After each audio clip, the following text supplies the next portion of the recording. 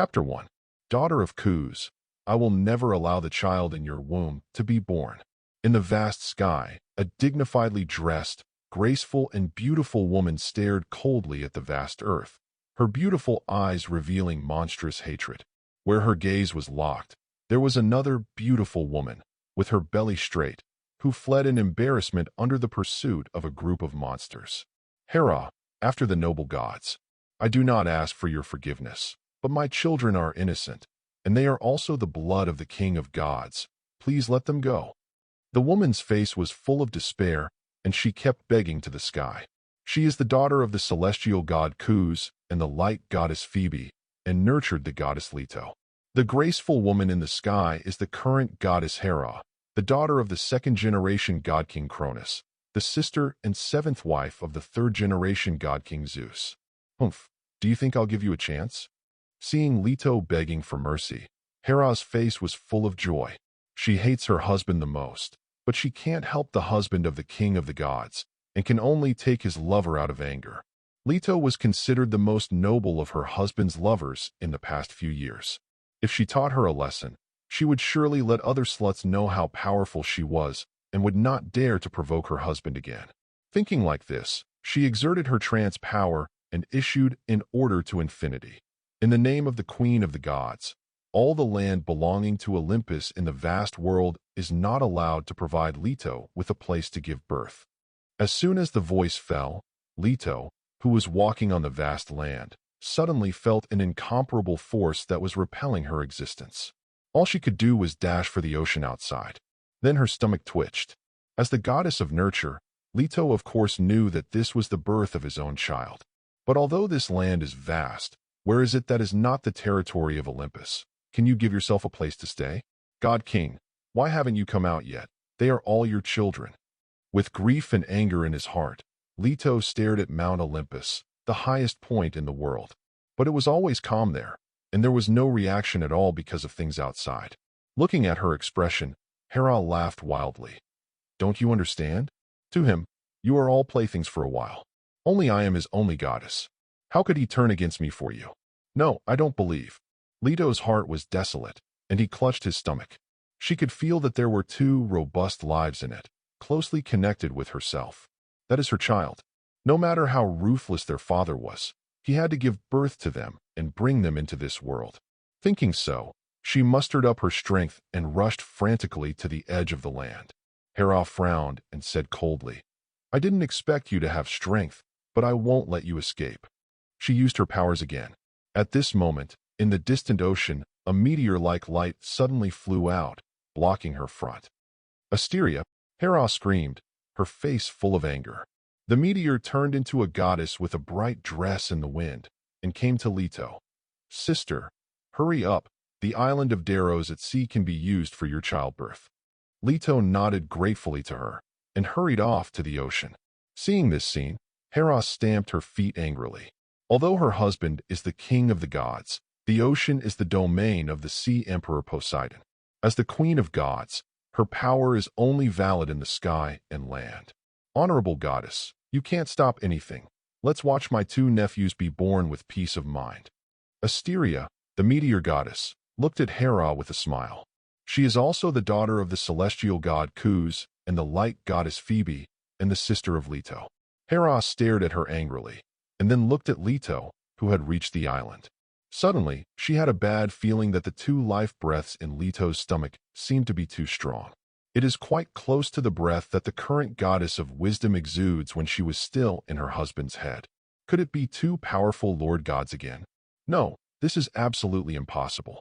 How could she, Leto, have such a good life and give birth to two sons who are not inferior to Athena? Hera shook her head vigorously. Mount Olympus, in the huge temple, a figure of a king who had raised a lightning spear since the beginning, but had been hesitant, finally relaxed after seeing Leto entering the island. Fortunately, there is no need to confront Hera head-on.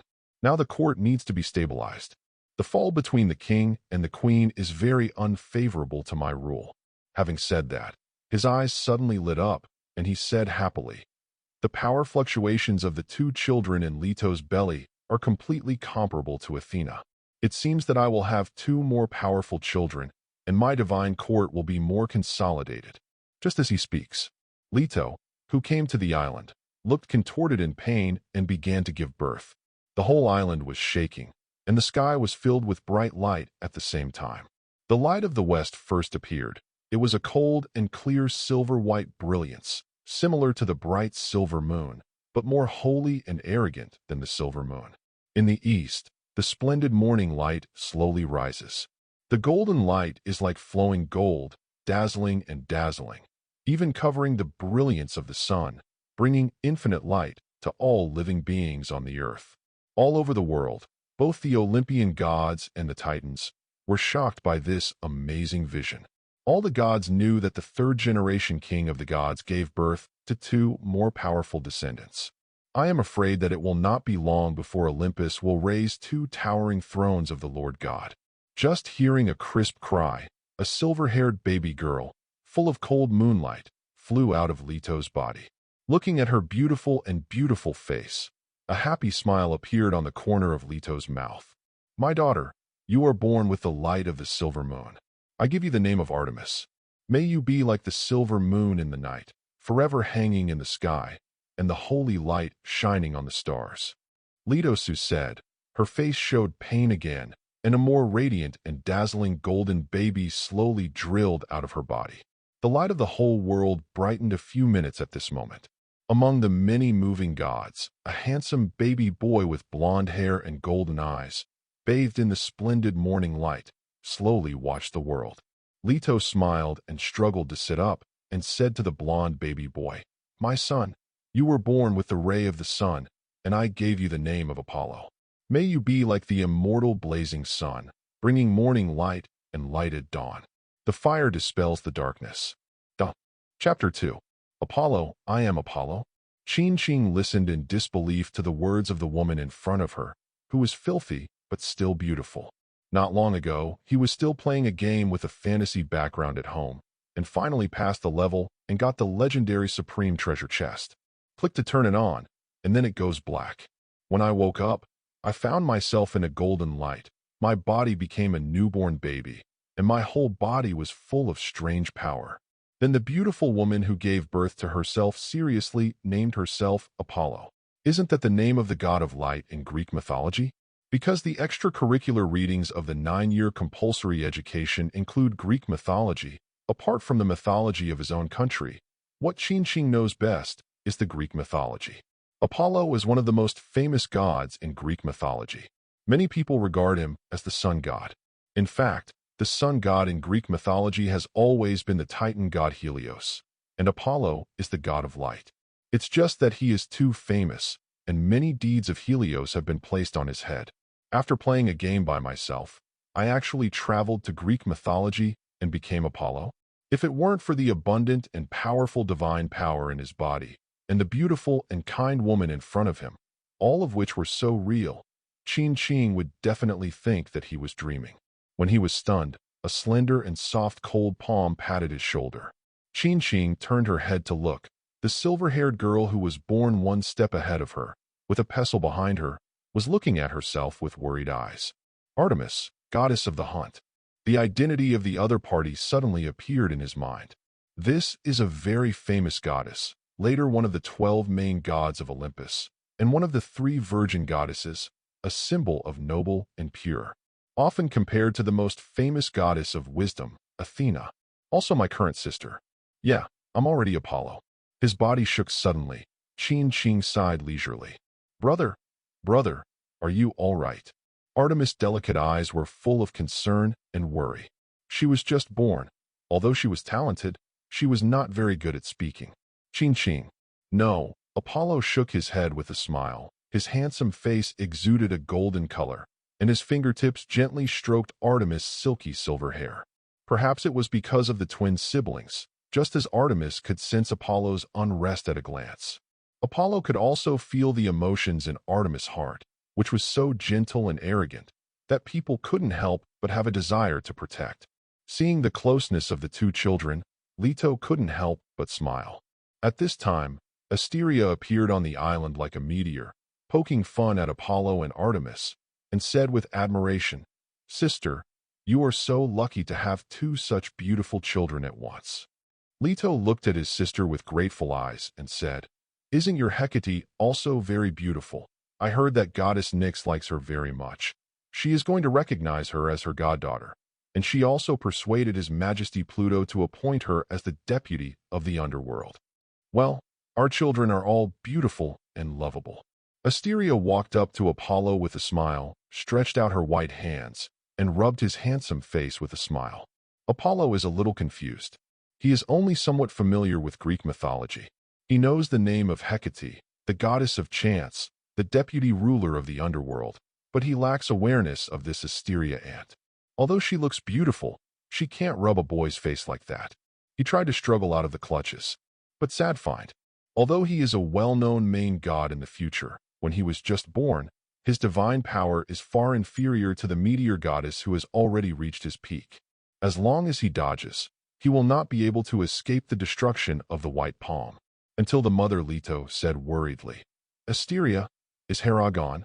Asteria became serious, nodded and said, "You didn't see her angry and unwilling look just now. I can also understand that her two sons, Hephaestus and Ares, are so ugly and rough. Seeing our lovely and beautiful Artemis and Apollo, it will inevitably be unsatisfactory." Leto breathed a sigh of relief. "It's good that she leaves. I'm just afraid that she won't let my child go." Asteria said, "Sister, don't worry. Artemis and Apollo are very powerful, and it won't take long for them to grow up and become powerful gods. Hera is the one to be afraid of. Yourself. With these two children, you don't have to be afraid of being bullied by her in the future." Leto looked at the cheeks of the two children lovingly and said softly, "I just want to watch them grow up and become great gods, and the rest are not important to me now." Looking at her expression, Asteria couldn't help but sigh, her face filled with anger. The ruthless fellow of Zeus. Even if he doesn't have feelings for your sister, Artemis and Apollo are his children, but he didn't show up from beginning to end, and the child was born with the name of your sister. Leto's face was full of bitterness, and he said faintly, "After all, he is the greatest king of the gods. Whether it is me or other goddesses, he is just a passerby in his life."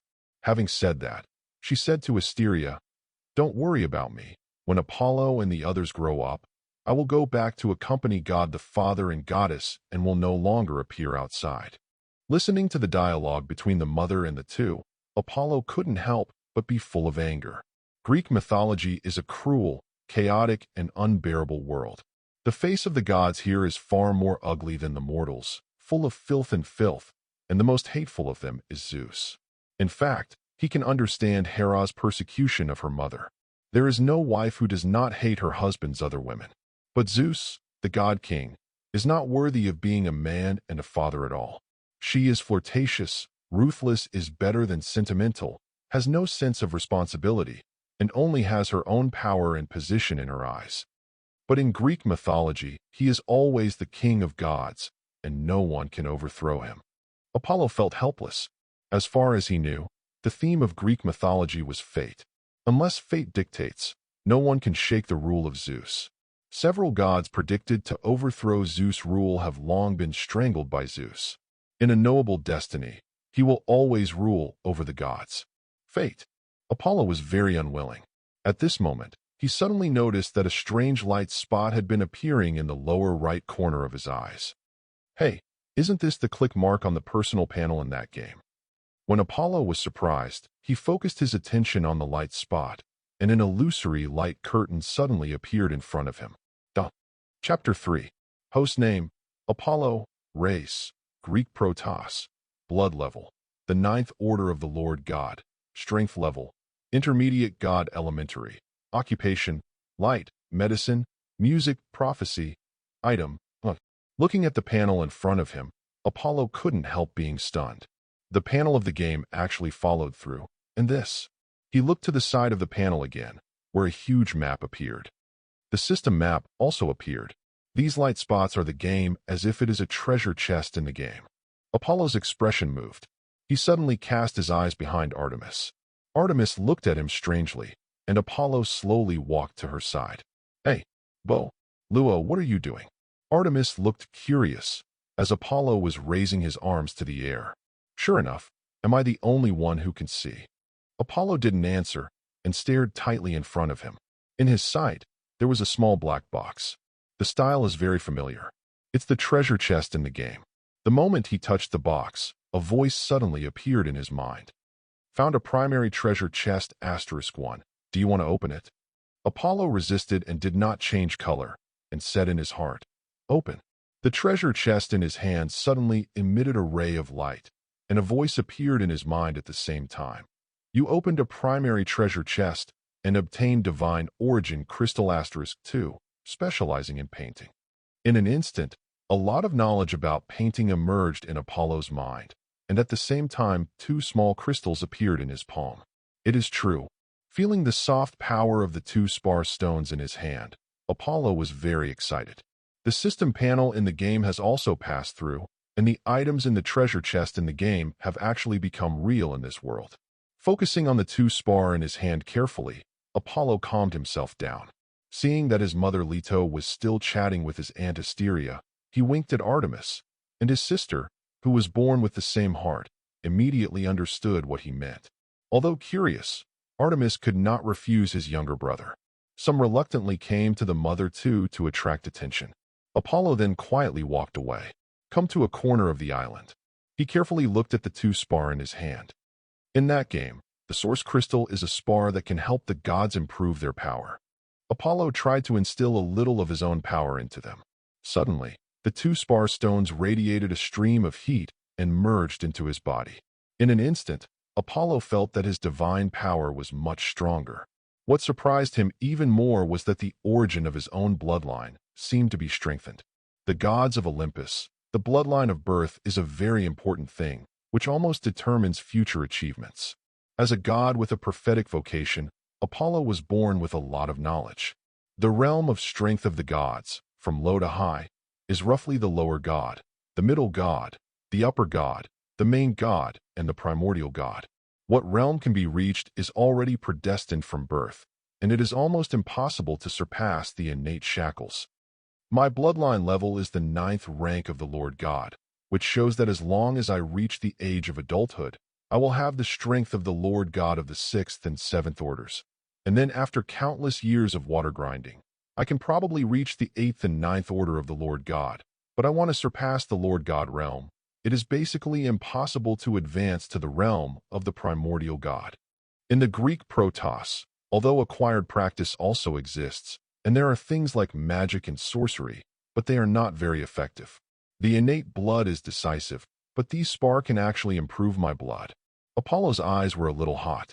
The 9th rank of the main god is actually a very powerful bloodline level, and he recommends the high rank of the main god. You must know that even Zeus, even though he is the king of gods, is still one of the 12 main gods. If he wants to break through to the realm of the primordial god, he may experience countless thousands of years of accumulation, and there will be a slight possibility. But if his bloodline level can be enhanced to the level of the original god, the probability of reaching the realm of the original god in the future will far exceed that of Zeus. I need to open more treasure chests. Apollo turned his gaze back to the map, which was densely lit with dots of light. Zooming in, most of them show elementary and intermediate, a few places show advanced, and one shows god rank. God-level treasure chest, the temple of the god of Mount Olympus. High-level treasure chest, the main hall of the Sea Emperor God's palace. Why are they all in these places? Apollo had a toothache. It's not easy for him to leave the island now. By the way, this island seems to be called Darrow's Island. The intermediate treasure chest, the grove of Darrow's Island. Apollo looked left and right, and sure enough he found a grove. Walked quickly into the woods. Sure enough, under a few lush trees, lay a small red box, much more gorgeous than the previous one. He walked over to pick it up, meditated and opened it. Immediately, a voice sounded in my heart. You opened an intermediate treasure chest and obtained the divine artifact Sun Golden Sword, 1 star, divine origin crystal *10. Apollo looked down and saw a long sword with bright golden light appearing beside him, and 10 brightly colored spar appeared in his palm. He put away the 10 spar and picked up the golden long sword. The moment he grasped it in his hand, A sharp and scalding heat flow suddenly poured into his body from the long sword. What a mouthful of divine sword. The rank has reached the top-grade divine weapon. Apollo's eyes lit up. Just like the division of gods, the levels of artifacts in this world are also divided into low-grade artifacts, medium-grade artifacts, high-grade artifacts, main artifacts, and primitive artifacts. Even the best craftsman of the gods, Faith, the god of fire, needs a lot of work to create a high-quality artifact. But in the system logo, it is only a 1-star level. I remember that there were 4-star and 5-star items in the game. If you get this world, what level of artifact is it? I want to find a way to leave this island earlier and open more treasure chests. Chapter 4. In the depths of the jungle, the clear water rushes through. 2 vigorous wild deer are happily drinking the stream water, bathing in the cool spring breeze, with a comfortable expression. Suddenly, a silver-white light and shadow flash through the bushes in the distance. Under the gloomy light, a young girl with a small head was squatting at an unknown time. Her silver hair shone in the gloom, and the dense bushes could not completely conceal her graceful and vigorous figure. She stared at the wild deer in the distance with her bright eyes. Holding a gorgeous bow and arrow like a silver moon in his hand, he aimed sharply at the target like a leopard staring at its prey. Just after drinking the water, the 2 wild deer were about to run into the woods. Whoosh! A silver-white arrow flashed a silver moon-like arc in the air. A wild deer fell in response. The sudden fall of the companion caused the other wild deer to panic, and they threw their hooves and ran deep into the woods. On the other side of the bush, a golden arrow suddenly flew out, brilliant like the sun. With a plop, the wild deer also fell. In the dark bush, slowly walked out of a tall and handsome young man, with short golden hair surging with brilliant colors in the hazy light. With a golden bow and arrow in his hand and a quiver on his back, he looked at the side with a smile and said, "Artemis, your archery has improved." In the bushes, the silver-haired girl also walked out with a bow and arrow. She glanced at the fallen prey with her crystal-clear eyes. She raised her head and said seriously, "It's still not as good as you. I am the goddess of hunting." Hearing the dissatisfaction in her words, Apollo laughed loudly. The goddess of hunting is not the god of archery, so it's okay to be inferior to me in archery. When he said this, Apollo thanked the treasure chest with archery proficient in his heart that he had opened a few years ago. It has been 10 years since he came to this world, and he has not had a chance to leave Darrow's Island all these years. The treasure chests of the system above the advanced level will only appear in some specific locations, while the primary and intermediate treasure chests will appear immediately, refreshed every once in a while, and like to appear beside the host.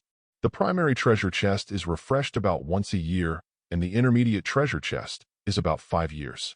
Advanced and God-level Apollo haven't seen the refresh yet, so I don't know the exact time. In the past 10 years, he has opened 7 or 8 primary treasure chests, and already has 1 intermediate treasure chest. The most obtained is the source crystal, and the others are some common skills, such as archery mastery, fishing mastery, sculpture mastery, and so on. The only intermediate treasure chest is to open a magic spell called Bright Vision with a 1-star mark. With the assistance of dozens of divine source crystals, Apollo quickly reached the realm of a higher god. This made Artemis, who was still at the peak of the median god, very unhappy and felt that he had lost the majesty of his sister. However, in terms of bloodline, although it has been strengthened a lot with the help of the source crystal, it is still far from the level of the original god.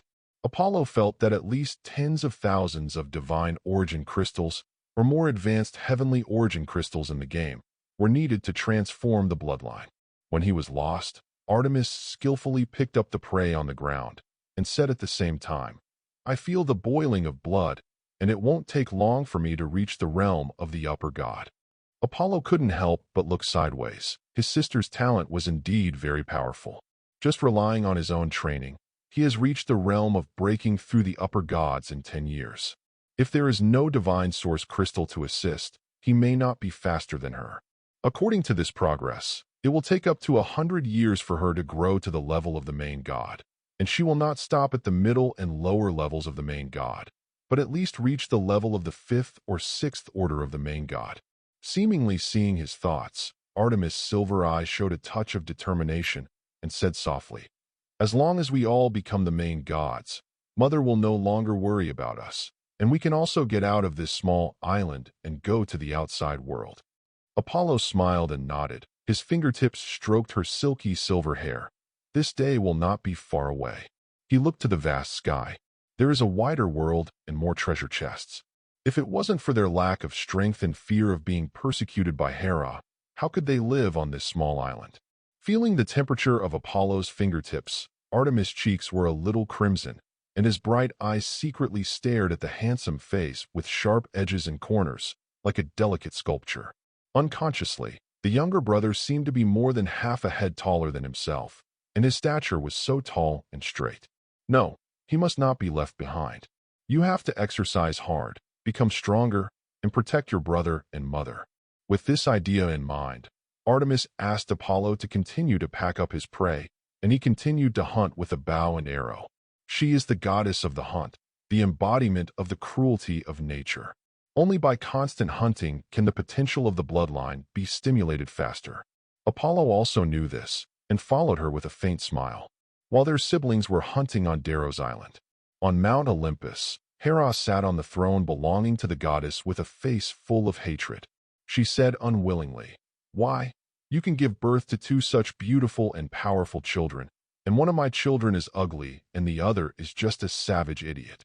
Seemingly feeling her anger, the surrounding flowers closed up shrinkingly, and the nymph fairies also quietly hid outside.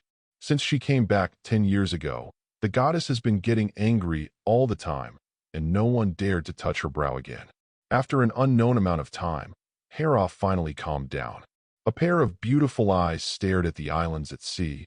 She gritted her teeth and said, "I can't let those two children grow up smoothly. One Athena is enough. I will never allow my husband's heirs to add two more main gods who are not my children." Suddenly, she invites her pet. It was a huge boa constrictor with its head lowered and said respectfully, "After the honorable gods, what are your orders?" Hera looked at him and said lightly, "Python, you should know Leto's two children.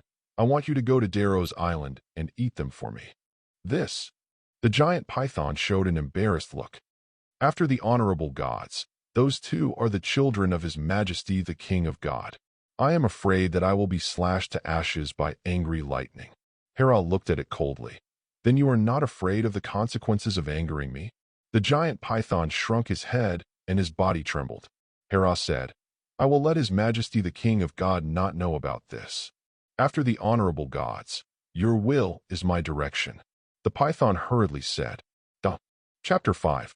Watching the giant python leave, a smile appeared on Hera's glamorous face. Python's strength is not bad among the upper gods.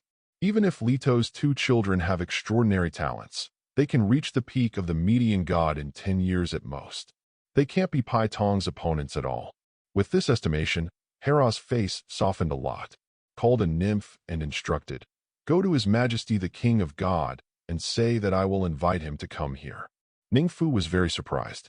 The God King has always wanted to ease the relationship with the God Queen all these years, but the God Queen ignored it. "Why did your attitude suddenly change today?" She didn't dare to ask more. She quickly came to the temple of the God King at the highest point of Olympus and conveyed Hera's words. Zeus was also a little surprised. Does she finally know my pains? With that in mind, he came to Hera's residence without thinking much. On Darrow's island, Apollo said to the distance, "Artemis, today is almost done. Let's go back." Suddenly, his face changed suddenly.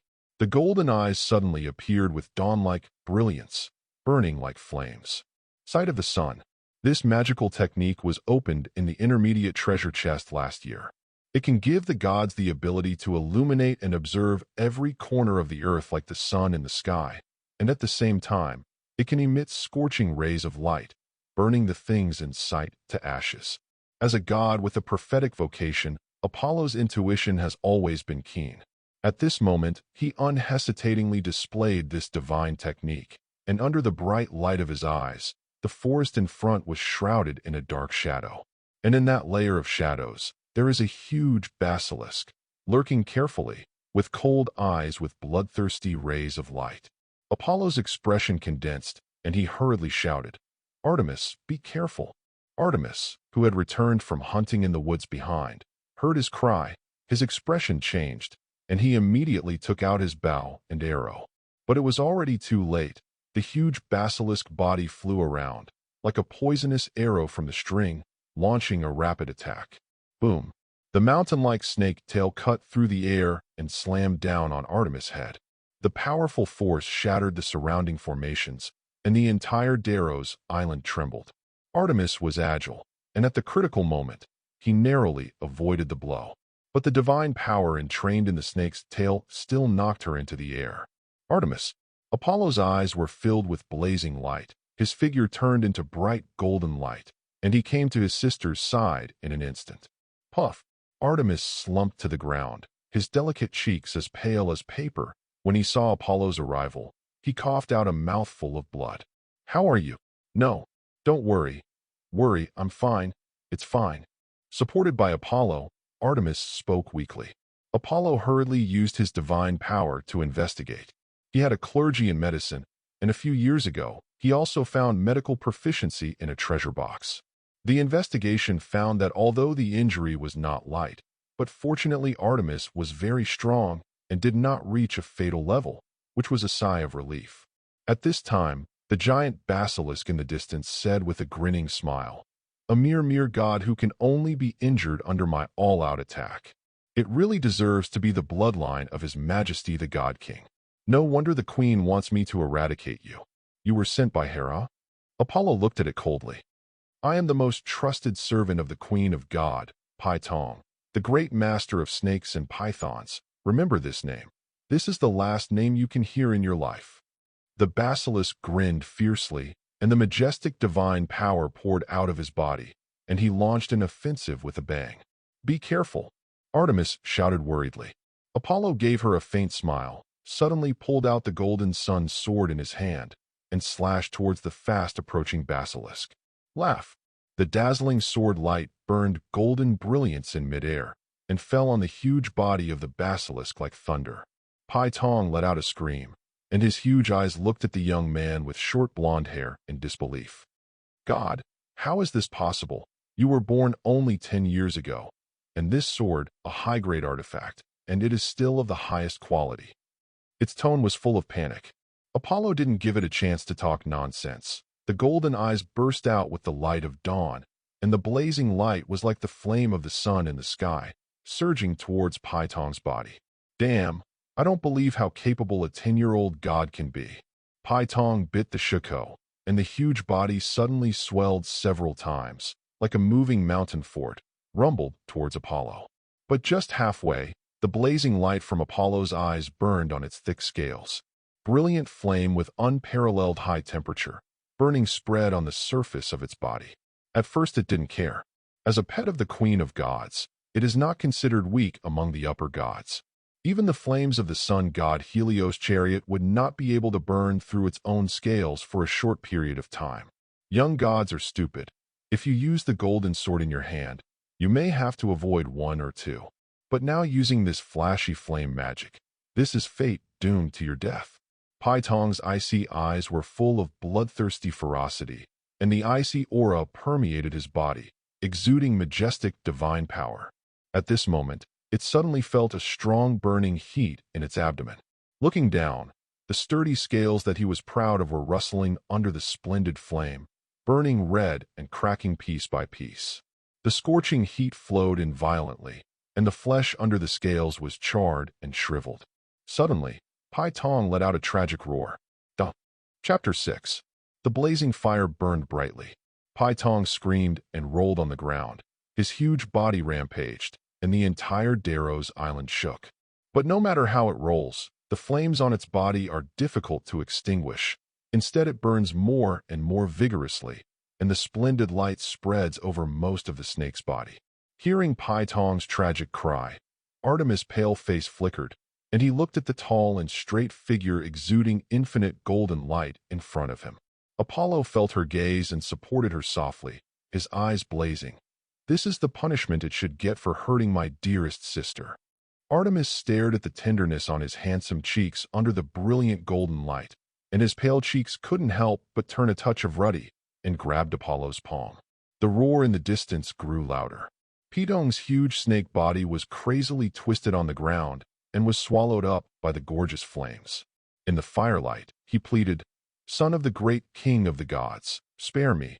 I already know your majesty, and all this is also the queen of gods.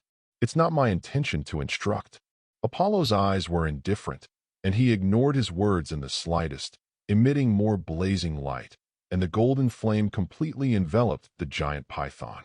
10 years after he came to this world, his sister Artemis was his closest relative, and no one could hurt her without bearing his wrath.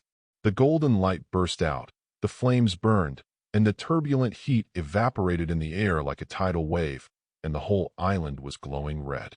Python's huge body was burned to dryness, scales and flesh were turned to ashes. Only the bones were still wriggling, hideous and ugly. In desperation, it roared, "Apollo, the Queen of God will not let you go, and in front of you will be the eternal dark abyss." Accompanied by the roar, the giant python struggled to exert its last strength, urging its divine power, and roaring towards where Apollo was located. The struggle to die. Apollo sneered, and the golden sword of the sun was suddenly cut out from his hand. Laugh! A brilliant sword light fell on Python's head. With a click, the hide and the ugly snake head snapped. Artemis looked at this scene a little absently. Python, the lord of snakes and pythons, is a god of the upper god level, and he is not the weakest kind. It was killed so easily. Has the younger brother's strength reached such a level without noticing it? Looking at the tall figure standing in front of him, Artemis felt both joy and sadness in his heart. Why am I so useless? I need to rely on my younger brother to protect him. Obviously, I want to protect him more. Artemis clenched his palms. God chaos, is this Poseidon? Mother Leto's exclamation came from a distance.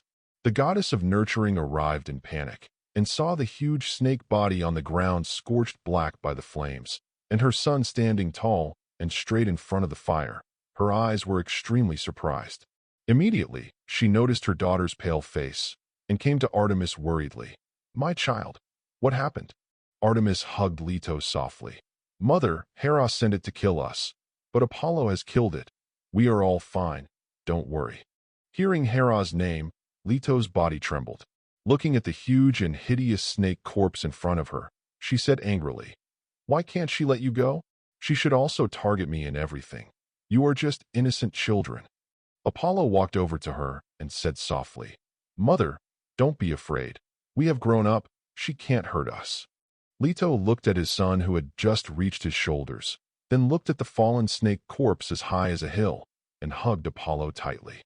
"Child, you are my pride. You can kill Python at the age of 10, and you will definitely be the greatest god in the future. But I don't want you to achieve much. I just want to see you and your sister can be happy, no any danger." At the end, her eyes filled with tears, and she hugged both children tightly. Both Apollo and Artemis stayed in their mother's arms obediently, with determination in their eyes. If you want to live a happy life in the Protoss, you can only have a strong power, so that you can protect your loved ones. Brother, you should think so too. But just like my mother only wants us to be happy, I only want you to be happy, and I will bear the rest. We are twin spirits, and I will always protect you, not be protected by you. Looking at his mother and brother secretly, Artemis' beautiful cheeks were full of strength. On Mount Olympus, Zeus lay comfortably in bed, concentrating on the beautiful and familiar woman beside him. He felt a little strange in his heart. How many years?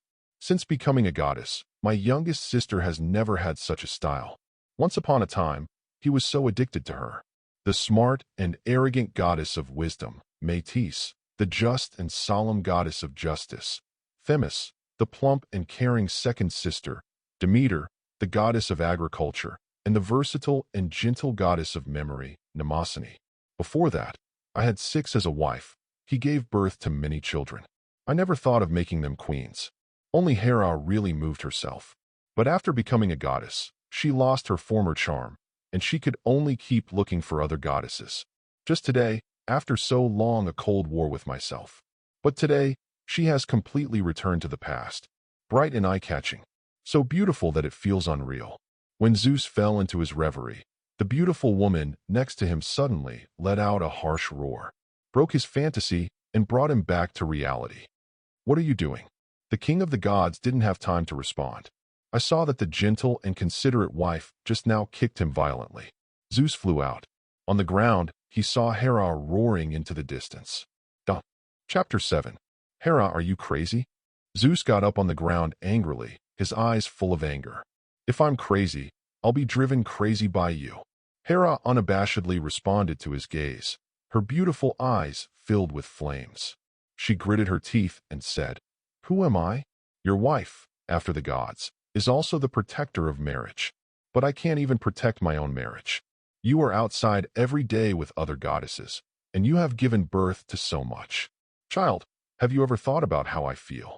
Zeus was stunned by her sudden questioning, and after a while he responded coldly, "You still don't know my painstaking efforts. If I didn't love you, would I make you my only god queen? But you have to know that you can be a god queen because I am a god king." As he said that, he put on his clothes and continued, "Since I became the god king of Olympus, which Poseidon or Hades has not secretly coveted my throne. Although the Titans were defeated, only 1/3 of them were imprisoned in Tartarus, and the rest still wanted to restore their former glory all the time. I needed enough combat power to maintain my rule. What is the best way to gain combat power? Of course, it is marriage and childbirth. I have hooked up with many goddesses over the years, but they have also become my supporters because of this, and have given birth to many powerful children for me. So the rule of Olympus was solid." Hera was stunned for a while, and then sneered, "This is just your deceitful words. Can't I have children? You must find those sluts." "Hera, you still don't understand me." Zeus sighed, did not say anything more, and walked slowly into the room. When he came outside, there was a hint of coldness on the corner of his mouth. "Why do you want to find other goddesses?" Uranus and Cronus were very devoted at the beginning, and the children were born with their own goddesses. But then the mother of the earth, Gaia's instigation, the 12 Titans rebelled. Uranus, our 6 siblings can defeat Cronus, and the role of Mother Rhea in it is also huge. It's because they are too devoted. There is only one wife, and the children all live together. Once the husband and wife break up, they can encourage all the children to rebel against their fathers. How can I repeat their mistakes and let all children be born by one person? My rule can be stable only if they are scattered.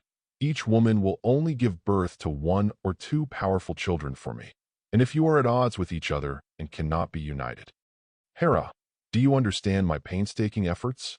After Zeus left, Hera sat on the throne with a frosty face. A crystal appeared in his hand. Inspired by divine power, the crystal appeared in the scene of Apollo beheading Python. Looking at the picture in the crystal carefully, she said with jealousy, "How could this be?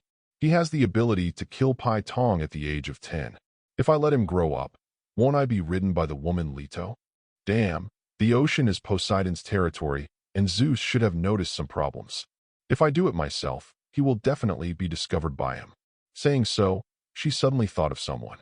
If it was him, he would definitely kill them on the ocean. After making up her mind, she called Nymph. "Go to the ocean and invite the son of the ruler of the ocean, the god of whirlpools, Aceros, to see me." Darrow's Island.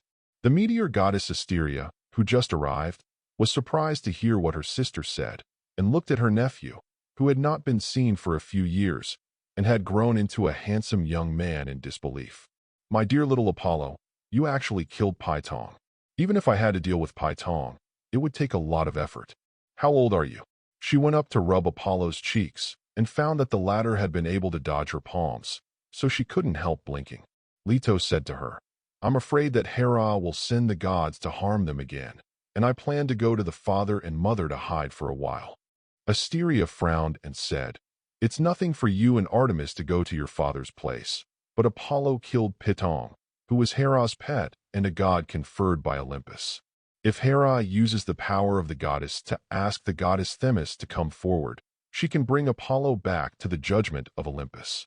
Although the goddess Themis has always been fair, but at Olympus, everything will be in the hands of Hera, so Apollo cannot be allowed to go to his father." Leto's face changed, and he said anxiously, "What should I do?" Asteria thought for a while and smiled. You can let little Apollo go to live with me Hecate for a while. She is favored by the goddess Nyx, and the power of the sky, the earth, the ocean, or the underworld cannot be restrained by her. Leto also nodded. She's really suitable there, just to trouble you. Apollo's expression changed, and he suddenly asked, Is cousin Hecate on Livia Island? Well, I'll take you there right away. Asteria nodded. Apollo silently opened the map board, and there were many treasure chest locations, 4 of which displayed high-level treasure chests, and 1 displayed god-level treasure chests. 2 of the 5 chests are in Olympus, 1 is on land, and the other 2 are in the ocean. 1 of them is at Neptune's shrine, and the other is near Rivia Island. Okay, to prevent Hera from starting immediately, let's leave first, Asteria said to Leto. Leto and Artemis looked at Apollo reluctantly. The latter smiled and said to them, Don't worry, Asteria Aunt will definitely take good care of me. Artemis' eyes were a little red, and he grabbed him quietly. I will work harder with the ancestors. Next time I see you, I will protect you. I believe in you. Apollo smiled brightly and said goodbye to her. Chapter 8. Asteria Aunt, it should be coming soon. Bathed in the brisk sea breeze, Apollo looked ahead from the sky. Looking around, Asteria nodded and said, There are still hundreds of miles left, and we will be there soon at our speed. A hesitant expression suddenly appeared on the face of the meteor goddess, and she thought for a while before saying, Little Apollo, when you arrive at Rivia Island, if Hecate does anything strange, don't pay attention to her. Asteria Aunt, why do you say that? Apollo wondered.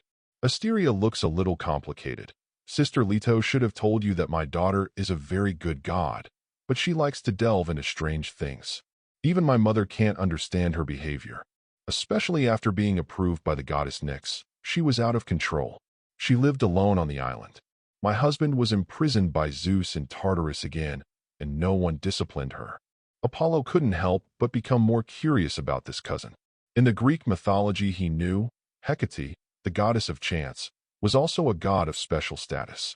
She is not under the jurisdiction of the sky, the earth, the ocean, or the underworld, and at the same time, she has a high status in these places.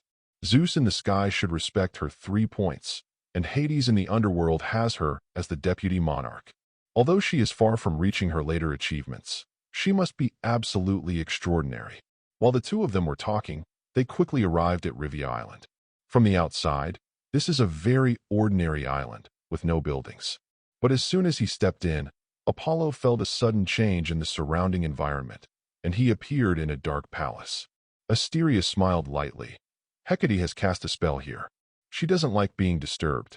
If you hadn't come with me, what you would encounter now would be a fire of hell. Apollo turned his gaze forward. In the empty palace in front, there is a small stone owl sculpture, lifelike in the gloom.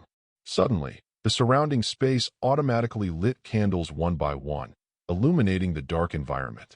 Under the heavy candlelight, the turbid eyes of the owl stone sculpture became smart and made a crisp sound.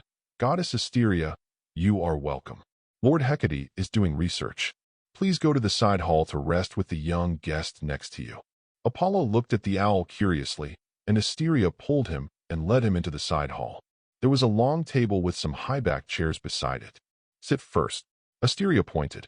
Apollo sat down with her separately. At this moment, there was a thumping sound inside.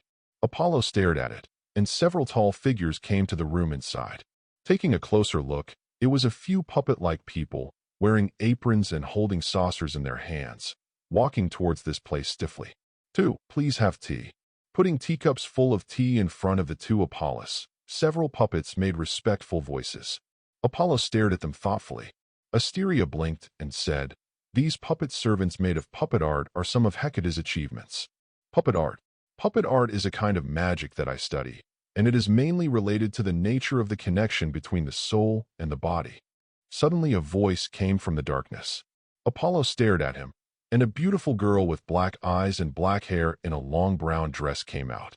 She looked only 16 or 17 years old, with a graceful figure, a quiet temperament, and a very attractive and beautiful girl.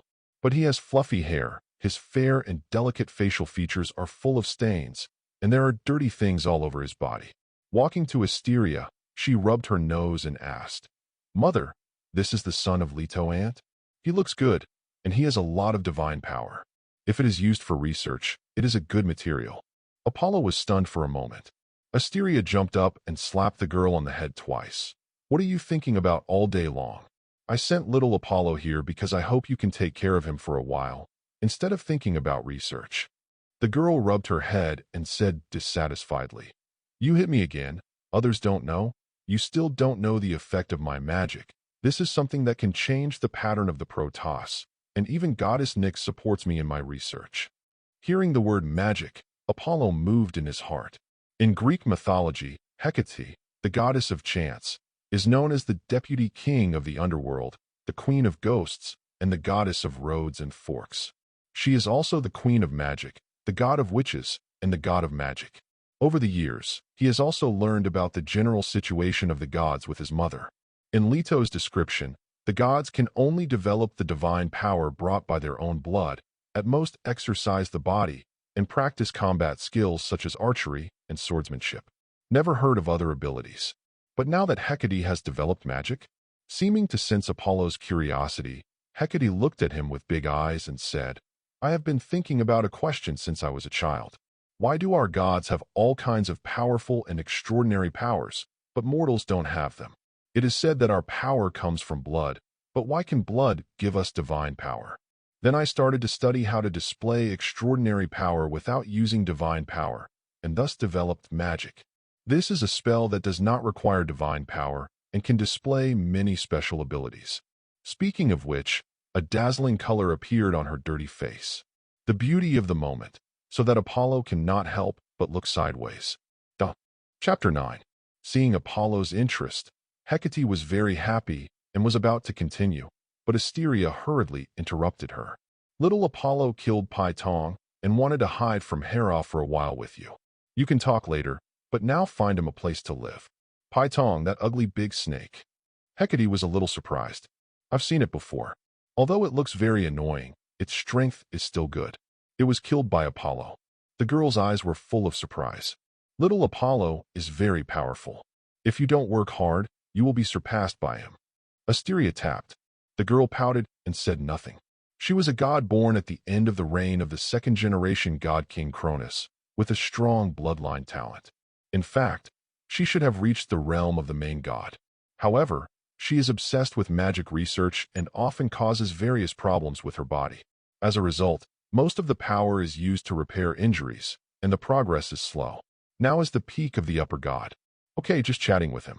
During this time, I will pause my research and break through the realm of the main god.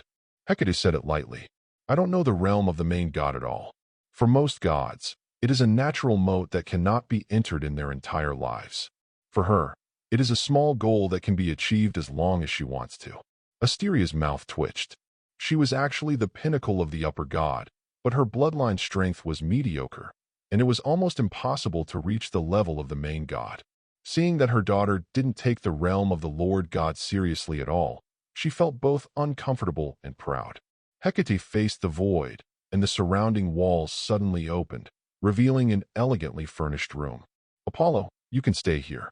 The room I made with transformation magic is still very comfortable. Apollo looked at the room in admiration, amazed at Hecate's abilities.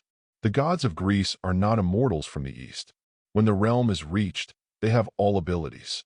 The gods often only have extraordinary abilities in their own priesthood, and they are not so omnipotent in other aspects. Apollo has many priesthoods such as light, medicine, and prophecy. If he is allowed to shine, heal, and predict the future, these are not problems. But let him put some lightning, or attract wind and rain, it will not do, because that is the realm of other gods. Not to mention changing out of the room. Is there a priesthood of changing houses?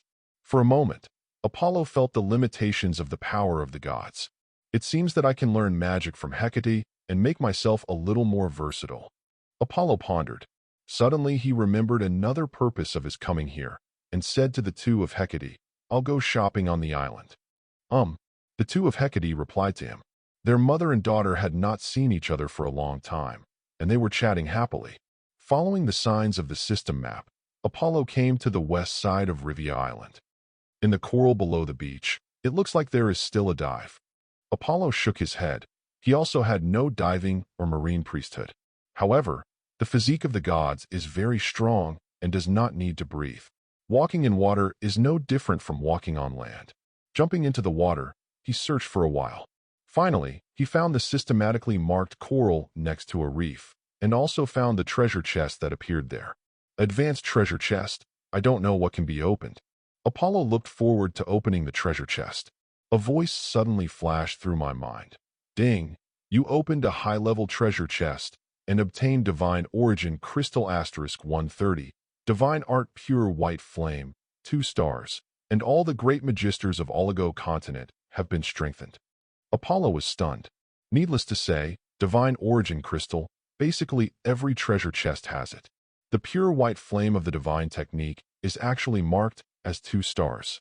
You must know that the vision of the sun is only 1 star in the system judgment, and you can easily kill Pai Tong of the upper god realm. The power of a 2-star magic must be above that of sun vision. But what is this last great magister enhancement of Oligo continent? Suddenly, he remembered that game. There was a dungeon world called Oligo continent, and the main occupation of that world was magician, and the top magician could fight against gods with mortal gods. I just wanted to learn magic from Hecate, but now I have it.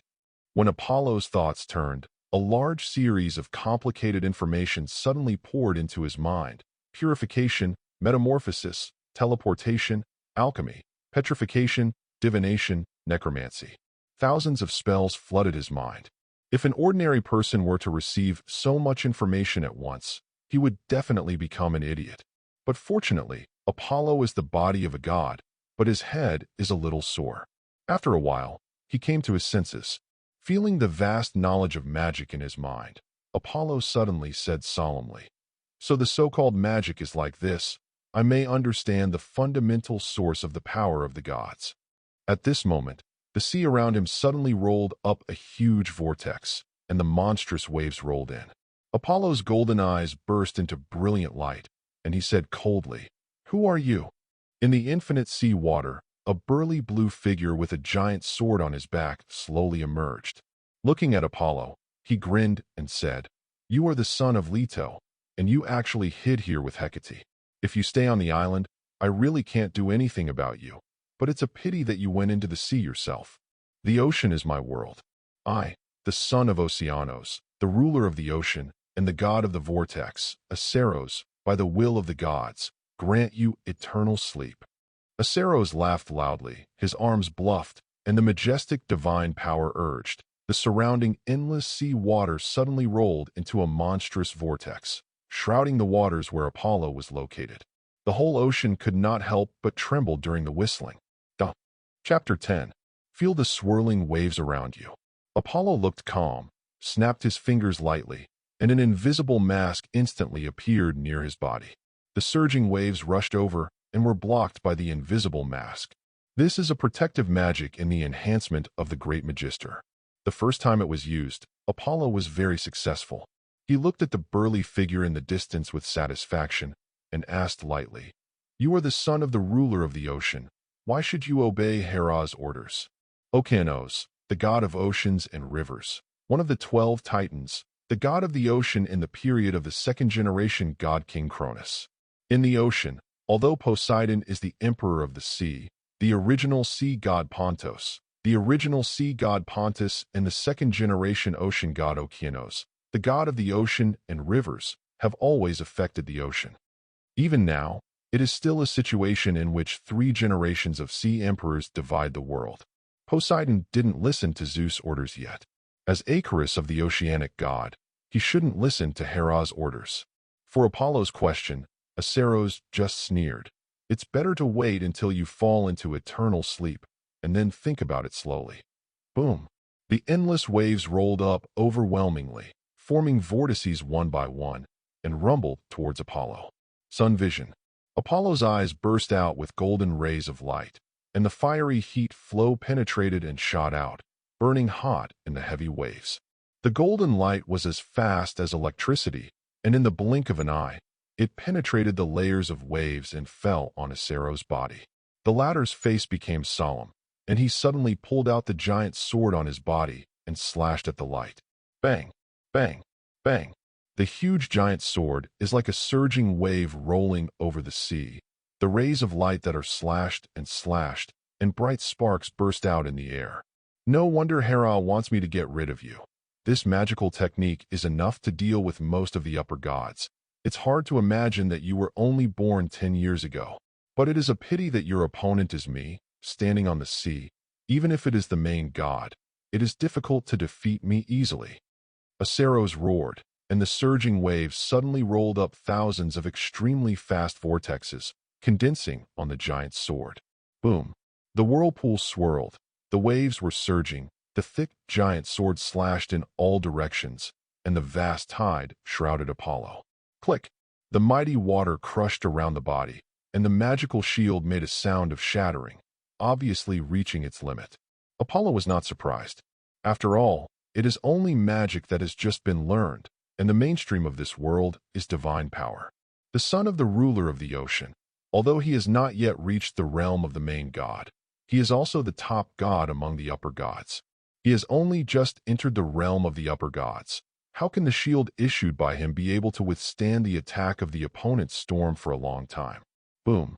Another wave of rage struck, and the invisible mask shattered. I saw the endless sea water, swirling turbulent eddies one by one, violently rolling towards the middle. When the huge waves were crushing, Apollo spread his palms calmly. A pure white flame slowly rose from his palm. On the outside, this flame looked soft, not much temperature at all. The corners of Acero's mouth even evoked a sneer. Such a flame also wants to deal with himself, and it is really just a young god. He didn't realize that when the flames were burning, the space around Apollo became distorted and blurred. Boom! The sea was shaking, and thousands of whirlpools were rolling wildly. On Rivia Island, both Hecate and Asteria were shocked. When they arrived in a hurry, they saw the monstrous sea water shaking wildly, and a huge vortex shrouded a golden figure that was not tall. Apollo! Asteria roared in panic, her eyes flushed with anxiety. Hecate was much calmer than her, and pointed her finger at the waves ahead, and the majestic divine power surged. I knew you would show up. Aceros smiled coldly and waved the great sword in his hand. In front of Hecate, thousands of layers of thick water curtain suddenly rolled up. It will take at least 10 breaths to break through these water curtains with my divine power. Damn, if it were on land, I could easily defeat him. Hecate was very angry. In terms of divine power, she is not much different from Aceros. But Aceros is a sea god, standing in the sea, naturally has advantages. Even the main god is difficult to defeat him in a short time. This is actually nothing. The duel of the gods, the geographical factors actually have little effect. It's not very difficult to change the terrain as long as it takes some effort, but now she has no time. Haha, just watch him die in the waves. Seeing the angry and anxious expressions of the two Hecates, Aceros laughed proudly. At this moment, he suddenly discovered strangely that the anxiety on the faces of the two Hecate disappeared. Instead, it was a touch of shock. Aceros was surprised and turned his head to look. I saw a series of pure white flames spread out on the vast sea. The sea water made a boiling sound, and each vortex quickly evaporated in the air, and the fiery heat wave rolled towards him like a gust of wind. How is it possible that there is a fire that can ignite the sea in this world? Aceros looked at the scene in disbelief, and clenched his teeth and waved the great sword in his hand. Waves of waves, vortexes, condensed and appeared under his divine power, roaring towards the fire. But as soon as it came into contact with the pure white flame, the countless waves of water evaporated in an instant. The seawater in the middle keeps evaporating, and the surrounding seawater doesn't even have time to flow. In just 10 breaths, a huge seawater void appeared in this sea area. Aceros looked at this scene absently, his body trembling. Even Hecate and Asteria opened their mouths and stared at the pure white flames spreading over the sea. And in the monstrous fire, that golden figure. Chapter 11. I don't believe it. I don't believe it. There will be fires in this world that can light the sea. Aceros roared tremblingly, his blue eyes fixed on the golden figure in the firelight. Whether you believe it or not, this pure white flame will not only ignite this sea, but also ignite everything in your life. In the condensed firelight, Apollo was flying golden, and the fingertips outlined the pure white color. Aseros raised his great sword and slashed forward with all his might. Bang! The flames spread, and the huge divine sword showed signs of melting as soon as it touched the pure white color. Asteria was surprised and said, "This sword is made of deep-sea ice gold. Even Hephaestus' divine furnace will take several days to smelt it. What kind of flame is this?" As she spoke, the beating pure white flame had already melted half of Aseros' great sword. The son of the ruler of the ocean dropped his sword in panic, looked at a gap, and ran out. "You can't go," Apollo shouted coldly. His figure turned into a ray of light and chased after him. The pure white fireworks danced brilliantly in midair, like a sharp arrow, closely following Aseros. Feeling the terrifying temperature behind him that distorted the space, Aseros looked horrified and hurriedly dived into the deep sea. But the pure white flames were chasing after him, and the surrounding sea water quickly evaporated, revealing a hollow, still chasing. "Father, save me!" In desperation, Aseros shouted hoarsely towards the depths of the sea. Apollo's face froze. I don't know when the sky in the distance rolled out a huge torrent that surrounded the world, and the crystal water waves beat the sky, wrapping around the end of the world like a belt. And in the depths of this huge water wave, there stood an old man's shadow. When this figure appeared, the entire ocean was silent. Whether it is waves, storms or showers, all quiet down, as if a courtier met the most honorable king. King of the sea. Ocean dominates. On Rivia Island, Asteria looked at the old figure with a solemn expression. This is her father's brother, one of the 12 titans who overthrew the first god king, a great god who ruled the boundless ocean for an era. Of course Apollo knew his identity, but the flame in his hand didn't stop, burning towards Icarus in front of him. Aseros couldn't dodge. The pure white flame burned on him in an instant and spread all over his body in the blink of an eye. The scorching high temperature burned him into a bloody mess and let out a painful wailing. The face of the old figure in the sky changed, and he hurriedly opened his arms, and the endless water waves formed a giant hand to fish out Aseros in the deep sea. But this giant hand composed of water waves evaporated as soon as it touched the pure white flame on Aseros. What kind of fire is this? The old figure looked shocked, no longer standing high in the sky. The figure turned into an endless stream of water, flowing into the deep sea.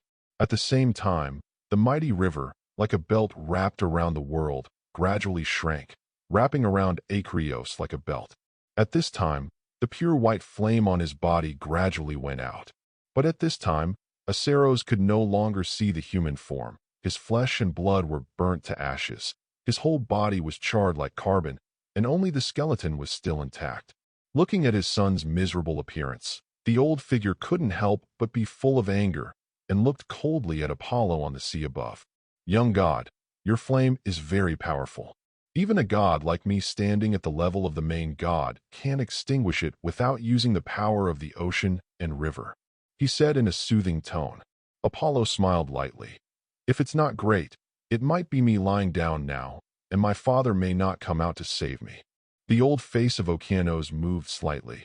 "Who is your father?" Apollo looked at the sky above, indifferent. Okeanos' expression changed. "You are the son of Zeus. Who is your mother?"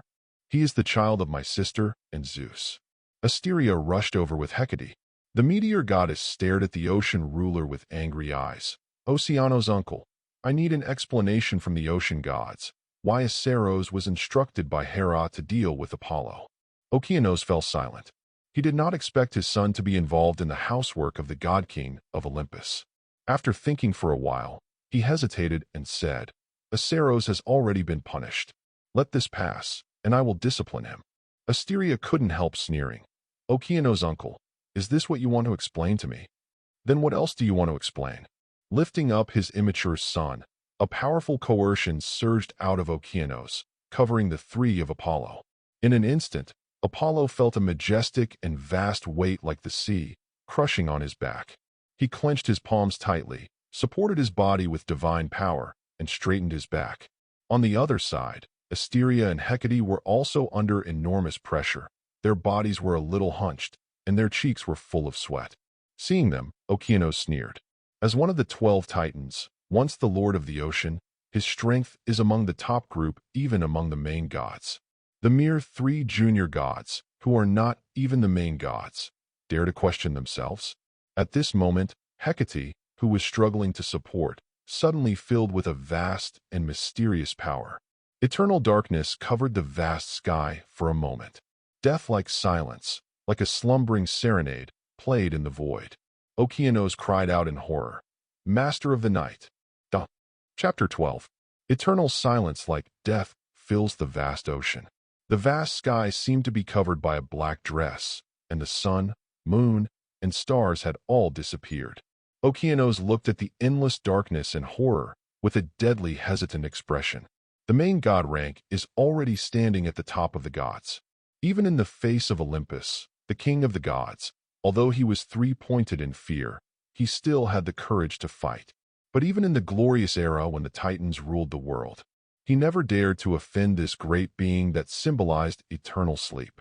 Nyx, the goddess of the night, one of the 5 primordial gods. It is the oldest, most powerful, and most unpredictable existence among the gods. Even his mother, the grandmother of the gods, Gaia, the lord of the earth, needs to be afraid of 3 points. Since the end of the ancient age of ignorance, after 3 god-kings ruled the world, of the 5 oldest primordial gods, except for the mother Gaia, 3 have never appeared again. Only this goddess of the night, the master of the night, still has occasional activities. But why did he just teach a few junior gods and cause her power to appear? In a short moment, Okeanos thought a lot in his mind. Endless darkness swallowed into his body. The silence, like eternal sleep, seems to have passed thousands of years in a moment. When the darkness faded, the 3 of Apollo just felt stunned. However, he saw the god of ocean and rivers, who was originally incomparable, kneeling tremblingly on the sea. His eyes were full of fear, and the whole person became much older in an instant. Hecate realized something and stepped forward and said, "This is just a bit of divine power left by goddess Nyx on me. But if the ocean dominates and you still bully us younger gods, then I have to go to the underworld and ask goddess Nyx to preside over me." Fair enough. Asteria also said, "Okeanos' uncle, although my father god only has 2 daughters, my sister and me, which is not as huge as the 6,000 gods of the oceanic gods, but if you want to suppress us with your identity, then I had no choice but to ask the father, god and mother to come forward." Okeanos stared at the 2 of them, his face filled with solemnity. Nyx, the goddess of the night, will not talk about it. Asteria's father and mother are his brothers, one of the 12 titans in the past, and their strength is not inferior to him. At the same time, Asteria's husband is also the son of one of the 12 titans, the weather god Clios, although he and Clios are both imprisoned in Tartarus. But he also has 2 brothers, Paris, the god of war tactics, and Asterius, the lord of the stars. The former is a famous wise man among the ancient titans, who is also known as his daughter Métis and the prophet Prometheus. The latter is the father of the star gods and the wind gods, the ruler who rules the starry sky, and is at the top of the main god. If you really provoke so many powerful gods to come forward, your oceanic gods will not be able to bear it. Feeling Okeanos' hesitation, Apollo was also a little stunned. He never thought that there were so many powerful gods in his mother's family. In fact, this is just that the Greek gods are basically one family. And if you find any god to pull the relationship network, you can pull out a large number of powerful gods. It's just that the gods often have many descendants. If they are not particularly close, they will not care about the younger generation.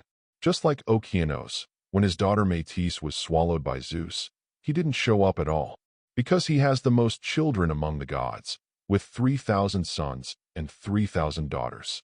Métis is only one of the 3,000 daughters, and naturally it is not worth his confrontation with the king of the gods. But Apollo's mother, Leto, had only 2 daughters, Leto and Asteria, the father of the god Qus, the god of the heavens, and the mother of the goddess of light, Phoebe. If it hadn't been retired for many years, Hera might not have had the courage to persecute Leto. The anger of the 2 titans is something that not everyone can bear. It turns out that my backstage is also very hard. Apollo smiled in his heart. His eyes turned to Hecate. I have long heard that she is very close to the goddess of the night, Nyx, but I didn't expect that she was so close to the goddess Nyx that she specially left a divine power on her." He seemed to sense the surprise in Apollo's eyes. Hecate wiped the stain on his face and winked at him with a proud expression. At this time, Asteria asked again, "Okeanos' uncle, if you don't explain what Acros did to Apollo, we will never stop with the oceanic gods." I said that Aceros has been punished, and nothing happened to your sister's son. This matter is over." Okeanos was full of anger. He thought that he had already given face to these younger gods. If it wasn't for the dark and terrifying picture just now, still in his heart, he would definitely take action directly and teach these juniors with strength. Apollo was not hurt. This is because of his strength. But Aceros, a powerful god who has been famous for a long time, attacked a god who was just born 10 years ago. Does the oceanic god think we are easy to bully? Asteria's face was full of chills. She was angry at what happened to her sister, and angry at the persecution of Apollo. Apollo couldn't help but be moved by the way Asteria didn't give in. All along, this ant has been a great help to his family. Damn, I'm your elder, the ruler of one of the gods. Seeing Asteria's attitude, Okeanos was annoyed. At this moment, a graceful and gorgeous figure suddenly appeared in the depths of the sea. "Father, it's true that the big brother did something wrong, so let me apologize to Sister Asteria." Chapter 13, Amphitrite's Invitation, 3rd. Apollo and several people turned their attention to the waves at the same time. In the azure sea, the streamer turned, and the noble woman with pale blue long hair fluttered, and her delicate face was as white as jade, walking out with gentle steps.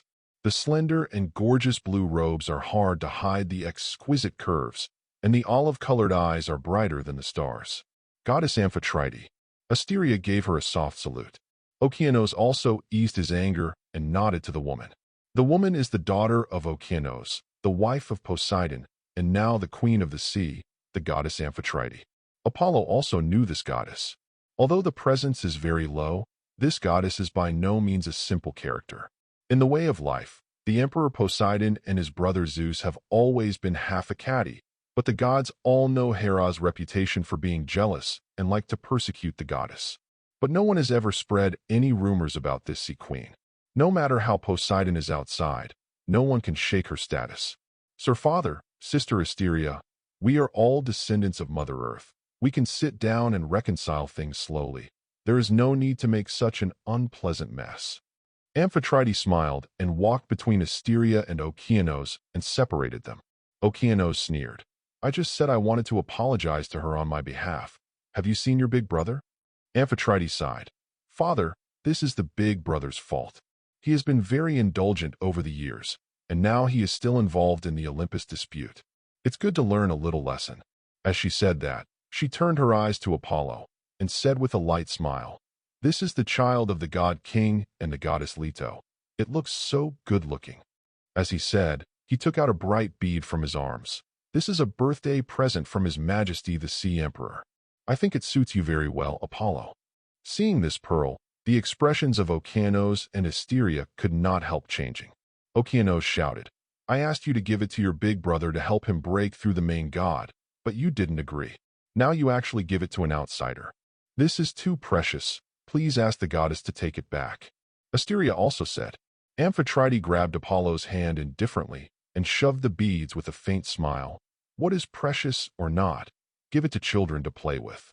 Then he turned his head to look at Okeanos. "Father, you should take your big brother back for treatment." Fortunately, he didn't become the main god. Otherwise, the disaster would be even greater. Humph, the married daughter really isn't her own family anymore. Okeanos stomped his feet angrily, hugging Acros, who was still in a coma, and turned into a wave away. As soon as he touched the pearl, Apollo felt a gentle force that slowly poured into his body, and the divine power in his body seemed to be activated and grew autonomously. This is the heart of the deep sea. It has the effect of enhancing divine power and improving bloodlines. It is especially effective for the gods of the ocean. It is a very precious treasure. Hecate said to him. When the two were talking, Amphitrite turned around apologetically. "Sister Asteria, I'm really sorry. My father has always been so savage and stubborn. I apologize to you for everything he and big brother did." The dignified sea queen lowered her posture like this, and Asteria was a little overwhelmed. Amphitrite aunt, thank you for the pearl you gave me. Apollo walked to the front and said softly. Amphitrite lowered her body full of love and exclaimed, Fate really favors His Majesty the King of God, first Athena, and now Apollo. You are all such excellent gods. She pursed her lips and sighed. As you should have seen, my father is stubborn and arrogant, and he doesn't know anything except giving birth to children. I have 3,000 brothers and 3,000 sisters, most of whom are sent to marry and cling to each other. For them, we are tools. The corners of Apollo's 3 mouths could not help but twitch. It is said that Zeus and Poseidon are famous stallions among the gods. But compared to Okeanos, the master of the ocean, these two are nothing at all. Half of the 6,000 sons and daughters of the entire Protoss are descendants of ocean lords. It is a pity that these gods are basically mediocre. Only Amphitrite and Métis are outstanding, and they are all married. But why would Amphitrite say this? But I saw Amphitrite crouch down very kindly and looked at Apollo and said, I've also heard about what happened to Goddess Leto. His Majesty the God King is so ruthless.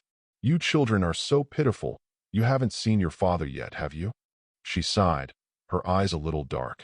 My poor sister Métis had such a tragic experience back then, but it's a pity that I couldn't help my sister like you, Asteria. Fortunately, Athena went through hardships and finally got a place in Olympus. I am proud of her. Having said that, she said to Apollo, You haven't seen Athena yet. She is my sister's daughter and your sister. Speaking of which, you still look alike, with such dazzling blonde hair. 20 years from now, it will be the coming-of-age ceremony of my child Triton. I have invited Athena over, and Apollo, you and Hecate can also come to attend. She looked at Asteria solemnly. The latter pondered for a while, nodded and said, I will let Apollo and Hecate go. If that's the case, then I look forward to seeing you again. Amphitrite smiled and disappeared into the sea. When she left, Asteria frowned. Hecate suddenly raised her head and said, Mother, do you think Goddess Amphitrite's attitude is strange? I heard something a while ago, which may have something to do with it. Chapter 14. Hecate is somewhat mysterious. She didn't stick out her tongue until Asteria glared at her. Goddess Amphitrite just mentioned her child, Prince Triton. Mother, you should have seen him a few times. Asteria said, He is a handsome, polite young god. It is difficult for me to imagine that he is the son of the Emperor of the Sea. They have no similarity at all. But speaking of it, it's normal for children not to be like their parents. Little Apollo and little Artemis only inherited the beauty of their sister, not the savage appearance of Zeus. She couldn't help pinching Apollo's handsome face again. Hecate continued with a chuckle. Although the Sea Emperor has many children outside, Prince Triton is the only heir. But recently the Sea Emperor has another son, and his mother's status is very extraordinary. So invade the goddess Trita may have been flustered by this. Which goddess is that? Asteria asked curiously. Compared with his brother Zeus, the Sea Emperor Poseidon is more famous for not paying attention to taste. So most of the relationships are ordinary goddesses or mortals. And Zeus's taste is much higher, and lovers are gods of extraordinary status. Of course, Apollo knew that this was also temporary. With the passage of time, the excellent goddesses were all picked, and Zeus gradually turned his attention to mortals, even the same X. But in this time period, Zeus is still taking the high-end route, while Poseidon is on the low end and rarely gets the hearts of the goddess of higher status. It's a goddess who will startle you when you say it. Hecate couldn't help but looked around, as if a little scared. Apollo recalled Greek mythology. His face condensed, and he pointed to the big tunnel on the edge of the ocean. Could it be that one? Wow, you can guess that. Hecate looked at him in surprise. Asteria also reacted and said in surprise, It's actually Mother Earth, and she gave birth to a child, this. She couldn't believe it. The fact is that Goddess Gaia gave birth to a child for the Sea Emperor not long ago, called Antaeus, so the Sea Emperor has not been in the ocean during this time. After the shock, Asteria quickly calmed down and accepted the news. Gaia, the mother of the earth, one of the 5 primordial gods, the grandmother of the gods. Most of the gods today are her descendants. If it is counted from the first god king Uranus, the sea emperor Poseidon is her grandson. But in fact, the first-generation god king Uranus was also conceived from the earth and could be regarded as the eldest son of the mother of the earth. That sea emperor Poseidon is actually her great-grandson. Such two gods actually gave birth to a child together. Even in today's gods who are chaotic, it is a big news. Apollo is not surprised. Later, Zeus and his sixth-generation granddaughter became the greatest Greek hero. He pondered for a while and said, "So goddess Amphitrite is worried that the status of Prince Triton will be affected, so she is now looking for gods who can support her?" "You are half right," Hecate blinked. "Whether the child of the Sea Emperor and the Earth Mother is a threat to Prince Triton, or is it secondary? The Earth Mother will choose to give birth to this child for the Sea Emperor. What is behind this behavior? The meaning is more worth exploring." Apollo's voice was low. "What do you mean? Mother Earth wants to intervene in the situation of the ocean." Hecate's eyes lit up. "You're so smart." Asteria looked at them strangely, feeling that she couldn't understand what was going on. Hecate said solemnly, "The ocean has 3 generations of masters: the original sea god Pontos, the ocean master Okeanos, and the sea emperor Poseidon. For a long time, each has the ambition to annex each other, but they all check and balance each other. But now Mother Earth chooses to give birth to an heir for the Sea Emperor. She is undoubtedly going to intervene, which will break the balance." Apollo's face was full of seriousness. Asteria interrupted him. "Why do you think about this at a young age? Let me see that I wasn't injured by Acreos." "Asteria aunt, don't worry, I'm fine." Apollo touched the pearl in his hand, and suddenly realized that his clothes were a little wet. He cast a dehumidification magic on himself to drive away all the moisture. Seeing his actions, Hecate was surprised and said, "Apollo, are you also magic?" Oceanic gods. Okeanos sat on his throne with a gloomy face. Aceros, who had just received treatment, stood below with a pale face. The atmosphere was somewhat deadly. After a long time, Okeanos finally said, "Why do you want to do things for Hera? Didn't I say not to participate in the internal affairs of Olympus?" "Father, I do all this for the sake of the ocean gods," Aceros said in a low voice. For a long time, among the 3 major forces of the ocean, Pontos has the strongest strength and power, and although Poseidon has a weak foundation, he has the clergy of the Emperor of the Sea and has restraint on all the gods in the sea. Olympus support. Only our ocean god system has neither strength nor the support of other gods behind it, and the situation is the most dangerous. Okeanos frowned and said, "You are talking nonsense. You have so many sisters married to various gods. Why do we have no supporters?" Aceros sneered. "A married daughter is an outsider. You can see if Amphitrite's attitude towards us now will tell them if they still remember you, the godfather." Okeanos was silent for a moment, then said, "Then you can't hook up with Hera? She is the goddess of Olympus. This position should belong to your sister, but Zeus killed her. So what? As long as it can make the oceanic gods more secure, what does it have to do with who to cooperate with?" Aceros said loudly. His eyes were full of sternness. "Zeus is also afraid that Poseidon's power in the ocean will expand and threaten his throne. So as long as there is Hera's help, Poseidon will lose the support of Olympus, and at the same time we will gain support. This is very promising. But you haven't even won a junior who was born 10 years old." Okeanos sneered. The veins on Aceros' face suddenly burst. "This is my carelessness. I didn't expect him to be able to produce such a terrifying flame, but the next time will be his death. Do you still want to do it again?" Okeanos frowned. "Since it has already been shot once, naturally it can't stop like this." Aceros drank high, his eyes full of cold, killing intent. Chapter 15. Rivia Island. In the early morning, Apollo looked in the mirror, looked at himself, who looked like a 14 or 15-year-old boy, tidied up his clothes, and came to the south of the island early. Under the golden morning light, vigorous grasses grow tall and strong on the soil. Looking at them, Apollo snapped his fingers. Suddenly, a light rain fell in the sky. The fine raindrops fell on the ground, moisturizing the grass on the soil, and the grass grew a lot taller at once. Immediately, buds grew, and bright flowers bloomed quickly. "Wow, Apollo, our experiment was successful," Hecate cried happily from behind. Apollo smiled lightly and said, "The reason why gods are born with extraordinary power is because our bloodline has the ability to conform to some of the natural laws of the world. But most gods only know how to use this natural power arrogantly, but have not thought about it. Principle. Well, that's why we created magic. You don't need the power of blood. As long as you have a deep understanding of the law, you can display the power of magic." Hecate said proudly. Since Apollo showed his superb magical attainments, she began to haunt Apollo, and the two studied magic together. After more than 10 years of hard work, they have studied the essence and mystery of magic and divine power.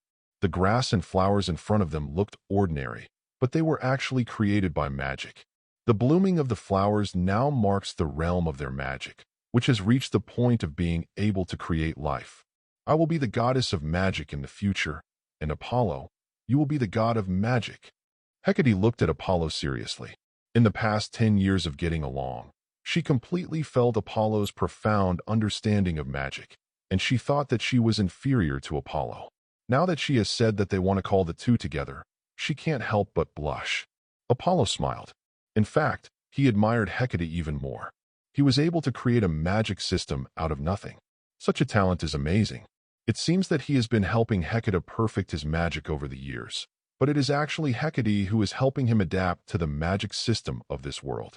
The magical inheritance of the oligo continent opened from the treasure chest is exquisite, but the situation in different worlds is different, and the two are actually not connected in many places. Fortunately, after years of research, he completed the transformation of the magic of the oligo continent and adapted to this world. Taking a look at Hecate, he said, "Are you promoted to Lord God?" Hecate nodded proudly. On the other hand, he pretended not to care. "It's just a matter of reaching the 3rd rank of the Lord God. If the ocean lord dares to bully us again, I can fight him." She was still very proud. Although she couldn't compare to Apollo in terms of magical attainments, the breakthrough in the realm of divine power made her feel that she was still stronger than Apollo. You must know that most of the current main gods are first and second order existences of the main gods, such as the goddess Hera, the beauty god Aphrodite, the sea queen Amphitrite, and so on. And she reached the 3rd rank of the main god as soon as she broke through, which is obviously not her limit. It won't be long before she becomes the top existence among the main gods. Because the power of her bloodline is really very powerful, she has not become the main god in these years, and she has always hurt herself by studying magic, and her body has always been very weak. "Well, you are really amazing," Apollo praised. He knew in his heart that this was the oppression he was subjected to at the beginning when he faced Okeanos last time, which touched Hecate's pride. That's why she has worked so hard to improve herself over the years. Why is he not? Among the gods, after all, it is necessary to rely on strength to speak. I have been staying on Rivia Island for all these years, and I haven't had the opportunity to go out and open many treasure chests. The strength improvement is a bit slow, and it is only able to reach the peak of the upper god, and it is still a line from the main god. Apollo was a little dissatisfied. The peak of the upper gods is actually very powerful, but if you don't reach the realm of the main gods in one day, you can't be called the powerhouse among the gods. However, it's very close to Triton's coming-of-age ceremony that Amphitrite said. When the time comes to go to the Sea Emperor's shrine and get that high-level treasure chest, there may be an opportunity to be promoted to the Lord God. Apollo thought. At this time, Hecate looked outside and muttered, "Mother went out to play with people again, or else I must show her what I look like after I was promoted to the main god. She is still a high god, and she will definitely envy her to death." Apollo was speechless. Looking at the golden morning light, she was pretty and tall, with a graceful and elegant light blue dress, and a tall and straight girl exuding an elegant temperament. I don't know why, but Hecate became more and more like to show off, and she also paid attention to dressing up. Although it looks very eye-catching, it feels a little weird compared to the dirty look when we first met. Seemingly feeling his gaze, the girl's cheeks were slightly flushed in the golden dawn, and she said, "By the way, Sister Astrea is coming to be a guest today. Are you ready to receive her?" Apollo nodded. "It's all ready." Astrea, the goddess of the stars, was the eldest daughter of Astraeos, the lord of the stars, the elder brother of Hecate's father. In Greek mythology, known to Apollo, She is the goddess of the stars and justice, a pure and kind goddess rare among the gods. Apollo was also curious about her. When the two were talking, a gorgeous rainbow suddenly appeared in the sky. The beautiful rainbow shimmers in various colors, like an orbit connecting the sky and the earth, bringing an exquisite chariot inlaid with stars. The stars twinkled in the sky, and the chariot drove at high speed in the vast sky and stopped over the island of Rivia. A demure girl with gorgeous purple hair and a body bathed in starlight emerged from it. Chapter 16. Apollo stared at the stars. Surrounded by stars, the purple-haired girl had a sweet smile on her cheeks, and her fair skin was creamy, which was dazzling against the starlight. A bright robe exudes the dazzling brilliance of stars, tightly wrapped around her concave and convex figure, and with that beautiful face, she outlines a graceful figure that is captivating. Sister Astrea, you're finally here. Hecate happily walked up and hugged the purple-haired girl. The latter looked at her up and down for a while, and smiled demurely. I didn't expect you to be promoted to Lord God so quickly. Seeing the improvement in strength, Hecate raised his head proudly. Of course, I am a genius goddess.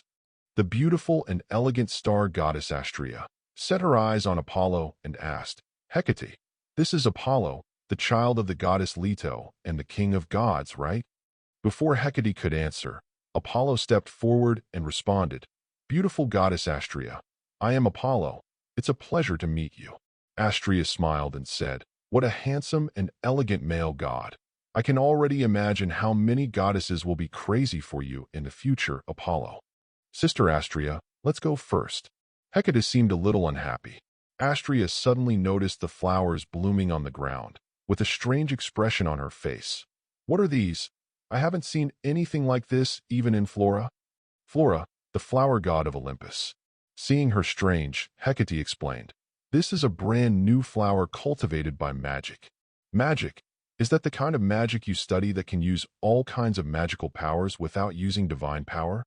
Astrea was surprised. Have you been able to use it to create life? Feeling Astrea's admiring gaze, Hecate felt a little embarrassed. Actually, most of this is due to Apollo, who made more contributions than me. Apollo, you also participated in the development of magic? Astrea looked at Apollo in surprise. The latter smiled lightly. It's not as exaggerated as Hecate said. I and she both contributed half of it. The surprise in Astrea's eyes did not fade away. She knows that magic, a spell that does not require divine power, can exert all kinds of extraordinary powers in all aspects, and it is something that can cause much change. Hecate was smart from an early age, and was even favored by the goddess Nyx. How long before Apollo was born? Does her magical attainments match, or even surpass her? She couldn't help but have endless curiosity about this beautiful and extraordinary son of the king of gods. Hecate took her to the palace where she lived. The picture that came into view shocked Astrea. Looking at the ordinary palace from the outside, when she walked in, there were dazzling stars all over the sky. The dazzling starlight made her feel like she was at home in the starry sky. Hecate scratched his head and said, This is the projection magic developed by Apollo. He likes to call it holographic projection and can switch various backgrounds freely. Today, thinking of Sister Astrea coming, he specially made it into a sea of stars. In fact, there are many others. As she said that, with a wave of her arm, the radiance of the surrounding stars disappeared, replaced by a white snow scene, and countless crystal snowflakes fell from the sky. Astrea's beautiful face couldn't help being shocked. She peeked at Apollo, and Ying said, Thank you for your trouble. Apollo smiled and said, The real hospitality is still inside. At this time, Astrea saw 2 rows of figures walking out, both wearing beautiful dresses, holding food and wine with a smile, and bowing to herself from a distance. Respected goddess Astrea, please come and dine here. Hecate, when did you have so many beautiful nymphs here? Hecate covered her mouth with a smile and said, Sister Astrea, these are not nymphs. They are all puppets made by Apollo's magic, but they are very realistic. Astrea glanced at Apollo in surprise again, and sighed sincerely. Your magic really amazes me. The latter walked gracefully to the table and waved. Goddess Astrea, please have a meal. The 3 sat down. Astrea stared at Apollo and suddenly said, Apollo, you should have reached the peak of the upper god. What an excellent talent. If you don't reach the main god, you are not considered powerful among the gods. Apollo responded lightly, with your talent, it's only a matter of time before you become the Lord God. Astrea's eyes brightened. She changed her words. Have you thought about when to go back to Olympus? Apollo's face sank, and he looked at the distant sky and said, when my sister and I grow up, he has to invite us back. You are the son of His Majesty the King of God after all. There is no need to make the relationship like this. I think I can ask God Father to intervene and reconcile this matter so that you can return to Olympus as soon as possible. Astrea sighed. Thank you for your kindness, but I don't think I need it for the time being. At least that goddess will never welcome me. Apollo said coldly. Hecate couldn't help but say, Sister Astrea, you may not know, just when Apollo first came here, the goddess asked Aseros to murder him. Fortunately, Apollo was powerful, defeated Aseros. How old was he when he defeated Aseros? Astrea was surprised. At the same time, he let out a long sigh of relief. Since this is the case, let everything take its course. As she said that, she changed the subject. This time I came to the ocean, in addition to coming to Hecate as a guest. On the other hand, the goddess Amphitrite invited me to attend the coming-of-age ceremony of Prince Triton. Chapter 17. Olympus. Hera frowned with anger. In front of her was the burly Acreos. I thought the son of the dignified ocean ruler was very capable. He was half killed by a god who was just born for more than 10 years, and even asked his father to rescue him. It's really amazing. Full of sarcasm, he slapped Asero's wound like a whip. Hera, don't go too far. I will suffer such humiliation because of you. The latter couldn't help but growl. Hera sneered. Is it because of your incompetence? Aseru's forehead burst with blue veins, forcing himself to suppress his anger, and said coldly, If you think that ridiculing me can solve the problem, then you can continue to laugh with your sharp and mean tongue. Hera raised her eyes. The chill on her body subsided a lot. She sat on it and said, Tell me your next plan. Aseros said, I summed up the reason for the failure of the operation, because the information you gave is too inaccurate. Apollo's strength has already reached the upper god, and he can stretch a very terrifying flame magic. After a pause, so to solve him, I need more help. Hephaestus is your son. As the god of fire, it shouldn't be a problem to create an artifact that can restrain the magic of fire, right? Hera thought for a moment and nodded slightly. Very good. I have obtained the consent of the Father God, and can mobilize some gods of the oceanic gods to participate in the action together. But to be on the safe side, I still need you to send a powerful god to help me. Full of brilliance. Hera frowned. The reason why I let you shoot is that the ocean is Poseidon's territory. If the gods of Olympus go there will be a lot of trouble. Aseros smiled coldly. It's always like this, but recently my sister is going to hold a coming-of-age ceremony for her child, and she has invited a lot of gods from outside to enter. As far as I know, Apollo is also among them. As long as the people you sent are mixed in with the party that went to the banquet, no one will doubt it. When the banquet is over, when Apollo returns, he will follow closely behind, and I will be in ambush in front of me, attacking from both sides, and I can do it in one fell swoop. Kill him. After listening to his plan, Hera thought about it for a while, then gritted her teeth and nodded. Okay, just follow your plan, but if it fails this time, you don't need to see me again. Don't worry. This time is the death of Leto's son. Asero's eyes were full of sternness. When he left, Hera called a few nymphs. First take out a letter and give it to the first nymph. Send this letter to Hephaestus. Follow your will. Nymph took the envelope and went outside. Hera said to the other nymph, Go to Ares and call the sky to see me. This nymph was a little surprised. Ares, the god of war, although the child of the queen, is rude and arrogant, and has always been disliked by Hera. Ares is equally disrespectful to the mother. The two have not communicated much all the year round. Why did the god queen take the initiative to see him today? Nymph didn't dare to think too much, and came to Ares' residence according to the order. Ares was stunned for a moment, then sneered, What kind of wind blows her? She actually thinks of me. Although he sneered, he quickly got up and came to Hera. Known as the god of war, Ares is naturally tall, with a burly body and a beard on his face. But seeing this son, Hera's eyes were full of disgust. She hated this rude and ugly look.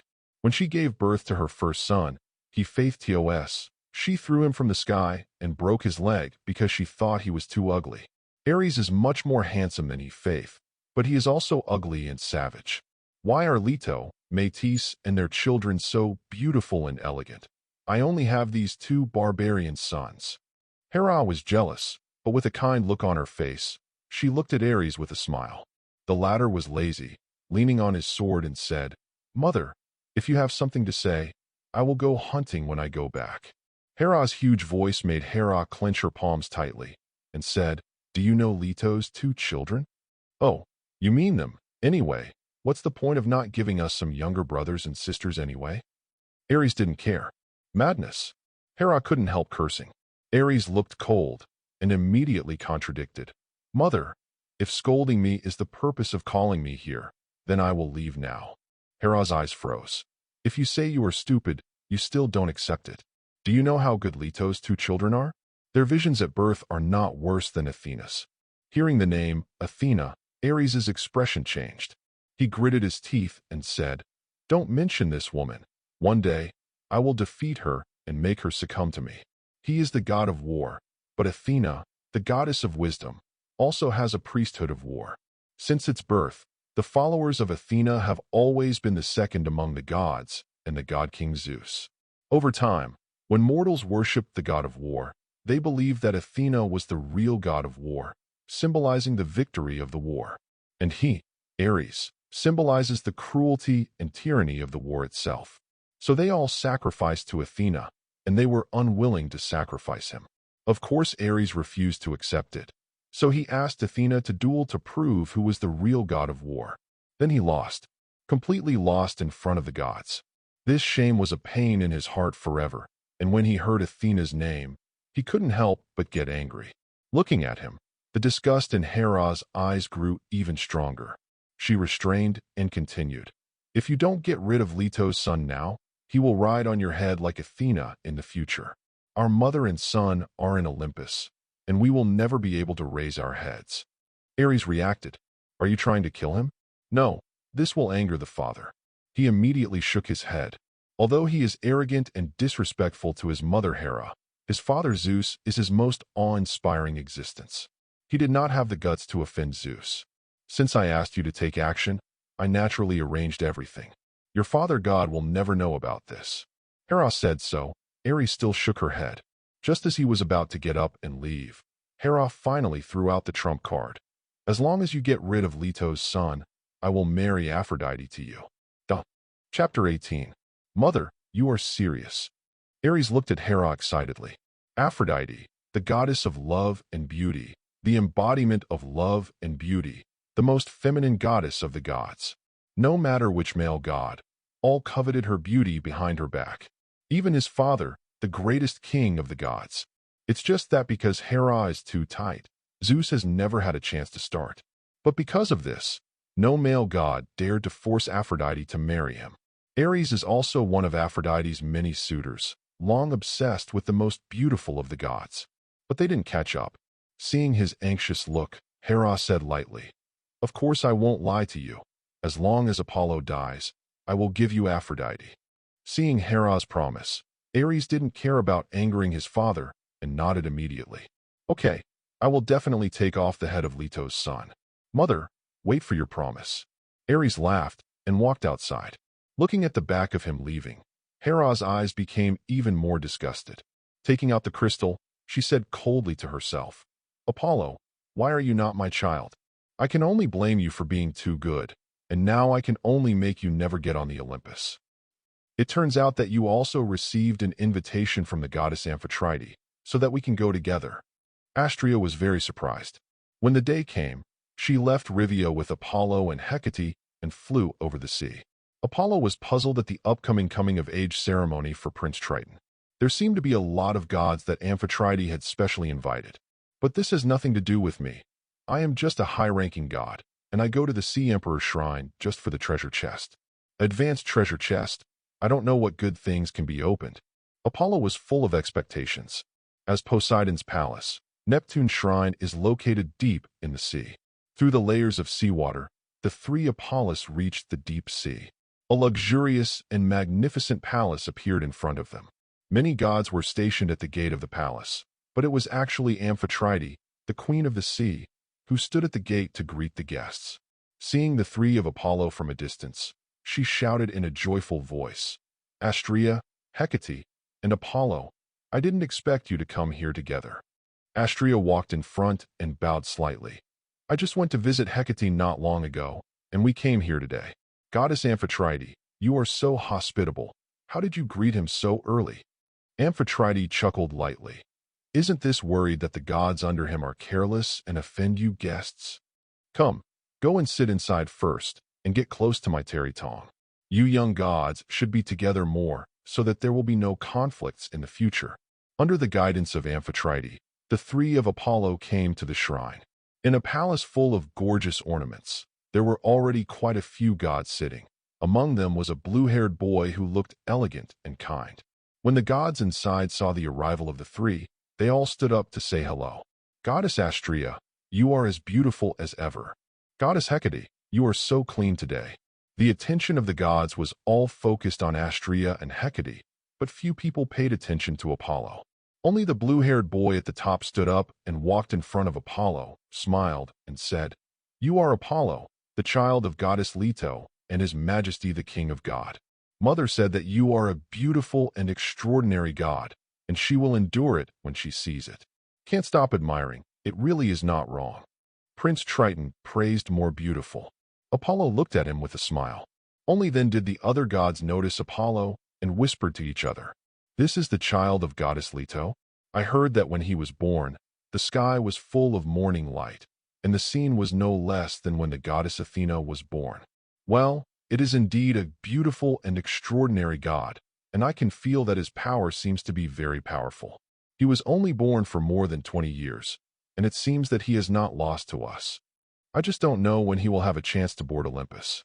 I heard that goddess Hera has murdered him several times. Well, it depends on His Majesty the God King. I don't know why, since goddess Leto gave birth, His Majesty the God King has not shown up." The gods were talking. Apollo, however, looked around indifferently, quietly looking for the displayed high-level treasure chest. At this moment, a sneer suddenly came from outside. "It's just a wild species born by the father outside. There are several like him every year. How many of them can climb to Olympus?" The gods stared at the past. Ares, the god of war in thick armor, holding a giant sword and exuding a violent momentum, came indifferently. Eyes full of tyranny, staring at Apollo indifferently. For a moment, the entire palace fell silent. Triton, the host, hurriedly stood up to smooth things out. "Master Ares, I didn't expect you to come to my coming-of-age ceremony too." Unexpectedly, Ares just glared at him coldly, showing no face. "Get out of the way, I didn't talk to you." Saying that, he pushed Triton away, strode in front of Apollo, and said condescendingly, "Only I, Ares, the son of God the Father, is the best, and the rest of you are not worthy of the blood of God the Father. Really, do you think I'm very unfamiliar with the name of the son of Zeus?" Feeling the violent aura coming in, Apollo's eyes turned cold. At this moment, a light laughter came from outside. "Alas, my younger brothers just owe me a fight, and they like to be embarrassed outside, which makes my sister very helpless." As soon as the voice came out, Ares' face turned red. He clenched his palms tightly and looked back, his throat almost growling. "Athena, you are here too." Chapter 19. Outside the tall palace gate, I don't know when I walked into a beautiful figure of heroic and sassy. She looked like a girl of 16 or 17 years old, with a graceful figure in golden armor, holding a bright spear, and walking in the direction of victory. Delicate facial features. Even the best sculptors are difficult to carve 1% of the spirit. A pair of bright eyes, full of light belonging to wisdom, stared at the gods in the temple with a faint smile. And behind her, followed by an elegant girl with a pair of white wings. Follow with proud eyes. Goddess Athena. Many gods could not help but stand up to meet the most powerful and legendary goddess of Olympus. Athena smiled back to them, and walked to the middle of Ares and Apollo step by step. She said to Apollo first, "The younger brother I have never met. I am your eldest sister Athena. It can indeed be called the eldest sister, because her mother, the goddess of wisdom, Metis, is Zeus' first wife, and her child is also the first child. Just before Athena was born, Metis was swallowed by Zeus, and finally Athena was born from Zeus's head. Zeus had already had many other sons and daughters by then." Apollo looked up at the most famous heroic goddess in Greek mythology with a calm expression. "I only have one sister. If you can make her admit that you are her sister, then I don't mind calling you sister." Athena's mouth curled into an arc. "Brother with the same hair color, you have a great personality. Your sister is called Artemis. I heard that she is also excellent. I look forward to the day when I meet her." Saying that, she turned her attention to Ares. "I'm also surprised to see you here. After all, you are much more likely to appear on the bed of a goddess than at a banquet." Athena's voice was quiet, but it was full of sarcasm and provocation in Ares' ears. He firmly held the giant sword in his hand, and a violent, murderous aura erupted from his body. "Athena, the last time I lost to you was just a moment of carelessness. Once again, I will make you humbly submit to me." Feeling the astonishing, murderous aura on Ares, Athena's smile grew stronger. "I don't mind letting you know what failure is again, but I think Goddess Amphitrite and Her Majesty Poseidon both mind you making noise here." Ares was startled and hurriedly returned the sword to its sheath. The Sea Emperor Poseidon, the elder brother of the father god Zeus, is by no means an existence that can be easily provoked. But when he retracted his sword and looked at Athena's fingertips, what he saw was the empty temple gate. No gods came out at all. "Haha, I really can't bear to deceive you." Athena covered her mouth and laughed. The other gods in the palace couldn't help but snicker. Ares was so furious that he was about to draw his sword again. Suddenly, a majestic voice came from outside. "Ares, who do you want to duel with at my son's bar mitzvah?" "His Majesty the Sea Emperor." All the gods stood up in awe and respectfully greeted the people who came outside. Only Ares stood in the center of the hall with a blushing face, looking at the sword in his hand, speechless. "Humph." Sea Emperor Poseidon hummed coldly and glanced at Ares with a bad look. He shouted, "Get out!" Bang! A mighty force, like a turbulent wave, lifted Ares and his sword out of the hall in an instant. Ares was sent by Hera to trouble me? Does this god queen have any misunderstanding about her son, and she dares to show shame at such a level? Apollo silently looked at Ares, who fell outside, his eyes fixed on the Sea Emperor Poseidon. The king of the sea, wearing a blue robe studded with bright pearls, wearing a majestic crown, holding a trident, and a full face of beard, set off a masculine atmosphere. Amphitrite, the queen of the sea, followed him, holding his left with her right hand, and looked at the gods with a light smile. But the strange thing is that Poseidon is also accompanied by a plump nymph, holding a huge baby in his hand. The baby was filled with a heavy earth breath. Apollo narrowed his eyes. Is this the child born by Mother Earth, Antaeus? What does Poseidon mean by bringing his youngest son to his eldest son's bar mitzvah so conspicuously? Not only Apollo, but the gods present noticed the baby's breath and fell into contemplation. Poseidon, however, ignored their reaction, led Amphitrite to the top throne, and picked up the baby. Facing the gods, Poseidon said solemnly, "Today is the coming-of-age ceremony of my proudest child. Even I am honored to have so many gods to congratulate." He looked at Amphitrite and Triton beside him with loving eyes, and the latter two also had happy expressions on their faces. At this moment, Poseidon raised the baby in his hand and announced to the gods, "But I also want to introduce my child to the gods. His name is Antaeus. He is the child of me and Mother Earth. He has the best bloodline among the gods, and will surely be one of the greatest gods in the future." For a moment, Amphitrite's and Triton's faces were a little awkward. The gods present also felt that something was wrong, but they were all concerned about the majesty of the Sea Emperor and responded with smiles. The Emperor of the Sea can actually make Mother Earth give birth to a child. It's really amazing. Yes, combining the bloodlines of the Sea Emperor and the Earth Mother, Prince Antaeus will definitely be a great god not inferior to the 12 Titans when he grows up.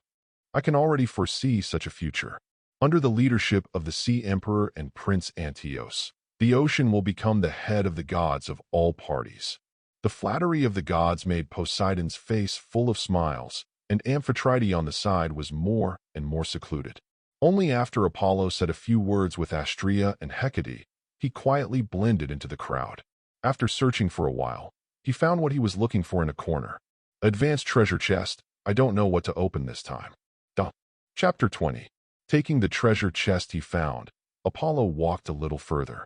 After coming to the periphery of the Sea Emperor's shrine and confirming that there was no one around, he opened the treasure chest. After a burst of light, a voice flashed in my mind. Ding! You opened a high-level treasure chest and obtained the divine dawning domain, 2 stars, the divine instrument lyre, 2 stars, and the source crystal asterisk 130. A 2-star divine art plus a 2-star divine weapon is not bad luck. Apollo smacked his lips. It didn't take long for the divine technique, dawning domain, to appear in his mind. This is a magical technique that allows the door to form a space that is uniquely dominated by oneself within the range of the whole body. As long as you are in the field, you are invincible. Apollo was very satisfied with this magic. At the same time, he looked down at the lyre in his hand. It was a beautiful golden lyre with smooth lines and 7 slender and long strings. Touching his hand, Apollo couldn't help but try the tone. Apollo, the god of light in Greek mythology, is the most elegant and artistic of the male gods. At the same time, the god of light, prophecy, and medicine is also the god of music and art. After crossing over, Apollo also inherited such artistic cells, and even the primary treasure chest was proficient in music and art, but never bothered to try. At this moment, stroking the shinshin in his hand with a 2-star system rating, he couldn't help it. Sitting in the uninhabited side hall, he put the lyre on his lap, looked at the dark moonlight on the bottom of the sea, and listened to the sound of the rushing water. Flick your fingers lightly. Jump. The crisp sound of the piano sounded suddenly, and the water waves echoed around. Apollo didn't want people to hear his own piano sound, so he set up a sound insulation magic. In the gloom, he somewhat recalled the days in his previous life, as well as the bits and pieces that happened in this world for more than 20 years. The fiddling sound of the piano became gentle, like flowing water, splashing on the sea surface, smashing continuously. There is only vague light on the dark seabed, and the Sea King Palace not far away is brightly lit. Apollo's heart suddenly became extremely peaceful, and the melodious sound of the piano reverberated around him. Hey, why is there no sound at all? In the noisy banquet, Athena quietly walked away with the god Nike, and suddenly became keenly aware of it. There should have been the sound of water flowing everywhere on the seabed, but there was no sound at all. Could it be that some god is ill-intentioned, lurking there? As the goddess of war, Athena has a very strong sense of crisis. She winked at her subordinate goddess, and Nike, the goddess of victory with beautiful wings, immediately understood. Athena carefully restrained her breath, followed by Nike, blessing the two with the priesthood of victory. Makes Athena's ability to shield the breath more powerful. The two quickly came to the place where the sound was cut off. Athena's eyes flashed, and she used the power of the priesthood of wisdom. The priesthood of wisdom has 2 main functions. One is to obtain information from the outside world, and the other is to process the obtained information. That is to know and think. What Athena is using at this moment is the ability to detect. She is one of the most powerful main gods of Olympus. How can the soundproof magic that Apollo cast at will to resist her full-strength detection? In an instant, Athena broke through the soundproof layer, heard the voice inside, and saw the blonde boy playing the piano quietly inside. She froze in place. On the dark bottom of the sea, the water flow kept surging, and the huge water pressure shrouded every living being walking, and the endless cold filled the place where the sun could not be seen. The long sound of the piano penetrated the water, walking in the endless darkness and cold. The slender 10 fingers plucked the silk strings, and the smooth tones echoed around. Athena suddenly remembered the dark time when she lived in her father's body. So cold, so dark, constantly looking for light. Break all shackles and come to this world. Athena. Niki's worried voice woke Athena. The goddess of wisdom stood there a little bit lost, but her eyes penetrated the darkness, focusing on the blonde boy who was stroking the lyre inside. His fingertips suddenly lifted the drooping hair, which was also as bright as gold. If the younger brother is still alive, he should be so blonde. Athena murmured in her heart. Like Apollo and Artemis, she is actually a twin brother and sister. The younger brother Boros was predicted to be the fourth generation of god kings before he was born, so their father Zeus did not hesitate to swallow the mother Metis, who was still pregnant with the child. She and her brother were born in her father's body, but the conditions there allowed only one person to live. The younger brother knew that if he came out alive, he would only die, so he left the chance of life to his elder sister. This is where the goddess of wisdom was born from the head of the god king. That memory is very far away. I shouldn't recall. Athena admonished herself. Unless the gears of fate turn one day, a new king is born. Otherwise, she should forget this memory and be at ease as the best daughter of the king of the gods and the most splendid goddess of Olympus. This is the life of the mother and brother Yong in exchange. Hatred can only be buried deep in the heart. But looking at the elegant and handsome young man in front of her, she couldn't help but think of this memory. Suddenly, the plucked piano stopped. Apollo slowly opened his eyes and looked at the two beautiful figures standing outside. Putting away the lyre on his lap, he stood up and said, "Goddess Athena, do you like the sound of my piano? Just play the piano. What are you doing hiding in a dark place?" The goddess of victory Nikki replied with disdain. She didn't hear the sound of the piano at all. Athena was smiling. Walking to Apollo, he took a close look at Apollo's lyre and said with admiration, "What a delicate harmonica. It's really suitable to match with you, brother." Apollo felt that her eyes were a little strange, but he couldn't tell. Suddenly, Athena came up and gently stroked his head. When Apollo was stunned, she whispered in his ear, "One day, I will make you willing to call me my sister." Chapter 21. When he returned to the banquet, Apollo was still full of strangeness. What did Athena mean just now? Hecate suddenly approached him and said suspiciously, "Why do you have a scent on your body? Could it be that you have a tryst with some goddess? Does the goddess really exist? Is there a tryst? The place is really dark." Apollo thought to himself, with a bright smile on his face, "Just for a trip, nothing else happened here, right?" Hecate shook his head and said, "It's still the same. Since His Majesty Poseidon mentioned Antaeus, the atmosphere has been weird." Apollo asked again, "Where's Astrea?" "She was called by goddess Amphitrite to chat, and she wanted to join us. But I didn't agree with you when you weren't there," Hecate said. Apollo turned his attention to where Amphitrite was, and she was surrounded by many gods at the moment. "Hey, Athena went there too." Apollo's expression moved. The banquet went very smoothly, and the curtain slowly came to an end while many gods were eating and drinking carnivally. Apollo has been paying attention to the movements of Amphitrite and Poseidon and found that both are normal. With the passage of time, the gods and Amphitrite first increased and then dispersed. Poseidon, on the other hand, sat on the throne from beginning to end, holding the son of the Earth Mother, motionless. Just when Apollo thought everything was over, Astrea, who came back, said to him, "Goddess Amphitrite invites you and Hecate to go to her bedroom." Apollo and Hecate looked at each other and followed Astrea to an elegant palace. Amphitrite changed out of the solemn dress at the banquet, put on a short jacket, and sat with her son Terry. Seeing Apollo and Hecate coming, she smiled and said, "Come on, sit down." After the two sat down, Amphitrite asked kindly, "How did you feel at the banquet today?" Apollo replied, "It's very lively." "Is it just lively?" Amphitrite's tone suddenly turned cold, and she said quietly, "Indeed, there is really nothing else but liveliness." Noticing the change in his mother's voice, Prince Triton bowed his head timidly. Seeing his reaction, Amphitrite sighed, her eyes fixed on Apollo and Hecate. "Do you know why I want to see you at the end? You are all excellent gods and will be the pillars of the future divine court." Amphitrite said in a serious tone.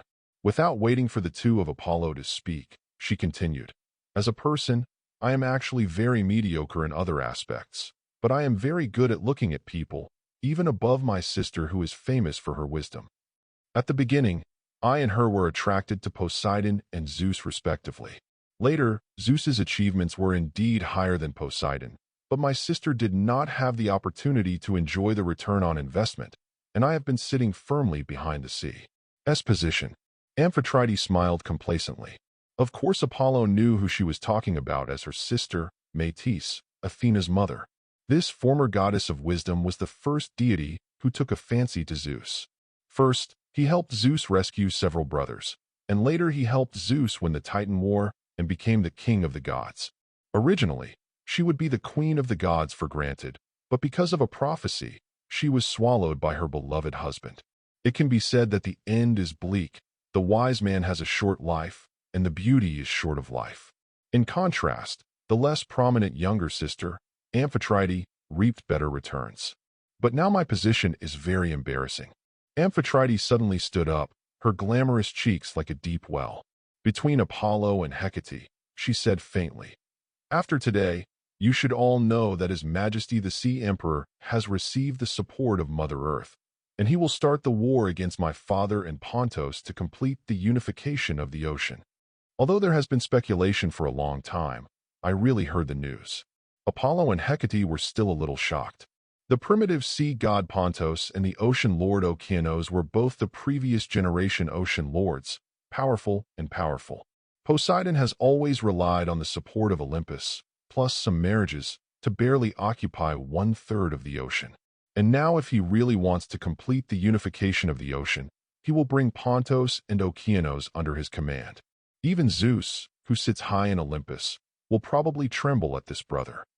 This is of course a crucial step for Neptune, but for me it is a step that shakes the foundation. Although my relationship with my father and brother is not good, the reason why I can sit firmly in my current position is that I was born in the ocean gods. Once the war starts, my situation is the most embarrassing. Amphitrite's face was calm, and she stared at the two young gods in front of her. So I need to deal with it early. That day is actually a little far away. It will probably be after Antaeus grows up, so I found you. She smiled. Hecate, you have been promoted to the main god, plus goddess Nyx values you, appointed as the deputy king of the underworld, and soon you will become the goddess who dominates the situation in the underworld. As for you, Apollo, I believe that within 100 years, you will be able to ascend to Olympus, hold high the position of the main god, become a great god not inferior to Athena, and affect the situation of Olympus. So I hope to unite with you to form a powerful alliance that can affect Olympus, Hades, and the ocean. The straightforward and unabashed words surprised both Apollo and Hecate, especially Apollo. Although he is also very confident in himself, it will not take long to become one of the most powerful gods. But no matter how you look at it now, he is an insignificant figure. Seeing the silence of the two, Amphitrite still smiled. The cooperation between us is by no means the only beneficiary. At least now I can help Apollo and your sister return to Olympus. Hearing this condition, Apollo smiled faintly. Looking at Hecate next to him, he found that the latter was looking at him with questioning eyes. It seemed that as long as she made up her mind, she would agree. Amphitrite also noticed this and looked at Apollo quietly. The atmosphere in the palace suddenly calmed down. Under Amphitrite's gaze, Apollo raised his head. "Can I ask you a question? What is the problem? Have you also invited the goddess Athena?" Hearing this name, Amphitrite suddenly laughed and nodded lightly. "Of course, she is my sister's daughter." "Then I hope everyone's cooperation in the future will be very pleasant." Apollo stood up with a light smile. Chapter 22. When did you become so familiar with goddess Athena? You agreed to her participation. On the way back, Hecate kept pouting. "I just believe that she is the most wise goddess of the gods, and the choice must be justified." Apollo explained. Hecate was still very angry. "You know it's the wisest when you meet him. You seem to be more powerful than the goddess Amphitrite." Apollo smiled and did not speak. His eyes swept to the side of Astrea. The latter smiled demurely at him. Apollo asked, "Sister Astrea, you should have also promised goddess Amphitrite. Is this your personal intention, or does it represent the Lord of the Stars?" Astrea blinked and whispered, "I came here to ask both the father and mother." Apollo understood what she meant. The Lord of the Stars agreed to form an alliance with Amphitrite, but did not want to get too involved, so he only sent his daughter. Knowing this, he is more optimistic about the future of this league. The Lord of the Stars Astraeos, although not well known, is not to be underestimated in terms of strength and power. He is the father of the stars in the sky and the gods of the wind. He completely dominates the starry sky, and the tentacles of power also spread over the earth.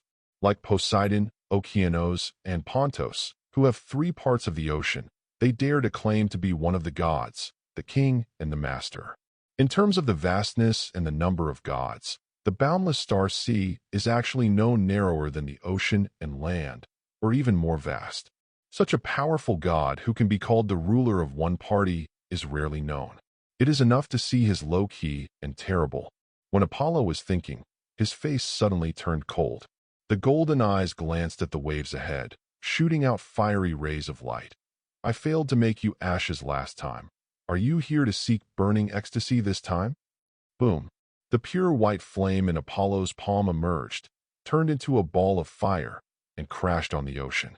Hecate and Astrea stared at the past, and as the flames spread, several powerful divine power fluctuations suddenly rose. One of them was Aceros. I didn't expect your perception to be so sharp. Icarus stared at Apollo with an ugly face. The latter ignored him completely, and the pure white flame flew out violently, carrying majestic heat, and flew towards him. At this time, several gods around Aceros took out a red stove, and the divine power urged them to cover the void. When the blazing pure white flame touched their vicinity, a huge suction force suddenly surged out of the furnace. Groups of gorgeous flames were directly absorbed into it. Aceros smiled proudly. How could I fail twice with the same move? This condensing furnace is specially designed to restrain your flame magic. Without this move, see how you can match me. Oh, you're ready to come. Apollo's eyes lifted slightly, the golden light flickered, and his body filled with great coercion. Aceros' face condensed. You have made rapid progress in these years, but unfortunately, I have done more than that. Suddenly, several gods around him showed majestic momentum. Astrea said concentratingly, It's you, Gorgu, Flotel, Les. These gods are all well-known upper gods in the ocean, and they are attached to the ocean gods. There's more than that. Aceros smiled wickedly. There was a terrifying, suffocating aura from behind, accompanied by Ares' icy voice. Son of Leto, the woman of Athena was there before, but now there is no one to help you. He revealed the majestic coercion belonging to the Lord God, the overwhelming atmosphere of war and killing, covering the 3 of Apollo.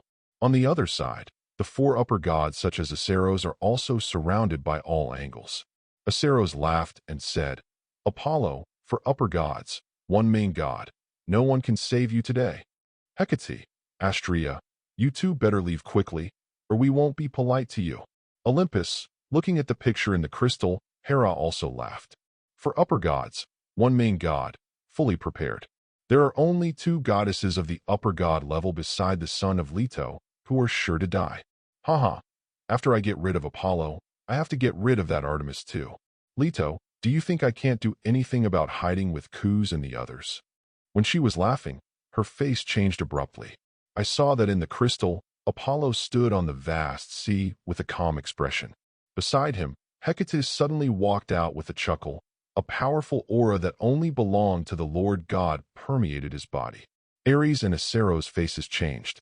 How is this possible? She has actually been promoted to the main god. Feeling the unparalleled aura of Hecate, Aceros' face was full of gloom. He worked so hard to figure it out that he thought there was nothing wrong with it. But why did Hecate become the main god? He couldn't believe it. What if you are promoted to the Lord God? Ares stops her. Let's clean up Leto's son. Gritting his teeth, Aceros shouted to Ares, and surrounded Apollo with 4 upper gods. Humph, when do I need to listen to you? Ares snorted coldly. Just a newly promoted Lord God. I only need a few tricks to win. Only a coward like you is afraid. Filled with disdain, he pulled out his saber, and he appeared beside Hecate, exuding the momentum of the 3rd order Lord God. Unexpectedly, Hecate also snorted coldly, and the powerful aura of the 3rd order Lord God also permeated his body. Seeing the 4 of Aceros surrounded, Apollo said to the goddess of stars beside him, Sister Astrea, go to the side first. Apollo, are you sure you want to do this? I'm not weak. I can help you. Astrea looked at him worriedly. Apollo chuckled and glanced at the four surrounding people, his golden eyes burning like flames. For upper gods, just make me move. Aceros, I just had a little friendship with your sister, the goddess Amphitrite. If you didn't show up in front of me, I wouldn't bother to ask you to care about what happened last time. But now that you are so ignorant, I have no choice but to satisfy your pleasure in finding death. No one can save you this time. The flames rising from the golden eyes were like the sun, and Apollo had a serious expression. It's a joke. With the artifact that restrains your strange flame, do you think I will be afraid of you? Aceros sneered and winked at the three gods beside him. The four high-ranking gods attacked Apollo from four directions. Chapter 23. Hecate, I know your name. It is said that you are studying the magic that does not require the corresponding clerical power, but can also exert extraordinary power. But I want to tell you that all this is unnecessary. Only pure power can conquer everything. Ares held a shield in one hand and wielded a giant sword in the other, exuding tyrannical aura, and charged fiercely towards Hecate. Sure enough, he is a barbarian. He only knows how to kill people. The Hecate language is sarcastic, and she likes Apollo the most elegant, polite, and knowledgeable goddess. On the contrary, they scoffed at the gods who had developed limbs and only knew how to use brute force. A brown staff appeared in her hand. She pointed it towards the air, and a dim light suddenly shot towards Ares. Bang! Ares's giant sword slashed horizontally and hit the light, but was surprised to find that the light had only weak fluctuations in power. Sure enough, it is a chick lord god. He laughed secretly, and the shuriken slashed down on Hecate's head with an infinite war spirit. But at the moment of falling, Ares was shocked to find that his sword was cut off. This is simply impossible. The dignified god of war. How could there be such a thing as cutting people? He didn't want to believe it, so he shouted and turned the blade of his sword, slashing at Hecate's throat. But the strange thing happened again. Although his movements were very precise, when the giant sword was cut out, it completely deviates from the original track in a strange arc. And he only realized it at the end. Are you surprised? The direction of everything is often guided by opportunity, and I am the goddess of opportunity. Hecate's calm voice came faintly. Ares felt a chill on his back, and a majestic divine force hit his body. War realm. Aware that the crisis was approaching, Ares roared and roared, and a vague bloody phantom was suddenly supported on his body. Swords, noise, fighting, blood, corpses, flames. One after another image, like a carefully drawn oil painting, formed a phantom of the battlefield filled with evil spirits. Olympus, seeing this scene through the crystal, Hera's face was full of surprise. It's no wonder that Hecate was favored by goddess Nyx, because Ares was allowed to display the power of the domain that belongs to the Lord God from the very beginning. Although there was such an accident, fortunately the situation is still under control. She manipulated the crystal and looked in the other direction of the battlefield. A blonde Apollo, standing silently on the sea, his white robe fluttering in the wind. The four gods of Aceros surrounded him step by step. Son of Leto, remember my name Gorgu, the name of the man who killed you. The first to take action was the blue-haired deity who called himself Gorgu. With his divine power, the boundless ocean rolled up monstrous waves in the blink of an eye, slapping against Apollo on the sea surface in layers. Immediately, the two gods except Aceros also shot. A monstrous hurricane rolled up and shook the sea, and the other caused countless aquatic plants to grow on the bottom of the sea, entwining and rushing out of the sea. Astrea, who was watching the battle from a distance, looked a little anxious and reminded. Apollo, Gorgu is the god of raging waves. Flotel is the god of sea breeze. Les is the god of seaweed. They are all naturally born gods of the sea. As early as the period of the first generation of gods, the primitive sea god Pontos was active in the ocean when he ruled the sea. Later, he was subdued by Okeanos and classified into the ocean gods. Each of them was a top god. It turned out to be the gods of nature. A smile appeared on the corner of Apollo's mouth. The gods of the Greek world have three origins, the most important being the gods who are combined with their parents and inherited by blood. Most of the gods today are born in this way, and they basically belong to a family. The second is the gods born of nature. Most famous of the five primordial gods, who symbolize part of the world. But the 5 primordial gods are actually only the most powerful and oldest of these gods. There are many similar gods. However, most of these natural gods fell in the ignorant era at the beginning of chaos, and most of the rest died during the reign of the first god king, Uranus. So that the entire Protoss basically only has the descendants of Mother Earth and Uranus. As for the third type, it is the gods born for some special reasons. The most representative of them is Aphrodite, the goddess of beauty. Her birth was triggered by the scythe seizure incident between the first-generation god king Uranus and the second-generation god king Cronus. The blood of the first-generation god king Uranus splashed into the ocean, giving birth to the most beautiful goddess. There is also her son, Eros, the little god of love, who is also a god born for a special reason. The continuous seaweed broke through the sea, like thin snakes, entangling towards Apollo, hindering his movements. The turbulent hurricanes stirred the sea, and the endless wind and waves swept the world, like invisible fists, bombarding Apollo in the center. And the majestic and turbulent waves that roll up and rise are even more ups and downs, shaking the ocean, carrying infinite power, and smashing everything into pieces. Being surrounded and killed in the center, Apollo's expression was full of regret. In this era, natural gods are too rare. It's a pity that I will reduce the number by 3 again today. If your strength can match your arrogance, then this is still possible. The 3 natural sea gods sneered, and their divine power was pushed to the extreme. There was also a sneer on Acero's face over there, and vortexes gushed out, rushing towards Apollo.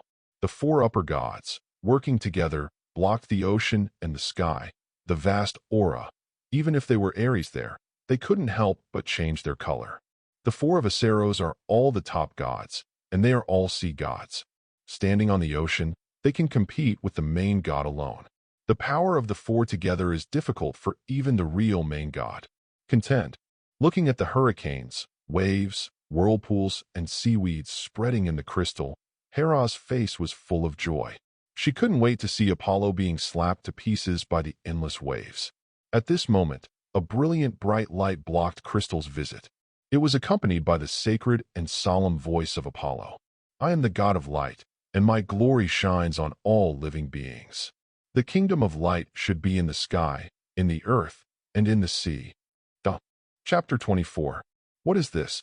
Seeing the crystal completely shrouded in brilliant light, Hera's face changed wildly. And on the ocean, when the 4 gods of Aceros were slaughtered, Apollo suddenly released infinite, blazing light. The golden divine light is brighter than the sun in the vast sky, like flowing gold, swaying between the sea and the sky, and the world falls into the kingdom of light.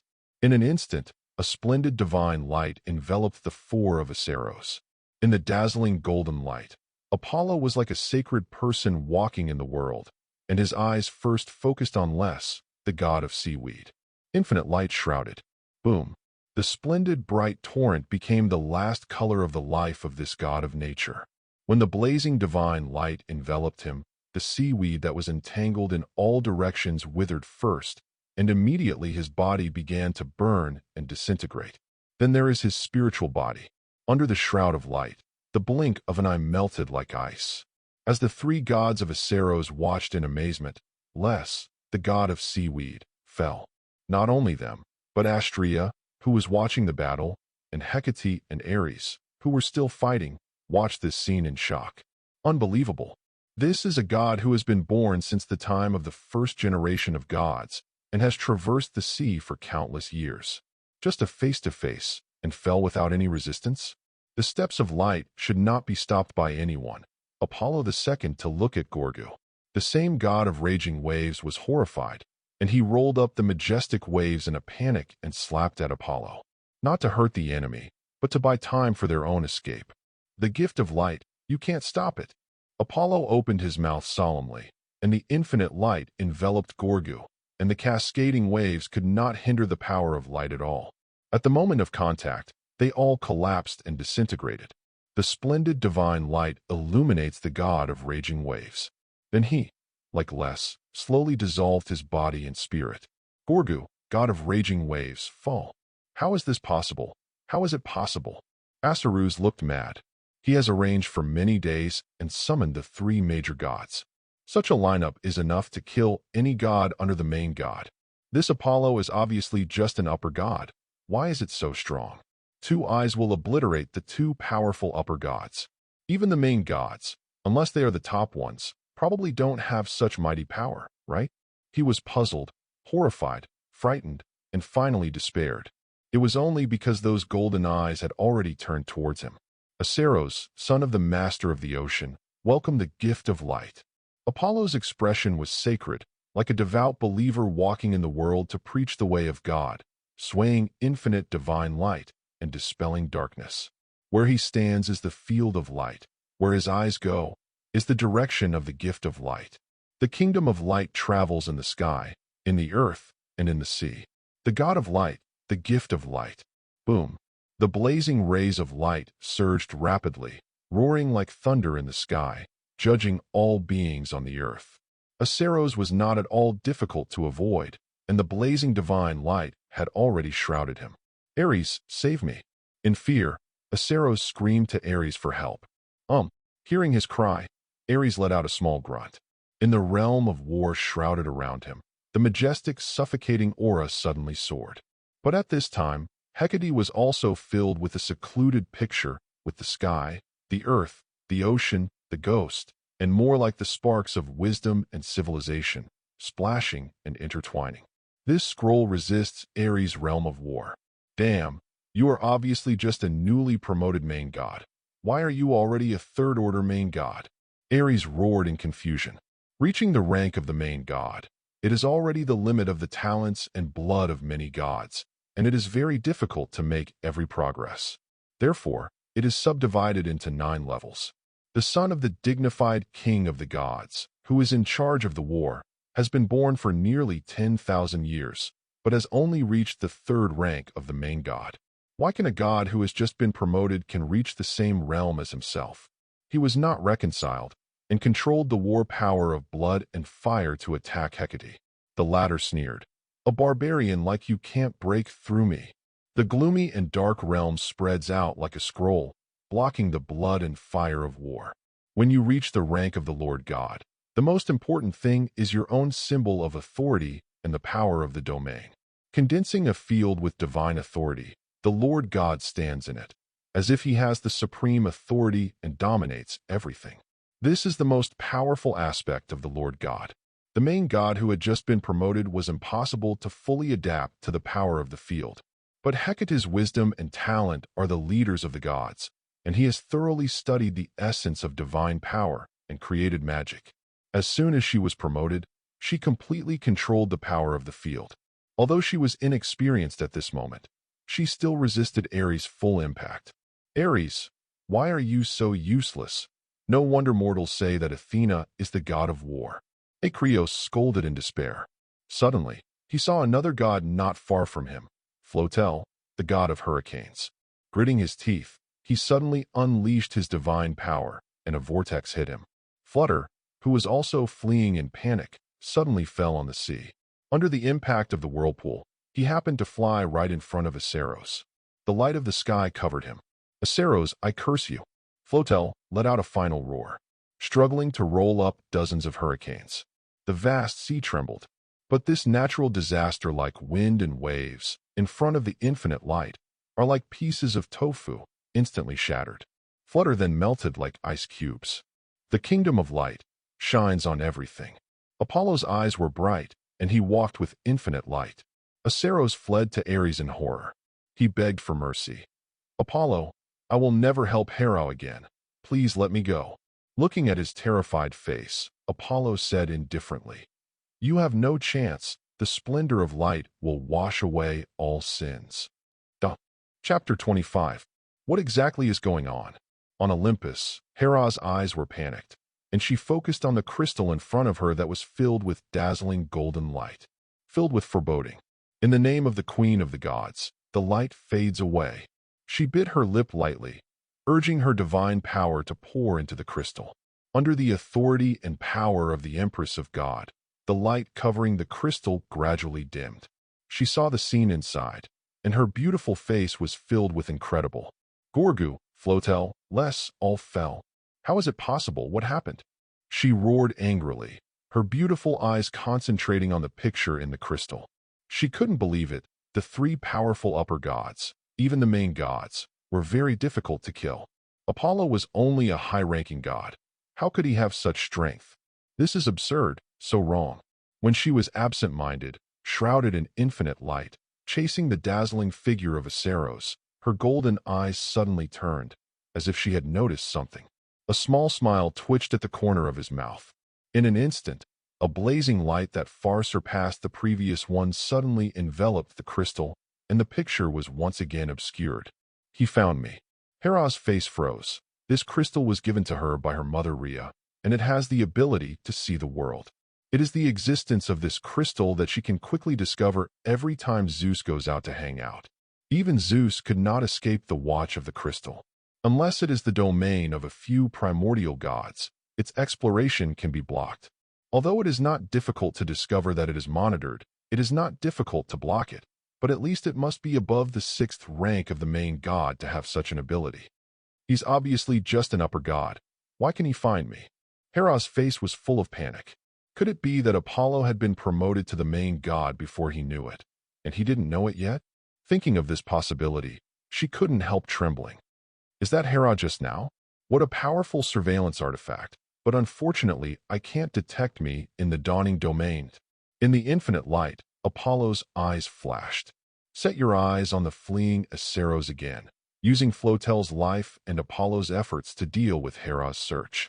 The son of the master of the ocean has already fled to Ares in a hurry. Waste, didn't you just ask him for mercy? Ares, who was fighting with Hecate, sneered, but there was still a field of war on his body, covering Aceros. At this moment, the power of light that filled the sky poured out violently. The war picture composed of blood and fire, the sword clanging, the evil spirits sweeping, blocking the power of light. Ares's face was shocked at first, and he looked coldly at Apollo, who came slowly. It turns out that it is the power of the domain. You have been promoted to the main god. Having a domain doesn't mean you're the main god. Apollo whispered calmly, and the dawn field around him suddenly expanded, crashing into Ares with a bang. Open this magic trick in the treasure chest of the Sea Emperor Shrine, and the system will mark it with 2 stars. This is a magical technique that imitates the domain authority of the main god, and it imitates the domain power of the 9th order of the main god. When its power is pushed to the extreme, it can display the power of the domain that is not inferior to the 9th order of the main god. Apollo used the power of the peak of the gods, and now he can only exert less than half of the power, but it is still enough to be comparable to the power of the 6th order domain of the gods. This is why he was able to detect the Hera crystal probe. Of course, the consumption of such a powerful divine art is also very huge. It is not bad that the ordinary upper god peak can support 10 breaths. However, Apollo had the most divine source crystals. In addition to assisting in boosting power, this spar could also be used to quickly replenish divine power. The power of light is like a splendid torrent, pouring out the blood and fire of war like a rain curtain. Ares sneered at first, but when the 2 grand fields collided, the blood and blood of the war raging with evil spirits immediately began to evaporate. The magnificent light is like the supreme divine will, washing away all the blood and fire in the world. To quell the war, to eliminate the blood and fire, to cleanse the slaughter. The war realm roared and trembled, showing signs of collapse. Ares looked surprised. Icarus next to him was already trembling. Ares, let's escape. Shut up. How could my dignified god of war be a deserter? Ares roared in anger. The shield and the great sword in his hand burst into blood at the same time, and a powerful force blessed the surrounding area to stabilize the situation. At the same time, he yelled at Apollo and Hecate. Come on together. I will let you understand what the power of the god of war is. What god of war? I think it's the god of bragging.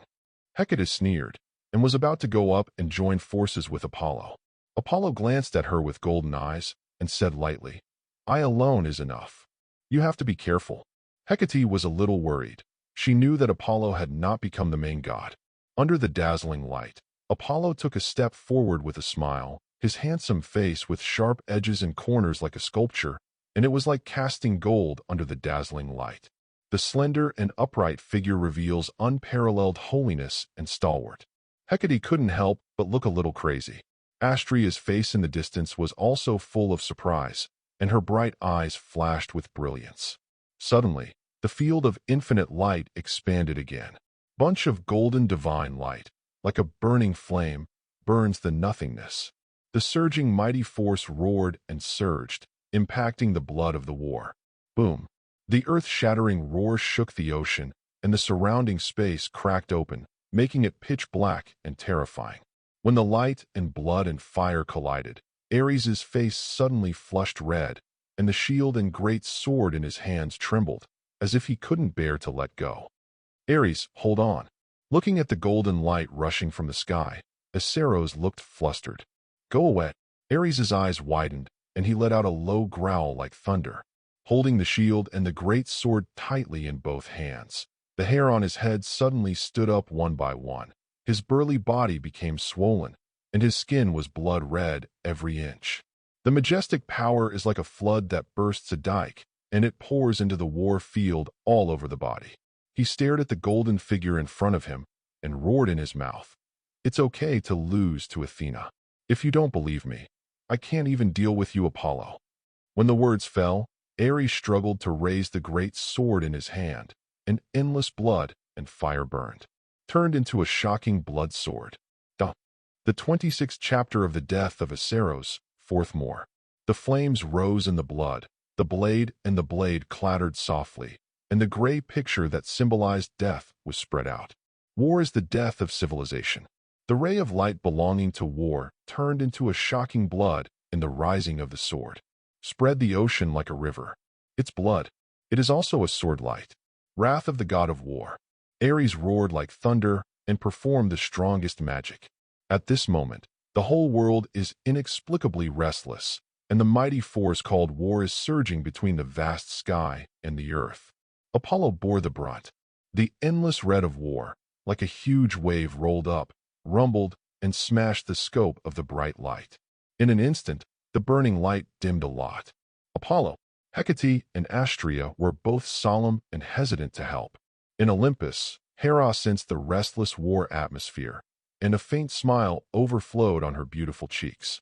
You can push Ares to such a level. Son of Leto, you are really excellent. Humph. No matter how you found out about my supervision, I will never believe that you are already the sixth-order Lord God. Athena was the fifth-order god at the time, and faced Ares' wrath of the god of war. She paid a lot of money to take it on. At that time, Ares was the second-order god, and now he is the third-order god. With this blow, even if you don't die, you will be seriously injured. Looking at the crystal still shrouded in golden light in front of her eyes, she said with hatred in her eyes. At the same time, she activated the authority of the goddess, so that Zeus, who was enjoying a certain goddess, could not detect the fluctuations of the power of war without actively investigating. At the same time, many gods sensed the roar of the power of war, and they were all alarmed, and they turned their attention to the ocean following the breath. But at this moment, another even more vast bright aura spread. Standing in the dawning domain, Apollo's eyes were bright, and the divine instrument lyre that systematically marked the two stars appeared in his hand. When the infinite light bloomed, his fingers gently fiddled with this artifact. Zheng. The clear sound of the violin sounded like a dragon's cry, playing a sacred movement in the kingdom of light, and the solemn gospel swayed the universe. When the blood-colored rays of light in the sky swelled, the layers of crisp music, entrained with the power of infinite light, surged up and down the sky. Bang! Blood light and sound waves intertwined, and the majestic evil spirit poured out in all directions, and the sacred radiance shone across the sky, making a continuous loud noise. Can the piano also be used as a weapon? No. Only the sword is the color of war. Ares was bubbling with blood, raising the great sword in his hand high, condensing the frightening power of war, and roaring out. The terrifying aura filled the sea surface for thousands of miles, and the sudden fluctuation made many gods who were disturbed tremble. Acerros, who was hiding behind Ares, let out a long sigh of relief, and a happy smile appeared on his face. With such power, Apollo, can you take it? Boom. The blood swept away, and the surrounding space was cracked by a huge pitch-black gap. The pressure of death roared. Sitting cross-legged in the light, Apollo looked indifferent. The slender 5 fingers smoothly fiddled with the lyre on the knee, and a beautiful melody suddenly emerged. Countless powers of light condensed and merged into these piano sounds. The sky, darkened by the aura of war, suddenly filled with light again. The golden brilliance shone on the sea, and the crisp notes jumped in the air, just like the waves jumping in the rolling waves, whistling in every breeze in the air. The blue sky, the sea, the breeze, and the music form a harmonious picture. Hecate and Astrea couldn't help but be filled with condensed hearts, and their clear eyes focused on the elegant figure in the center of the infinite light, playing a sacred movement. When the blood-colored sword light that ripped apart the space rumbled down, this harmonious movement burst into a monstrous light, and the surging power swept the sky like a long-dormant rage. Boom! The power of war is stirring, and the force of death is shaking the world. The notes surged, the brilliant light tore the blood and flames, and the huge sword broke. Puff! Ares coughed out a mouthful of blood, his expression full of unwillingness, and supported his body with his great sword. The power of light swept across, and the war scrolls around him disintegrated inch by inch.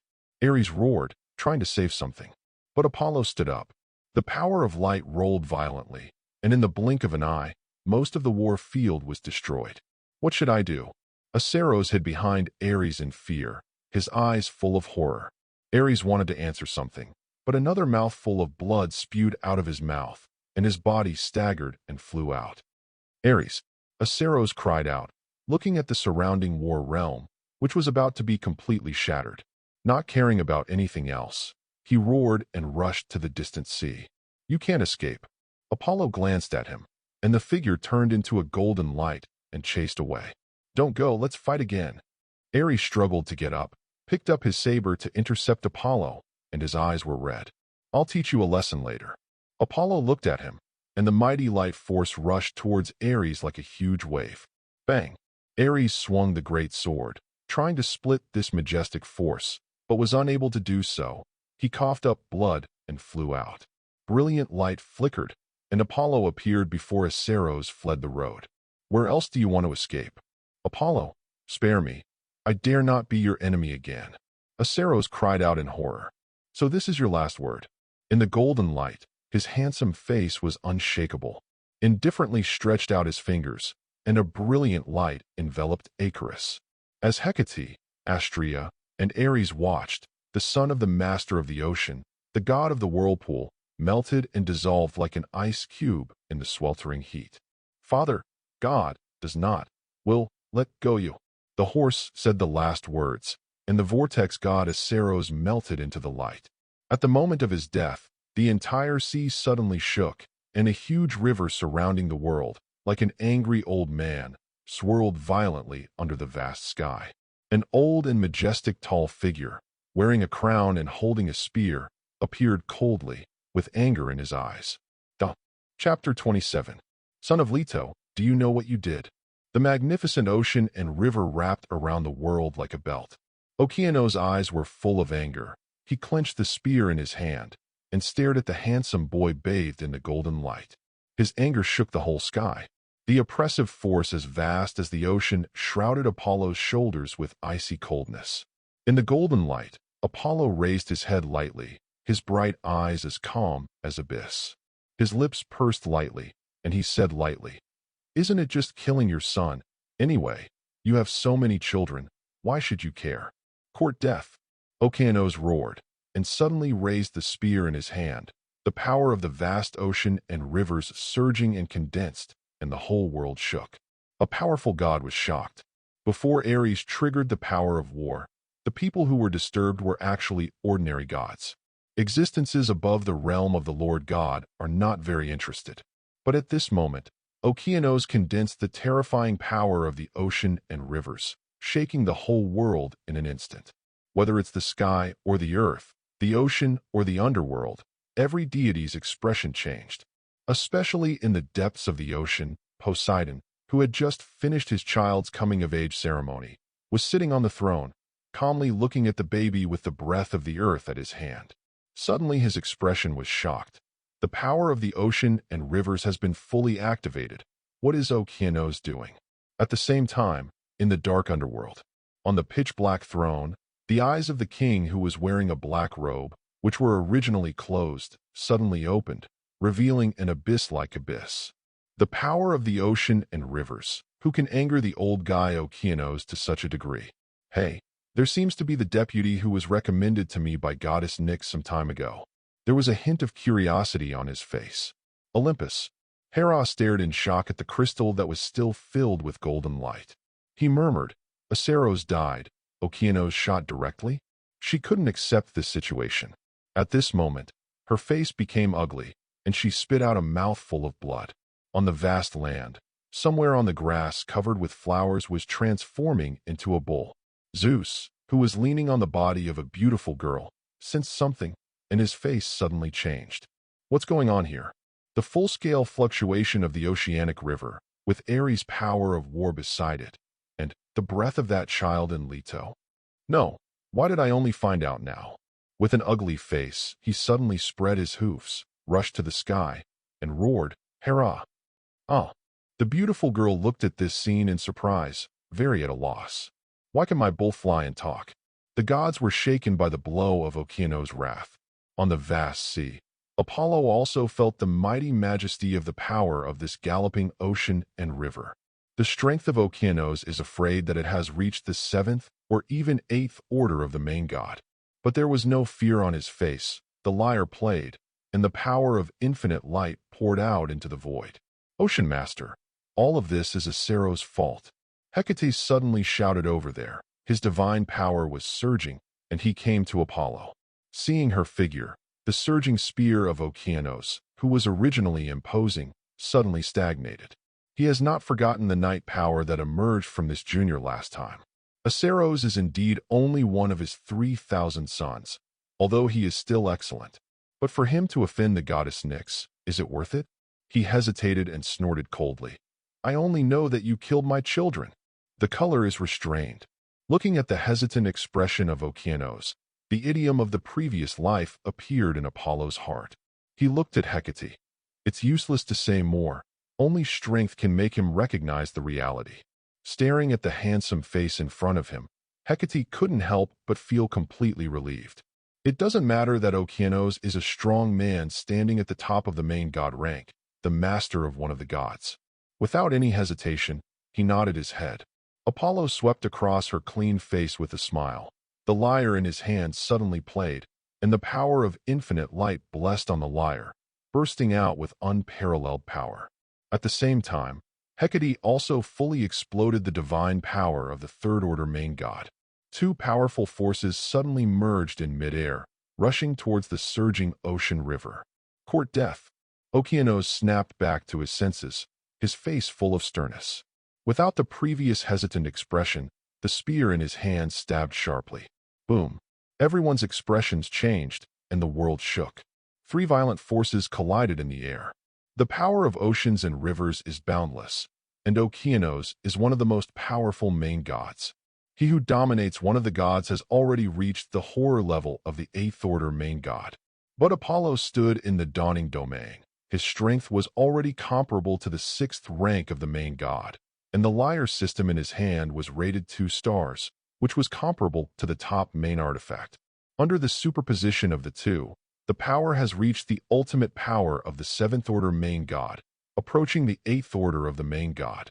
Then there is the blessing of the third-order power of the Lord God of Hecate, fully reached the eighth level of the main god.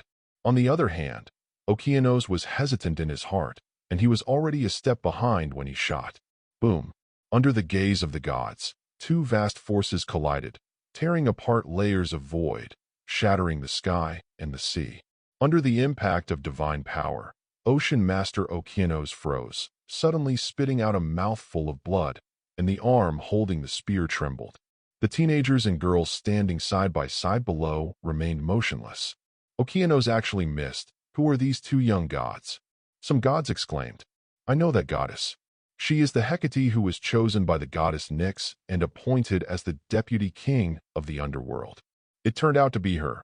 What about the blonde goddess? He seems younger, but stronger. He seems to be the son of the god King and the goddess Leto, Apollo, who was born with golden light in the sky. Apollo, how long was he born? Many gods were surprised and agitated, and their voices were full of incredible. Faintly aware of the discussion of the gods, Okeanos' face was gloomy, and the great momentum enveloped the two of Apollo, and the spear in his hand was urged again. Apollo, pay for my son's life. The oceans and rivers surrounding the world roared and trembled, and the boundless and vast power once again blessed the spear. Apollo and Hecate looked at each other, focused at the same time, and were about to strike back. At this moment, a graceful figure suddenly appeared on the sea in the distance. With a graceful figure and a tall and straight figure, long golden hair shining under the sky, and a beautiful face full of confident smiles. Chapter 28. That's Athena. How could she show up? The girl's beautiful figure attracted the eyes of many gods in the dark, and they recognized the most dazzling goddess of Olympus at a glance. Athena's eyes were solemn, and a bright spear suddenly appeared in her slender palm. On the snow-white jade neck like a swan, the delicate and beautiful face full of heroism looked up at the sky and let out a sigh. Boom. The oceanic rivers meander and rotate around the edge of the world. The endless surging river water roars the sky and shakes the nothingness. The Okeanos' spear swung, tearing apart the sky and shattering the order. The whole world is nothing but boundless water with endless waves, and the huge waves are surging, filling the world. Sharp spear pierced the sky and the earth. But at this moment, another dazzling spear light burst out in Athena's fair and slender palm on the sea. Palm. The glory of wisdom shines in the sky and the earth, and the most dazzling goddess of Olympus takes the light steps of victory. The dazzling golden light was reflected in her tall and straight posture, and the bright spear ripped apart the drowsiness between heaven and earth, bringing the brilliance of wisdom and civilization. Boom. The spear collided with the spear between the sky and the sea, and the world trembled and swayed at this moment. During the shock of power, Okeanos roared angrily. Athena, do you know what you are doing? Bang! The ocean river that meanders the sky suddenly shakes and shatters, and the boundless waves fall into the sea. Okeanos swayed, and a bright slit opened in his chest, dripping with dark red blood. On the other side, the light on Athena was also a little dim, but it still stood on the ocean with glory. Looking at the angry Okeanos above, she came to Apollo and said quietly, Ocean Lord, you should stop. Well, Okeanos stabilized his body and focused on the heroic girl on the sea blocking the front of the enemy who killed his son. His old eyes were uncontrollable. He roared like thunder. Athena, your mother is also my daughter, and Aceros is your uncle. How can you help the person who killed him? Faced with this question, Athena pursed her lips and said quietly, Do you really think of your mother as a daughter? She sneered and her face became serious again. I have always been the proudest daughter of the king of the gods, and Apollo is the younger brother with the same father as me. Why shouldn't I help him? You. Okeanos clenched his palm tightly, staring uglily at the bright and beautiful figure below, and the broken ocean river behind him rolled out a stormy wave. In a trance, he remembered the figure of Meomon who stood in front of him stubbornly tens of thousands of years ago. Métis, your daughter is really like you. When you disobeyed me and helped brother Zeus, you ended up in a miserable end. I don't think your daughter's fate will be better than yours. Okeanos said angrily in his heart. On the vast sea, Apollo quietly stared at the heroic girl standing in front of him, his eyes slightly puzzled. Why did Athena help herself, the family of the descendants of Zeus? That's a joke. Seemingly feeling his gaze, Athena smiled and turned back. A graceful arc flashed across her mouth. Are you very moved? Come on, call out sister first, and I'll protect you next time. Apollo did not speak. Suddenly, a roar sounded in the distance. Athena, you really like this little white face of him. What is the blood of the father god, Iba? Apollo looked at him intently, but it was Ares, who was knocked away by him, who stumbled back at some point. Holding the sword in ragged clothes, He looked at himself and Athena with angry eyes, with a little grievance deep in his eyes. Probably thinking, why is it also the blood of the father? Why are you so cruel to me? Apollo touched his handsome cheek, then looked at Ares' face, and suddenly felt that he was right. Athena is also a visual animal. Athena, since you insist on protecting Leto's son, then I, the god of oceans and rivers, will represent the ocean gods and fight with you. Okeanos roared again in the sky above, and the silhouettes of gods faintly flashed in the winding river behind him. Those are the gods of the oceanic pantheon. After receiving orders from Okeanos, they appeared behind him one by one, releasing powerful pressure. Oceanos, this old guy, is going to play for real? The gods who were watching the battle in secret were shocked. Olympus, Hera, who was the source of all events, was also stunned at the moment. She never imagined that things would turn out like this, for upper gods and one main god, and it would be okay to miss Apollo. Aceros actually died on the spot, and the ruler of the ocean, Okeanos, who had many sons and who had never been very affectionate to his children, appeared in person. But he couldn't take Apollo. Athena, a woman, actually came forward to help him. Now Okeanos leads the entire oceanic pantheon to war. This series of changes completely exceeded her expectations. Things evolved to a point where the gods shook. The previous backlash was because the king of God had discovered that I'd blocked him. Hera fell on the seat with a pale face, her eyes weak. Damn, it's all Apollo's fault. Why is he so strong, killing 4 upper gods, defeating Ares, and confronting Okeanos? Slumped on the chair, she kept roaring unwillingly and with a little fear. Faintly, she realized that Apollo had surpassed her control. And on the sea, with the appearance of the gods of the ocean gods, more and more majestic coercion loomed over the sky. Apollo looked a little dignified. Athena still stood firm in front of him, like a thick wall blocking all wind and rain. When the powerful coercion of the ocean gods swept through, the goddess of wisdom had cold eyes and raised her bright face. Ocean Master, since you are going to fight, then I will follow Olympus. Olympus. Okeanos frowned and roared. Athena, don't talk nonsense. I just want you to hand over Apollo. It's you, not Olympus, who will fight. Athena chuckled lightly. Going to war with the most beloved daughter and son of the king of the gods, and saying that he is not declaring war on Olympus. Father God, do you think this is reasonable?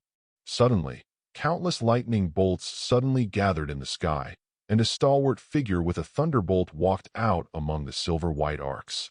Looking at Athena, he said indifferently, "No reason. I also want to know who is going to declare war on Olympus." Chapter 29. The silver-white electric arcs are like thin snakes, cruising in the sky. The dazzling thunder light interweaves the waves of destruction. The whole world suddenly fell silent. Short brown-black hair, a straight nose, thin lips, and deep eyes make up a majestic face. The silver-white robe is shrouded, and the slender figure is like a mountain standing in the sky. Thunder is his symbol, the sky is his reflection, the gods are his ministers, and all beings are his lambs. Surrounded by thunder, Zeus stared coldly at the entire void. Okeanos looked shocked and bowed his head to him with fear in his eyes. Your Majesty, please don't listen to Athena's nonsense. There is absolutely no oceanic god. Enough. Zeus looked at him indifferently, with thunder and lightning intertwined on his body. A wave of destruction permeated, and a powerful coercion enveloped the world. Okeanos' body shook. I can't help but think of the stalwart figure who defeated the Titan gods who once ruled the world during the Titan War in the past. There was a shadow in my heart. Head down and be silent. The gods who were watching the battle in secret were also silent, and one by one they put away their observation eyes, daring not to try to offend the majesty of the king of gods. Zeus then looked down, falling on Apollo with dazzling blonde hair. Apollo was also watching his father, the supreme king of the gods in Greek mythology. In his previous life, when talking about Greek mythology, he mostly joked about Zeus' romantic history, but few people really understood the power of this king of the gods. The theme of Greek mythology is fate, and no one can go against what is destined by fate. 2 generations of god kings who are stronger than Uranos and Kronos also fell under the prophecy of fate. But Zeus didn't.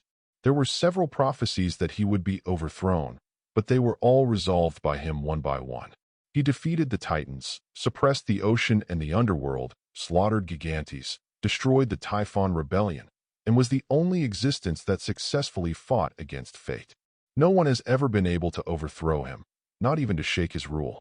Wisdom, like Athena, can only bow her head as a minister, and prophets, like Prometheus, are bound in the Caucasus Mountains and tortured day and night.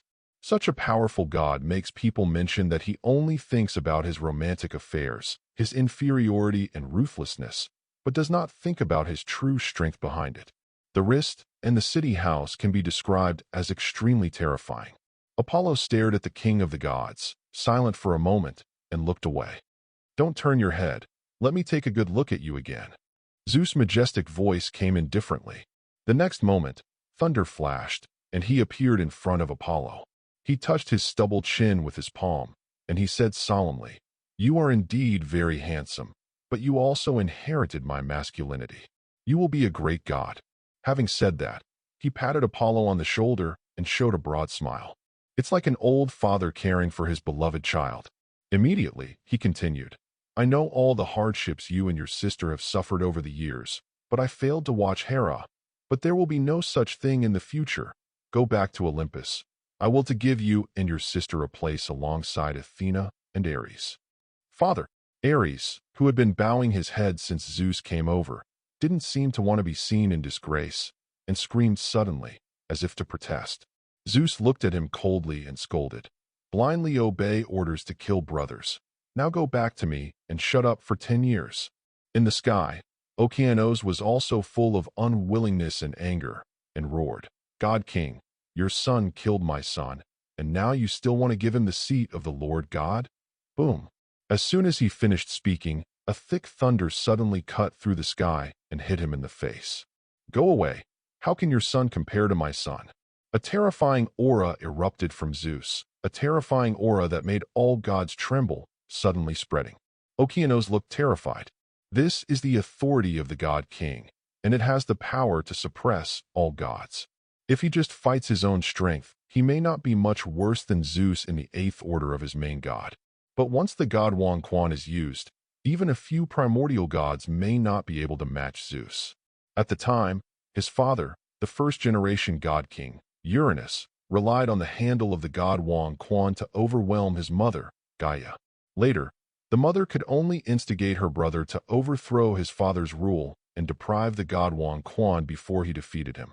Then the mother divided the god Wang Quan into 3 parts, namely the sky, the ocean, and the underworld, as well as the god king, the sea emperor, and the underworld king. Although the handle of the god Wang Quan possessed by Zeus is not as good as it was in the past, it is still an unparalleled power that is enough to suppress all gods. As the thunder surged, Okeanos couldn't help but think of the terrifying face of his father, Uranus. Regardless of the many gods of the oceanic gods, it directly turned into a wave of water and rushed to the other side of the sky. "Oh, what a gutless rat." Zeus sneered coldly and looked at Apollo again, softening in a blink of an eye. "As long as you are by Godfather's side in the future, there will be no gods who can bully you. What is this sweet jujube stick want to touch me?" Apollo was speechless. If he hadn't known what kind of virtue Zeus was, he would have thought that he was really kind and filial to his son when he was so eager to love his son and domineering his old father. Thinking about Zeus's true thoughts in his heart, he squeezed a smile on his face, lowered his head, and said, "Apollo has seen Father God. Thank God, Father, for upholding justice for me." Well, it seems to be echoing, but there is still some dissatisfaction in his eyes. Is this resentment against me for all these years? It should be, and I will slowly conquer it in the future. I can defeat Ares after being born so long, and I will definitely become a leader in the future. I have a mighty arm to rule the gods, but beware of him threatening me. Seeing that Apollo was forced to laugh, Zeus didn't care and said kindly, "Take your sister to Olympus as soon as possible. I look forward to showing your dazzling eyes in front of the gods." Apollo also followed suit, and the two of them were loving and chatting on the sea, and Athena couldn't help but pouted and beat Ares back. Chapter 30. Well, although there is still unwillingness to hide, but the performance is still well-behaved. After talking with Apollo about filial piety to the father, Zeus nodded in his heart. Looking at Athena, "You did a good job today. I most hope to see you children get along in harmony and get closer to Apollo and his sister Artemis in the future." Athena nodded and said, "The daughter understands the meaning of the father." He said so, but he felt keenly in his heart that when he looked at her and Apollo, there was a trace of fear in Zeus' eyes. Immediately reacted. As a godfather, he is most worried about the rebellion of his children. His strength today is no longer inferior to Okeanos, and Apollo will definitely be one of the strongest main gods in the future. Plus his sister Artemis. If the three powerful children have a good relationship, isn't it threatening his throne? It seems that he is not particularly close to Apollo for the time being. Maybe he can pretend not to deal with her sister. Athena thought so. Zeus over there looked at Hecate and Astrea again, and suddenly smiled and said to Apollo, "They are all very beautiful goddesses. When you grow up, I will give you a marriage." Apollo was stunned, but saw Zeus turned into lightning and flew out into the sky. When they turned around, Hecate and Astrea both blushed. Astrea said directly, "Apollo, it won't be long before I see you at Olympus." "Well, I feel like I'm going to be promoted to the main god recently, so I'll go back to the starry sky first." Said it turned into a starlight and flew away. Hecate was much bolder, blinking his eyes and staring at Apollo's cheeks and saying, "The king of God asked you to go to Olympus, and we will have fewer chances to meet in the future." Apollo felt her sadness and smiled. "The life of the gods is endless, and we will always have a chance to be together. Well, I plan to go to the underworld to find Goddess Nyx to improve myself. You must remember to come and see me." Hecate suddenly went up to hug him and immediately disappeared into the ocean. Standing in place, Apollo felt a little lost. An excellent male god will always attract the goddess's admiration. Aren't you very distressed?" Athena's mocking voice appeared in his ear. Apollo looked at her and asked calmly, "Then are you such a goddess?" Athena thought about it seriously and replied, "In my eyes, you are just a younger brother. The male god that can make me admire, at least excel at the top of the gods." "The top of the gods, you mean?" Apollo's eyes flashed. He suddenly said, "You joined the alliance of goddess Amphitrite just for this to accumulate strength? To accomplish such a big thing, you always need some allies, so I suggest you show more charm and gain more goddesses' admiration, so that there will be more allies. Our father did the same." Athena's tone was calm. "You still only see the surface. Only your own strength is the real foundation. Besides, I won't be a person like him. That's definitely not the me you want to see." Apollo smiled and walked into the distance. "Don't be the second Zeus. I hope you can always remember this sentence." Staring at the golden figure walking under the setting sun, Athena couldn't help muttering. Wilson Mountain, the place where Qus, the god of celestial bodies, and the goddess of light, Phoebe, lived in seclusion. After the end of the Titan War, the second-generation god King Cronus was defeated and was infiltrated into Tartarus. These two powerful Titan gods retreated here. Apollo came to this mountain range. In the snowy sky, there was already a slim girl in a short skirt, carrying a bow and arrow, waiting for her in silence. Artemis, Apollo, staring at each other, they both had smiles on their faces at the same time. "I heard about you. You must have suffered a lot these years." Artemis came to Apollo. The things about Apollo were already known to the gods, and even their grandparents were amazed by their grandson's achievements. Born less than 30 years ago, he was able to fight against Okeanos. What kind of talent is this? The gods were shocked by Apollo, the son of the god king. But Artemis only felt sorry for what happened to Apollo. "It's all useless for me. If I'm better than you, Hera will definitely come to target me, and you can live quietly in the ocean." She stroked Apollo's cheek, her eyes full of remorse and pity. "Sister." Apollo was a little overwhelmed, thinking about taking out the deep-sea heart that Amphitrite gave him. "This is my present for you." Staring at the pearl in front of him, Artemis was stunned and immediately sensed something and hurriedly said, "Although the energy contained in this is of the ocean attribute, it also has a great effect on other gods. You should be about to reach the main god, so I'll leave it to you." "Sister, didn't you say to strengthen yourself and protect me?" Apollo smiled, grabbed her white palm, and put the heart of the deep sea in her palm. With a lot of divine source crystals, he actually does not lack auxiliary treasures, and for Artemis, the role of this deep sea heart is undoubtedly greater. Being grabbed by the palm, Artemis was a little embarrassed, and his voice was as thin as a gnat. Mother and grandfather are all waiting there. Oh, will Mother come with us to Olympus? Apollo asked. Artemis shook his head. Mother said that she just wants to be by my grandfather's side now. Let us make our own future. Don't worry about her. Apollo's eyes flickered, and he glanced up abruptly.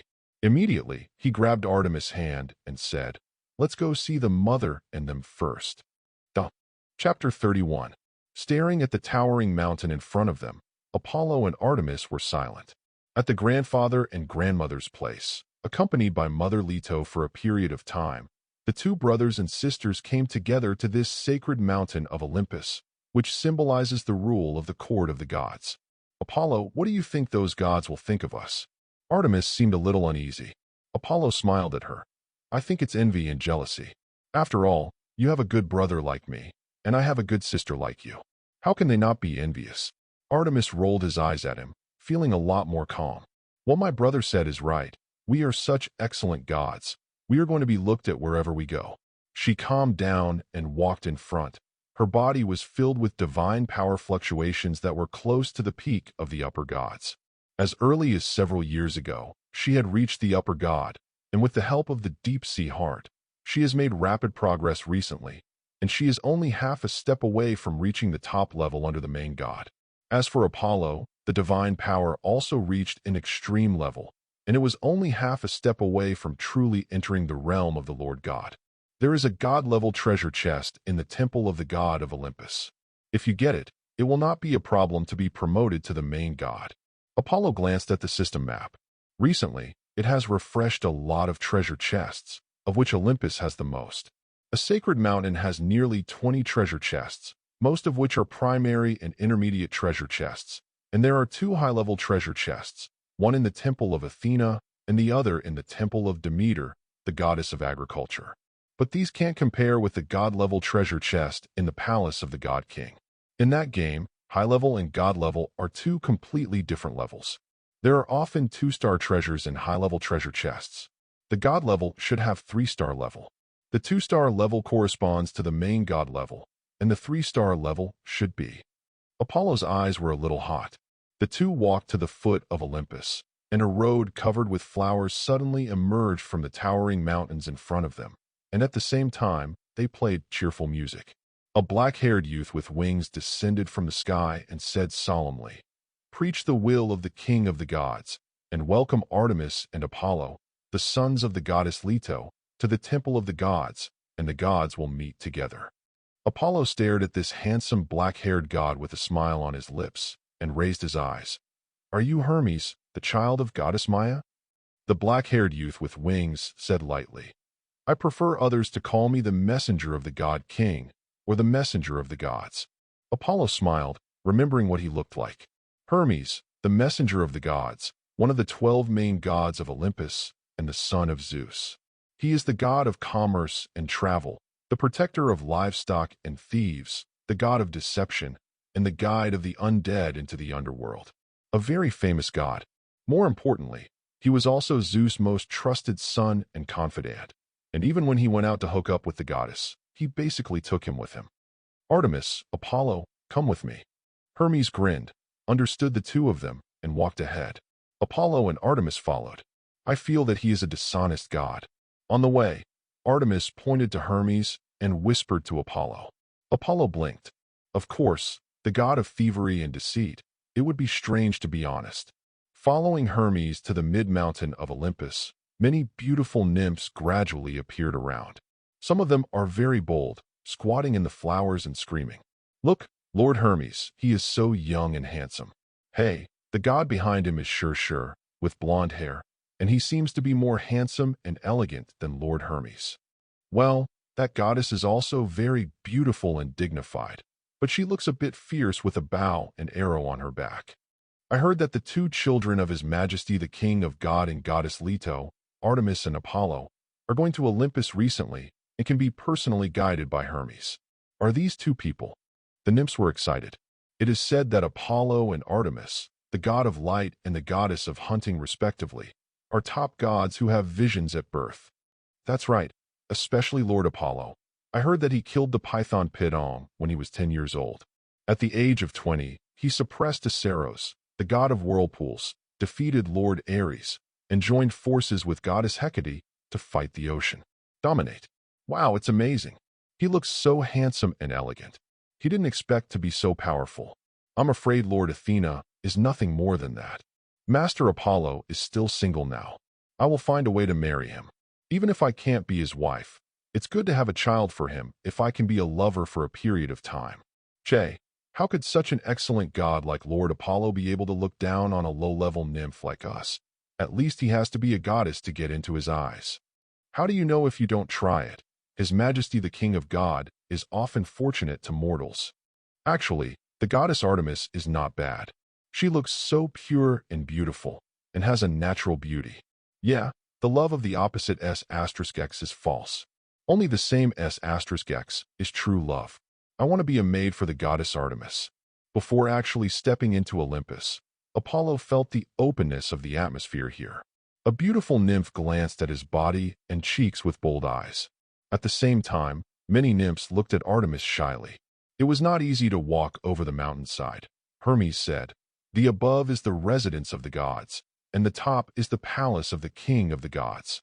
Godfather has already prepared the gods to welcome you." Apollo and Artemis cast their eyes, and in the mist-shrouded sky, handsome and beautiful gods and goddesses suddenly appeared. First of all, 9 graceful and cheerful girls appeared. They stood side by side in the clouds and danced lightly. Some play the piano, some recite poetry, some sing. They are the embodiment of art, a source of inspiration.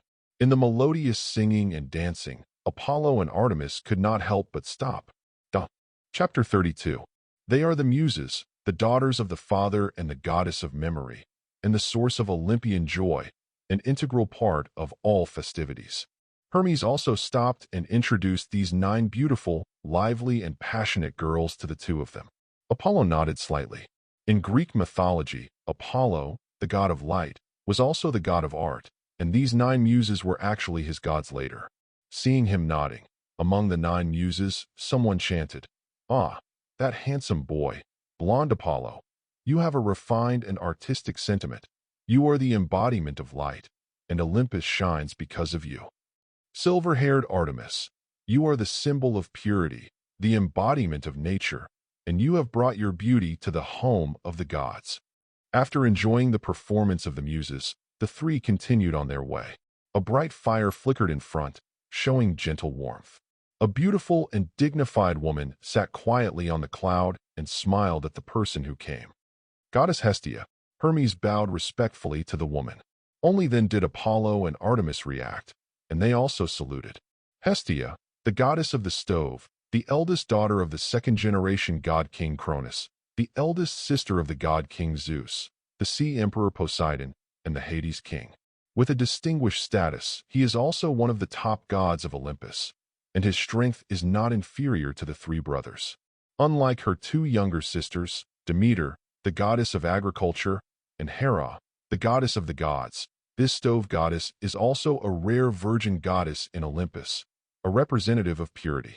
There are 3 virgin goddesses in Greek mythology: Athena, the goddess of wisdom, and Artemis, the goddess of hunting.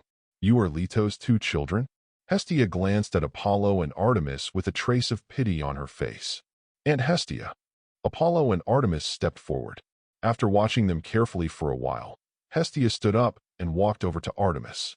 Young Artemis, I can feel that you have a pure heart. Don't be infected by the filth here in Olympus. Artemis nodded quietly. Apollo, you are the same. Hestia said in a low voice.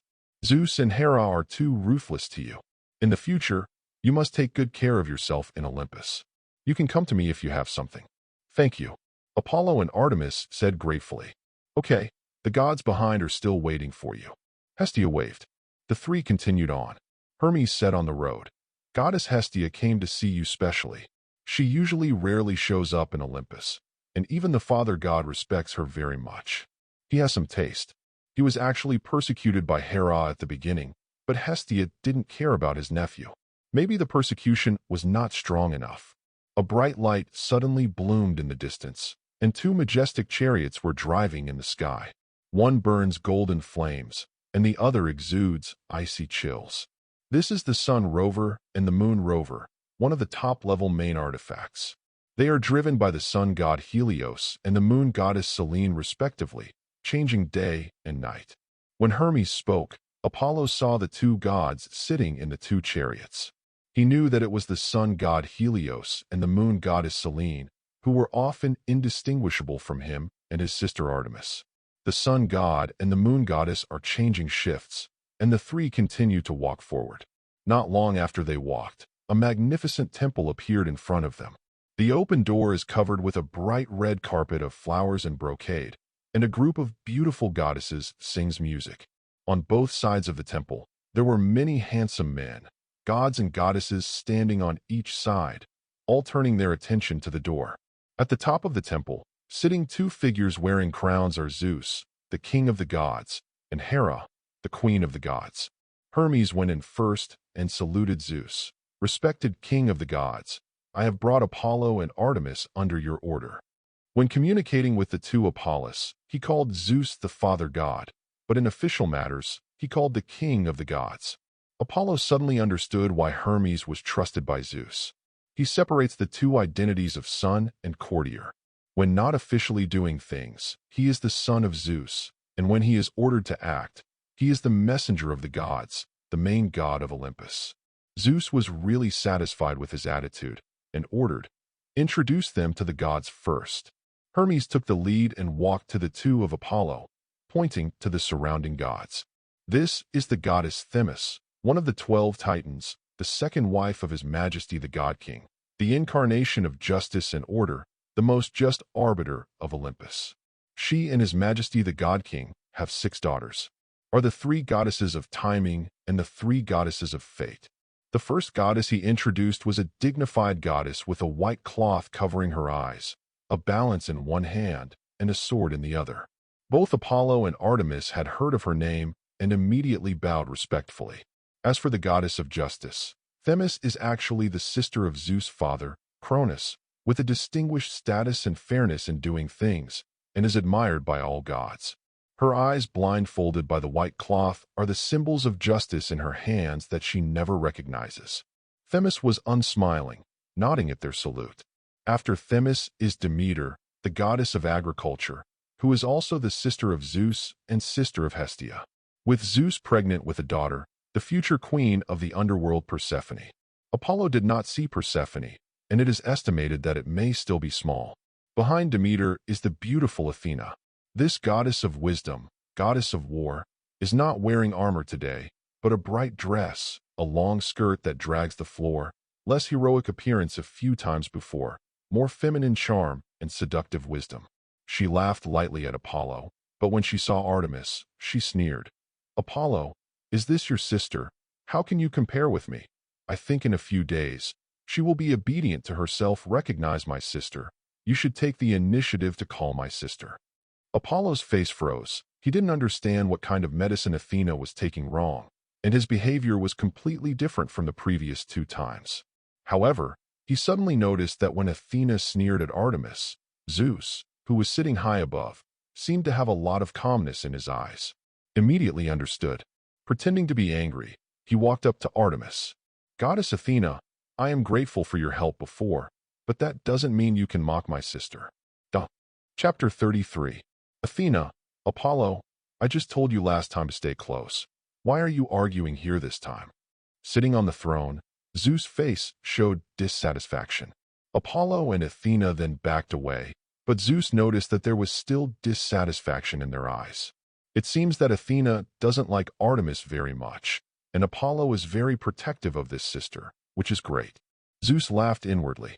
Athena and Apollo are both very good gods. If the relationship continues to be good, what will happen when they join forces to create their own rebellion? However, he still had some doubts in his heart. Athena has always been wise, and today's performance was too reckless.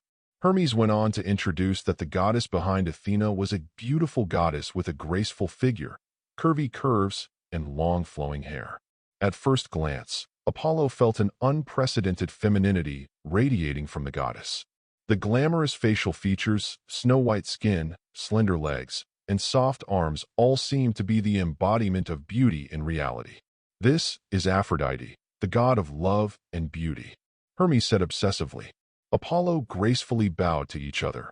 "Goddess Aphrodite, you are the embodiment of beauty and love.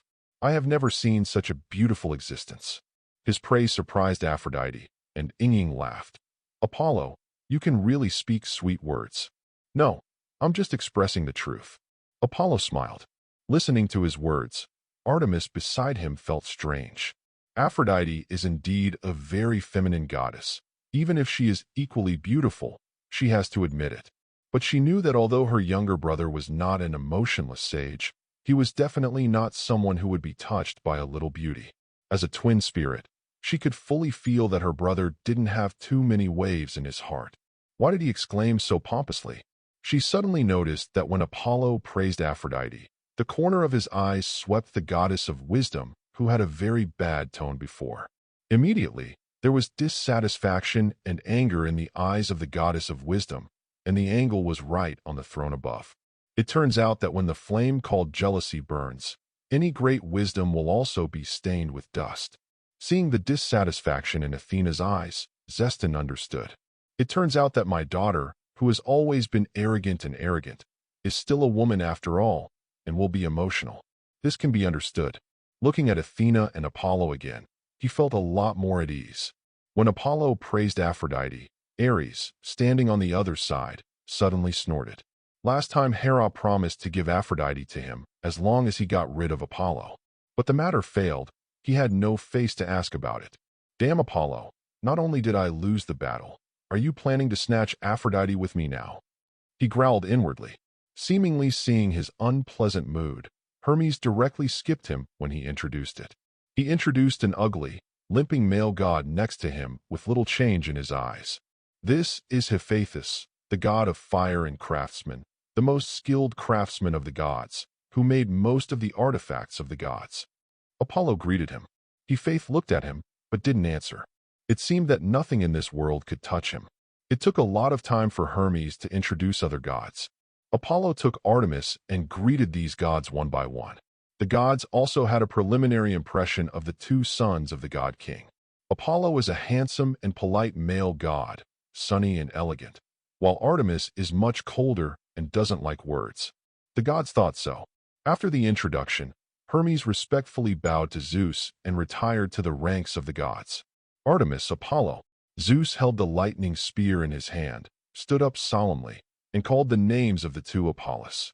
Under the watchful eyes of the gods, the king of the gods said solemnly, "The gods also know each other. My two sons and daughters are very good gods. They have been living abroad before. It was my negligence that caused them to eat less suffering." When he said this, he glanced at Hera beside him. After the Apollo brothers and sisters came in, the gods who did not speak from beginning to end suddenly snorted. Zeus held up the lightning spear and continued. "In order to make up for them, and to make Olympus more prosperous, I decided to canonize Apollo and Artemis as one of the new 12 gods of Olympus." Hearing this sentence, the gods present were both surprised and not very surprised. The main god is a rank, but the position of the 12 main gods of Olympus is a symbol of status and power. Even Zeus himself is still one of the 12 main gods. The system of the 12 main gods originated from the divine court of the previous generation.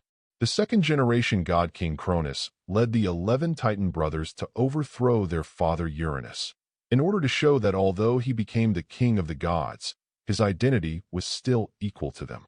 Therefore, the system of the 12 main gods was formulated. He canonized himself and his 11 brothers and sisters as the main gods, so that everyone seems to have the same identity. After the Zeus brothers overthrew him, they also followed this system. Although Hades, the king of the underworld, was unwilling to serve as the main god at the beginning, this system became a joke. But the position of the 12 main gods is still a symbol of the status of the gods. Most of the main gods of Olympus today are either Zeus's wife and lover or Zeus' children. It is not surprising that Zeus would crown Apollo and Artemis as the new main gods. The gods were amazed that he acted in such a hurry. Apollo and Artemis were born less than 100 years ago, and their strengths have not yet reached the rank of the main gods. They have just boarded Olympus. Shouldn't we wait for a period of time before reaching the main god of adulthood, and then canonization? Ares, Hermes, Hephaestus, and Athena were all like this at the beginning. No matter what the gods thought, Zeus held up the lightning spear, looked at the two Apollos solemnly, and announced loudly, "Artemis, my beautiful and pure daughter, now I canonize you as the goddess of hunting. Sit high top of Olympus." Under the watchful eyes of the gods, Artemis slowly walked to Zeus. Zeus smiled at her. In an instant, a ray of light enveloped Artemis, and her breath suddenly soared, breaking through to the pinnacle of the upper god, and bathing in silver-white divine light all over her body. At this moment, whether it is the sky or the earth, the ocean or the underworld, all the gods perceive it. Olympus rose a new throne. Looking at the glorious elder sister above, a smile appeared on the corner of Apollo's mouth. Suddenly, next to the throne of Zeus, he saw a small golden box. That is, a god-level treasure chest. Chapter 34.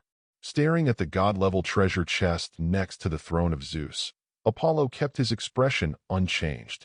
After finishing the canonization of Artemis, under the eyes of the gods, Zeus turned his attention to him. The lightning spear lifted lightly, and the king of the gods solemnly said, "Apollo, make me proud son. You are as brilliant as gold, the incarnation of light, and you will surely bring a new glory to Olympus. Witness of the gods, I will name him the god of light, and sit high on Olympus." Olympus. The gods of heaven and earth once again felt a surging throne of infinite light rising over Olympus. Looking at Artemis as he walked down, Apollo slowly walked towards Zeus. The dazzling golden light bloomed on his body, setting off his slender and tall figure, and his handsome cheeks were like the most perfect artwork, reflecting in the temple of the gods. Looking at the golden figure walking up step by step, Hera's eyes behind Zeus were full of jealousy and hatred, and her white arms tightly grasped the armrest of the throne. Zeus's face was full of smiles, and a brilliant light enveloped Apollo. In an instant, Apollo felt that the power of his own blood had been activated a lot, and the distance to promotion to the main god was only a line. It seems that the so-called position of the main god is not entirely a vain position. It is related to some special rules. Could it be the so-called God Wang Quan handle? Apollo's mind turned, and suddenly he leaned down and bowed to Zeus. Apollo has seen Father God.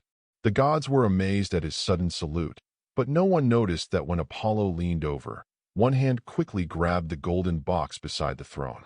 At the same time, use space magic to put away the treasure chest. Don't be too polite. Zeus lifted him up with a chuckle. There was a strange look in his eyes. He noticed that Apollo's eyes just now were swept toward his throne. Could it be that he is coveting my throne? With this thought, Zeus's heart sank. However, with a smile on his face, he grabbed Apollo's hand and walked to Artemis. Raising their arms high, they shouted to the gods, "Let's celebrate the god of light and the goddess of the hunt." The gods immediately echoed and cheered. The 9 muses appeared, dancing and singing happily. Tables of fine wines and delicacies also appeared outside, and many nymphs served quietly, and a grand banquet began immediately. The banquet lasted for several days before Apollo and Artemis had the opportunity to come to their temple. Lord Apollo, this temple of light was built by Kratos, the god of divine power of Lord Phaethus, many years ago. Several nymphs brought Apollo to his temple of light. This temple is located not far from the top of Mount Olympus. The whole body is made of gold. It is tall and magnificent, and it emits a brilliant light in the setting sun. Walking in is a wide space. First, there is the main hall used to receive guests, and there are 4 or 5 smaller side halls and a garden next to it. The garden is full of flowers and plants, and behind it is the place to live and the training ground for exercise. After roughly understanding it, Apollo retreated the nymph assigned to him and came to the bedroom where he lived. After closing the doors and windows and setting up a few magic circles, he took out the golden treasure chest. God-level treasure chest. Looking at the small golden box in front of him, Apollo's eyes were solemn. He is willing to board Olympus so quickly, largely because of this treasure chest. Now is the time to accept the results. Carefully open the treasure chest. In the dark room, a golden light suddenly flashed. At the same time, the voice of the system appeared in my mind. Ding! You have opened a god-level treasure chest and obtained the source crystal asterisk 2600, Audiobook's etheric divine body method, 3-star, and the divine weapon burning sword, 3-star. Hearing the sound of the system, Apollo was shocked. It's really a 3-star rating, the etheric body method, the burning sword. Isn't the name Audiobook the name of the sun god in the game? A copy of the world of gods? Remember that the dungeon is countless times as vast as the Bielego continent, and the god of 9 pillars rules the world. Audiobook, the sun god, is one of the 9 pillar gods and the king of the pantheon. He was the strongest god born at the beginning of the world. He led the gods to defeat the serpent of chaos, created the pantheon, pacified the black stone disaster, and destroyed the kingdom of shadows. God is like a prison, and his most powerful thing is the sun god body that claims to contain the power of billions of stars in the universe, also called ether god body. The memory of the gods made Apollo recall all of a sudden, and his expression became excited. In that game setting, the etheric divine body is the supreme divine body that can encompass all the energies of all things in the universe. Cultivating to the extreme, it can turn every cell of the body into a star, or even a star system, and the body forms a universe.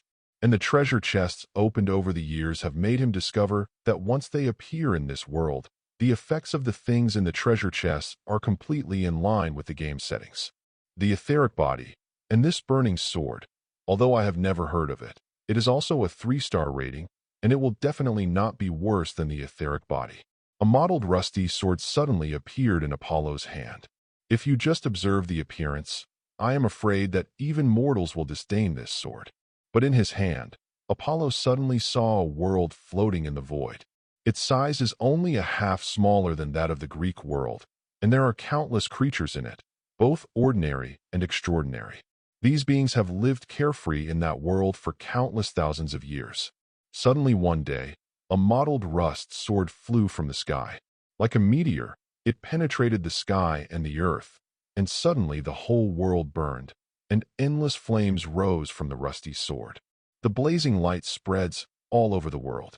For 9 days and 9 nights, the world was completely engulfed in flames, and as early as the 3rd day, all life was wiped out.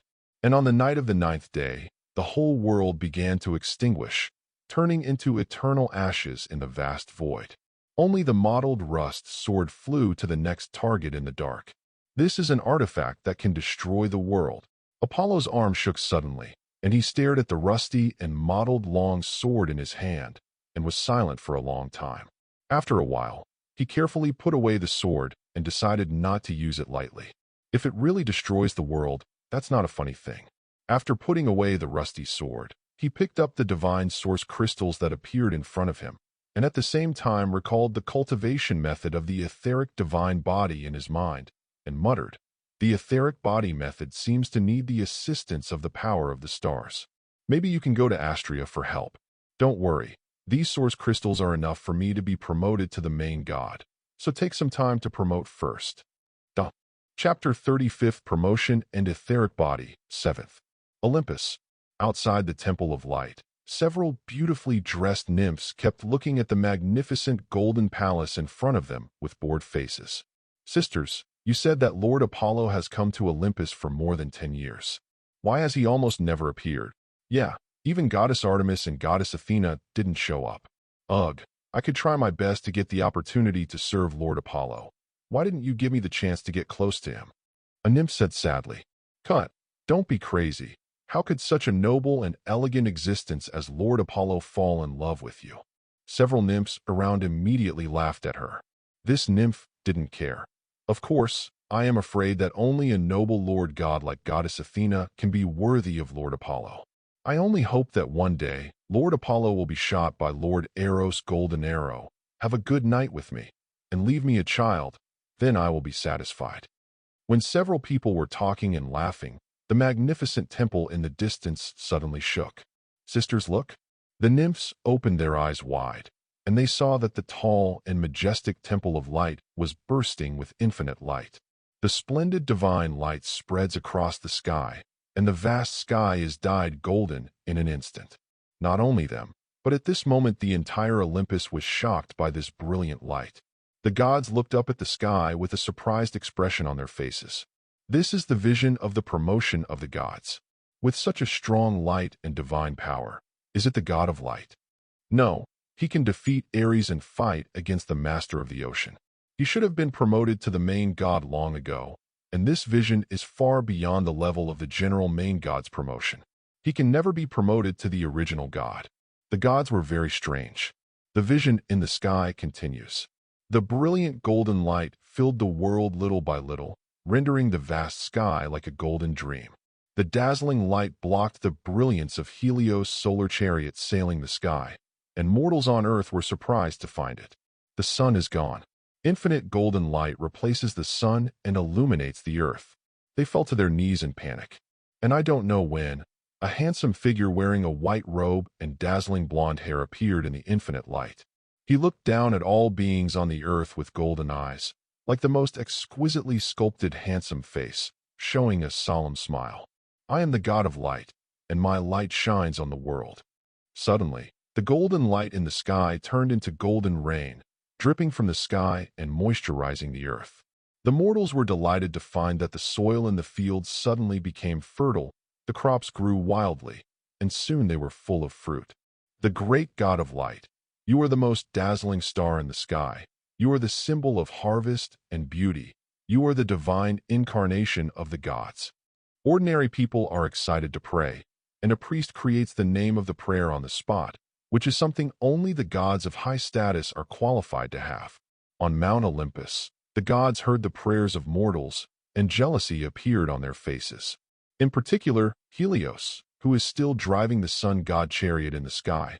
As the sun god, he has a high status.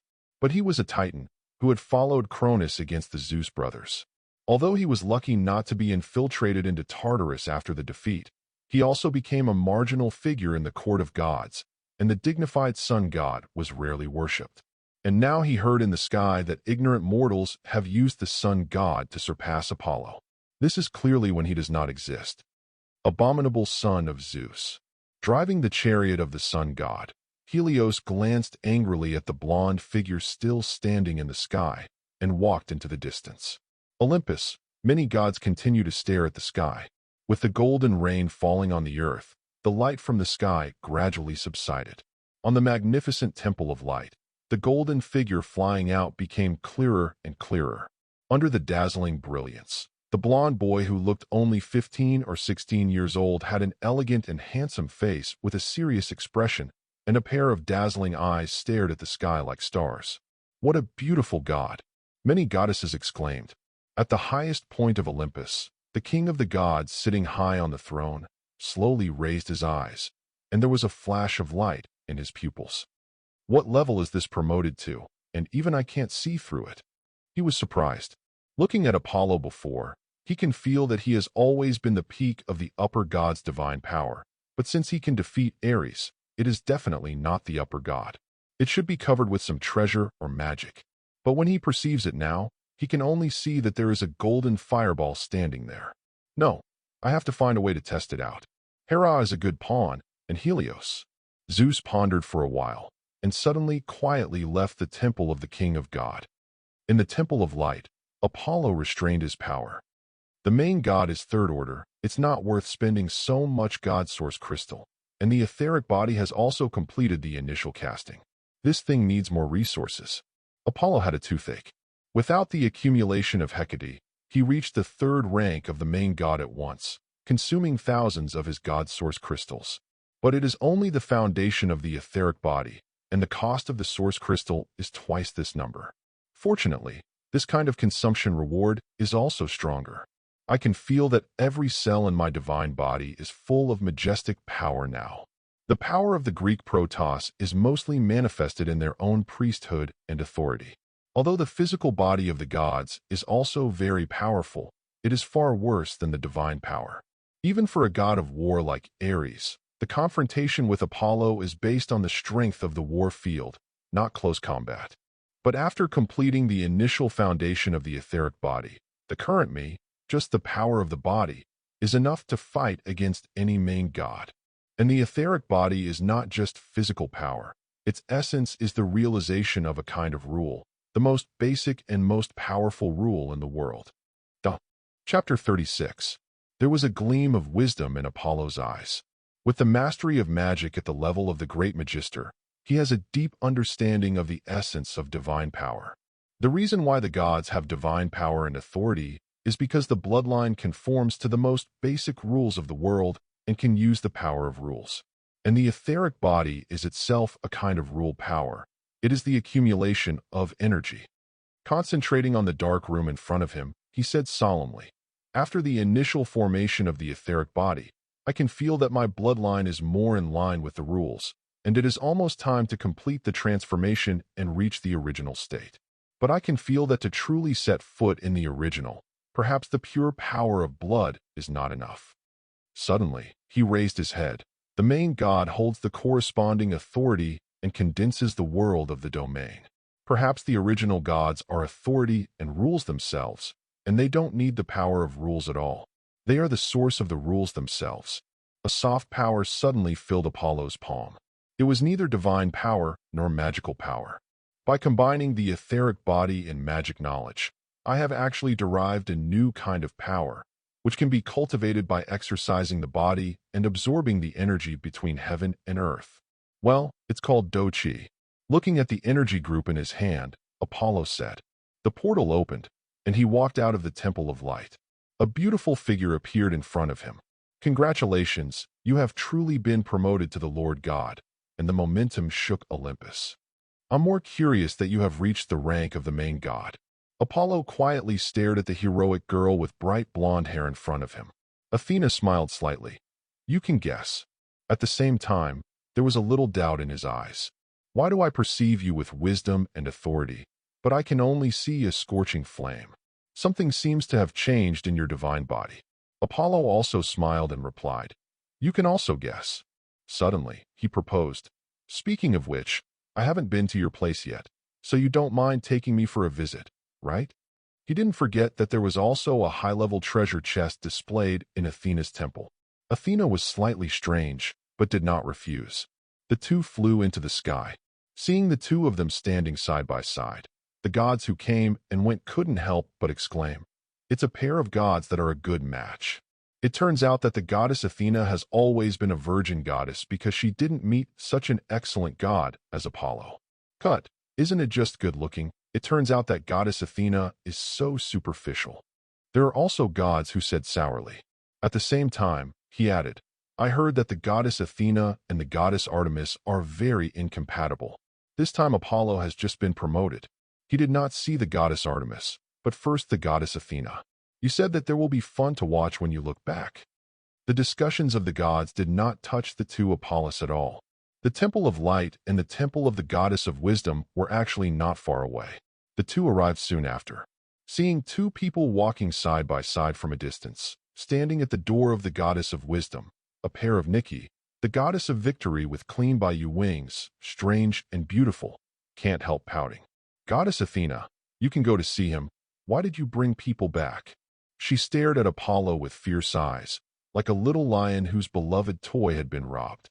Apollo looked a little strange. After entering Olympus, he had heard a lot about Athena.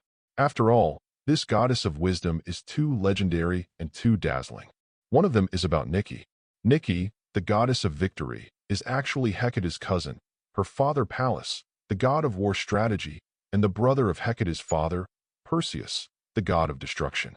At the time, the Titans had three top wise men. They are Métis, the goddess of wisdom, Prometheus, the prophet, and Pallas, the god of war tactics. Among them, Métis and Prometheus both helped Zeus in the Titan War and dealt with Cronus. Only Pallas stood on the side of the Titans, as the commander, commanding the Titans to fight the Zeus brothers. It can be said that it was the brain of Cronus during the Titan War. But it is strange that after the victory in the Titan War, Zeus did not enter him into Tartarus. On the contrary, It was the other two wise men who supported him. Metis and Prometheus both ended miserably. As the daughter of Pallas, Nike, the goddess of victory, did not hesitate to break with her father during the Titan War and sided with Zeus. Because victory is only on the side of the victor. After Zeus became the king of gods and rewarded the gods who helped him, Nike was also a very important hero. But she did not accept the canonization. Until later, Athena was born. She suddenly volunteered to be Athena's slave god. The wings of victory will always accompany the light of wisdom, she said to Zeus. Generally, the gods subordinate to the main god are called gods, and only Nike is the subordinate god of Athena. Because she was never just Athena's subordinate, but also her best friend and closest comrade in arms. But she was so eager to follow Athena, which caused some rumors in Olympus. Many gods said that Nike actually liked the same S*X, and it was because of the temptation of Metis, the goddess of wisdom, that she joined Zeus. Now with her daughter. It shouldn't be true. Apollo pondered in his heart and looked at Nike. Nike glared back at him. Don't make trouble. Nike is going to prepare some tea for our guests. Athena greeted. Nike reluctantly left. When she left, Athena brought Apollo to the inner hall. Looking around, she suddenly became serious. You have to pay more attention in the future. If you find something unusual, be careful. Apollo frowned. Why do you say that? Athena stared at him and sighed softly. The changes in your divine body are very strange. Since I can no longer see the details of you, I think our Father God should not be able to. Anything beyond his grasp, he will never tolerate. So next you may encounter the stare of fate. The gaze of fate, you mean? Apollo's pupils shrank. 3 Goddesses of Destiny. Chapter 37. The 3 goddesses of destiny, Atropis, Crado, and Lachesis, are the daughters of the goddess Themis. Since they were born, they have been secluded in the temple of the goddess of fate outside Olympus, and few gods have seen them. The temple of the goddess of destiny is a forbidden place for the gods. Except for our Father, no gods can step on it, including their mother goddess Themis. Athena looked solemn. Although I don't know their specific situation, it will never be an ordinary existence with the word fate. Apollo's face was very calm.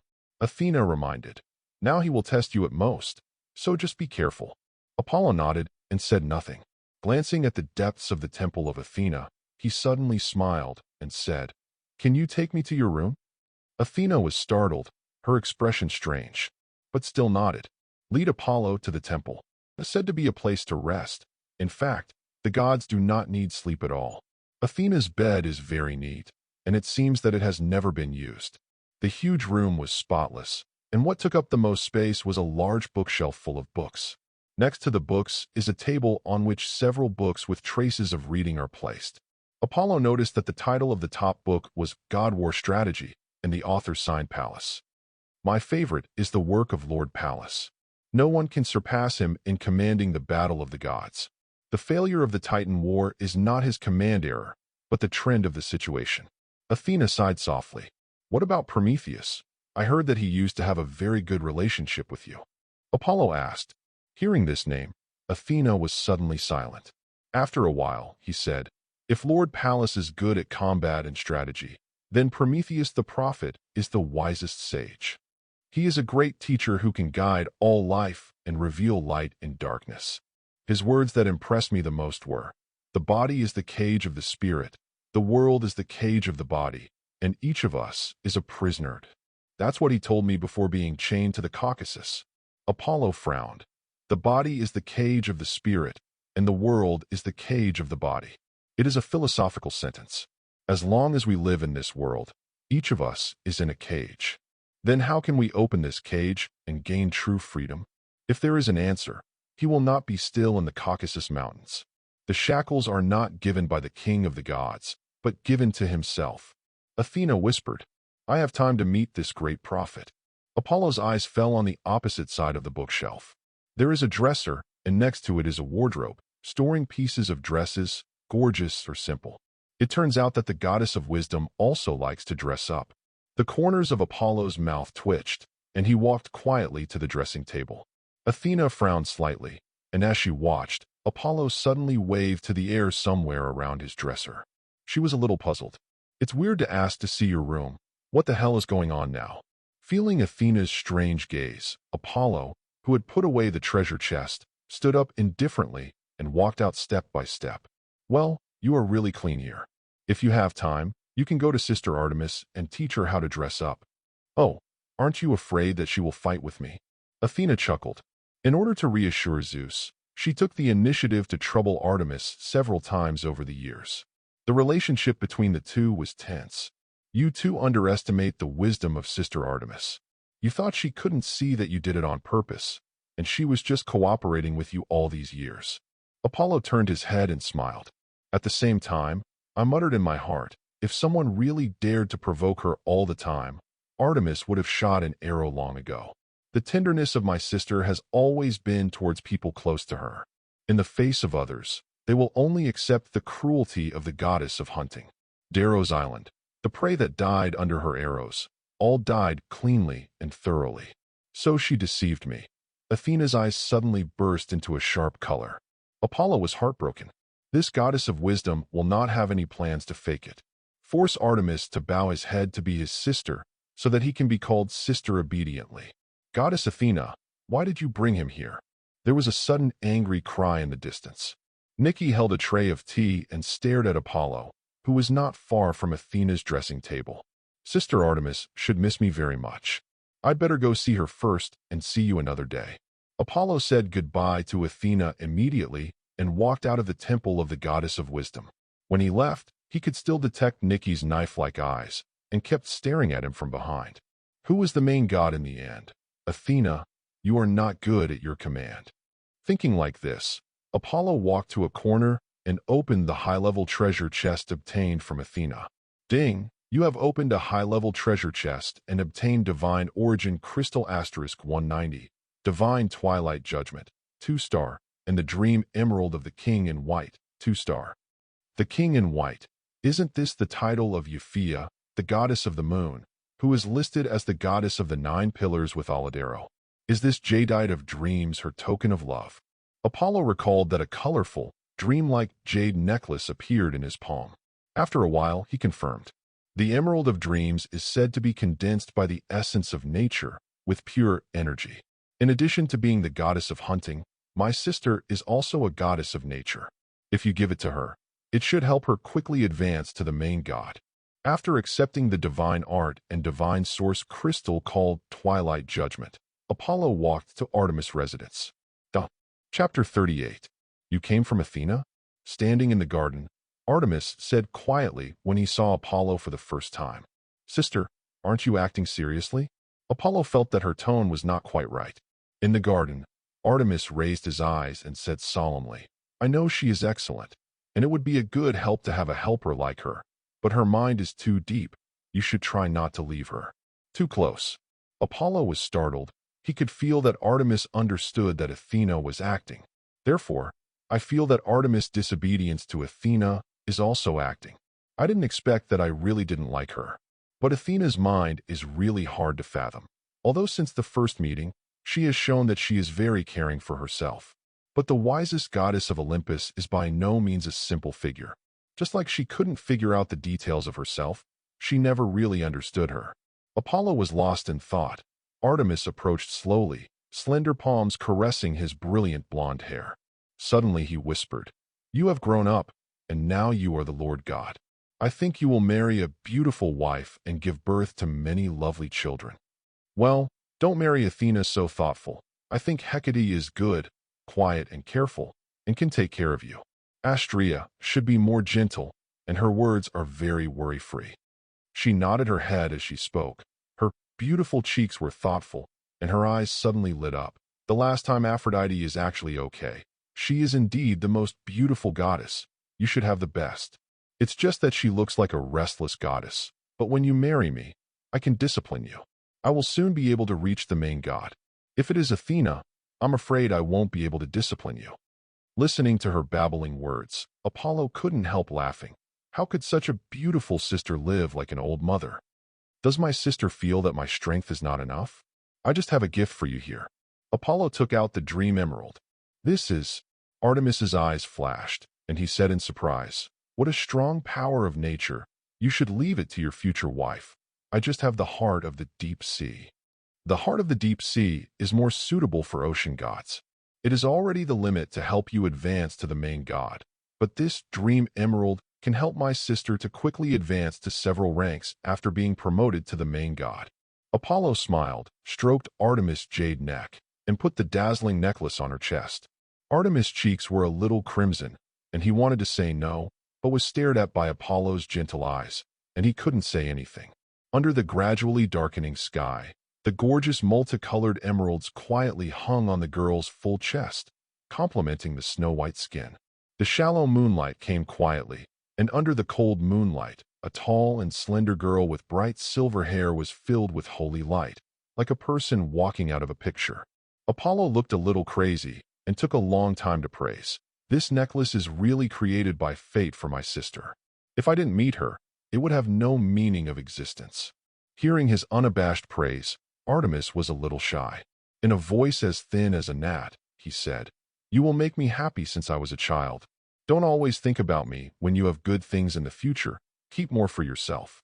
Under the moonlight, her face became sad. "Since I was a child, I hoped to be able to beat you, so that I could stand in front of you and shield you from the wind and rain. But now it seems that my brother is the most dazzling sun after all. How can the light of the silver moon block the color of the sun?" She raised her head and gazed at Apollo's cheeks with eyes full of pride and love. Tranquility said, "But no matter how the sun moves, Inoue will always accompany him behind him. We are twin spirits, and I will always be behind you." Walking out of Artemis, Apollo felt a little heavy. In the eyes of other gods, Artemis, the goddess of hunting, is a very proud and cold goddess, treating her prey with cruelty like nature. But in the face of the closest family members, she is always so deeply in love. She made him feel guilty and pitiful. No matter what the future is, we will be eternal twin spirits, guarding each other. Staring at the bright starry sky above, Apollo suddenly flew out into the sky. Olympus is the highest mountain in the world. But no matter how tall the mountain is, there is also a height that cannot be surpassed. That's the height of the sky. But the stars hang in the sky. When it comes to the lands of the gods, people always talk about Olympus, the ocean, the underworld, and the vast land ruled by the mother of the earth, Gaia. But few people pay attention to the starry sky above. Since the first god king, Uranus, the god of the sky, abdicated and disappeared, the starry sky has lost its master. Until the birth of Astraeos, the lord of the stars of the second generation of Titans, he and Eos, the goddess of dawn, gave birth to the stars in the sky. Venus Spolos, Jupiter Phaeton, Mercury Stilben, Mars Pylois, Saturn Phanon. A dazzling sun, who ruled the stars for him. This little-known deity has made him one of the most powerful rulers in the world. Poseidon and Okeanos want 3 points of the ocean. But he alone leads the vast starry sky, dominates the stars, and establishes his own god system. Even Zeus was completely unable to order him. Apollo is now among the stars. He felt that every cell in his body was boiling, and the power of the etheric body was shaking. This set of supreme divine bodies was created by simulating the power of the stars. Think of every particle that makes up the body as a star, surrounded by many planets. The power of the stars shines, forming galaxies.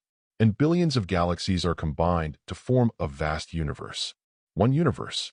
The etheric body has 3 realms: the stars, the galaxies, and the universe. Apollo is now pursuing the first realm, the baptism of the power of the stars, and the particles of the gods become stars. As soon as he stepped into the starry sky, he wanted a dignified girl with purple hair, standing quietly in the light of the stars, watching him calmly. "Apollo, welcome to the starry sky as a guest." Chapter 39. Astrea, long time no see. Apollo walked to the girl with a light smile. "Actually, it didn't take long for me to hear from you all the time. I felt the scene of your promotion even in the starry sky." As the stars shone, Astrea praised. "Aren't you also promoted to the main god?" Apollo stared at her and saw the change in her divine power at a glance. "That's not the same. I was only at my age, and my bloodline was fully activated, so I was barely promoted. The vision has not been passed on to the stars. How can I compare with you? Even Godfather is proud of your excellence. Astrea shook her head. Road. I just happened to be meeting the Lord of the Stars this time. It's a bit unfortunate to visit God the Father. Why do you say that? Apollo stared strangely at the shining maiden among the stars. Astrea's eyes lightened. Because Goddess Demeter has just come to visit God Father. Goddess Demeter? Apollo was a little surprised. Demeter, the goddess of agriculture, is the second sister of Zeus, one of the main gods of Olympus, and the sixth wife of Zeus, but at the same time also had several relationships with Poseidon. The deepest impression she gave Apollo was that the system map showed that there was a high-level treasure chest in her temple. I originally planned to visit her sometime later in order to get the treasure box, but now I can make an appointment in advance. Apollo's thoughts flashed, and a smile appeared on his face. Astrea, that's just right. My Aunt Hestia had a conversation once, but I haven't spoken to Aunt Demeter yet. This time I can get in touch with each other. Well, I forgot that Goddess Demeter is the elder sister of the God King. Astrea nodded and took Apollo to the depths of the starry sky. The stars are twinkling, the stars are shining. A majestic temple, standing in the place where the stars are intertwined, exudes a majestic momentum. This is the temple of the stars of the Father God. Astrea led Apollo into the gate. At this time, several lively teenagers with different hair colors ran out laughing. Sister Astrea, is this blonde goddess the god of light you always mentioned? The fiery red-haired boy asked first. Astrea blushed, glanced at Apollo secretly, and found that Apollo's complexion had not changed much, so he was relieved. His eyes stared at several teenagers. Paloas, you are the one who talks the most. Go to the mother goddess to exercise your divine power, and the four of you, Spiros, Phaeton, Stilben, and Phanon, will also follow. No, Sister Astrea, you were the most gentle in the past. Does it mean that the goddess will become fierce when she has someone in her heart? The faces of the teenagers suddenly collapsed. Also said, go to the mother god. Astrea drove them away. These are your star god younger brothers? Apollo asked when the teenagers left. Well, Astrea nodded. It's all guys who don't let me worry. I really envy Artemis, having a younger brother like you. I heard that you still have 4 function brothers. You mean Boreas, Zephyros, Nodos, and Heosphilos. They're not as cute as Pyrrhus, and they're all horny guys. Astrea frowned. Seeing that she didn't seem to want to say more, Apollo stopped talking. Boreas, the god of the north wind, Zephyros, the god of the west wind, Nodos, the god of Nan foam, Heosphilos, the god of the east wind. They are all the sons of her father, Astraeos, lord of the stars, but it seems that they left the stars early, not to go to Olympus, but to take refuge in the hands of Gaia, the mother of the earth. This grandmother of the gods, the primordial goddess with the highest status and most honorable status in the gods, has never been in existence who likes to be peaceful. In the past dynasties of divine court rule, her intervention was indispensable. Hey, you are Apollo. Before they could step into the main hall of the Temple of the Stars with Astrea, a plump and beautiful woman in a green skirt walked towards him. Seeing Apollo's first glance, she made a sound. Apollo also went up to greet him immediately. Aunt Demeter, except the time we just went to Olympus. This should be the first time we have met. Yeah, I've been busy taking care of my Persephone all these years, and I'm so sorry for not being able to visit you and your sister. Demeter's face appeared ashamed. It's also me who is wrong. As a junior, I should visit my aunt and you immediately after I boarded Olympus. Apollo blamed himself. You are such a polite and good boy. Demeter looked at Apollo embarrassedly. Sister Hera did too much at the beginning, but fortunately, the king of God found out immediately and brought you back to Olympus. She first accused Hera a few words, and then she said, if you have time, go to my place to get close to Persephone. She is also your sister. Apollo smiled. Of course, when I return from the Lord of the Stars, I will visit my aunt. Demeter nodded, suddenly glanced at Apollo and Astrea, and praised. You are really a good match. You are here to see the Lord of the Stars for this matter? I will talk about Leto. My sister, shouldn't this kind of thing be up to her? Halfway through speaking, she suddenly noticed that Astrea's pale cheeks became extremely flushed, and she stopped her voice. The person who came over, she chuckled twice, gave Apollo a look, and immediately turned into a streamer and quickly left. After she left, Astrea slowly recovered her expression and said to Apollo, "Let's go in and see God the Father." Looking at her face full of embarrassment, Apollo suddenly said, "Before coming, Sister Artemis told me that Astrea is gentle and considerate. If she can marry you, she will be a very good wife." "Why did Sister Artemis say that?" In front of the lofty temple gate, Astrea lowered her head angrily and tentatively asked in a small voice full of hope, "Then what do you think?" Staring at her bright eyes, Apollo said seriously, "I think what Sister Artemis said is quite right." In an instant, the surrounding starlight flickered several times, until Apollo strode into the front hall. Only then did Astrea summon up the courage to raise her eyes brighter than the stars, staring at the golden back. The corners of his mouth were filled with joy, and he murmured, "So you think I'm fine too, this? Very nice." Duh. Chapter 40. In the tall palace, thousands of stars are surging. A tall figure sat tall and straight on the uppermost throne, bathed in bright stars. Staring above, Apollo gave a gentle salute. "Apollo has seen the Lord of the Stars." "Are you Apollo?" A mighty voice came from above, as if the stars were moving. Dressed in a robe of stars, Asterios, the Lord of the Stars with a majestic eyebrows, carefully looked at the blonde god with deep eyes for a long time. Then he whispered, "Zeus is really favored by fate. First Athena, and then you. The most outstanding young people among the gods are his children. I just don't know whether this is lucky or unfortunate for him."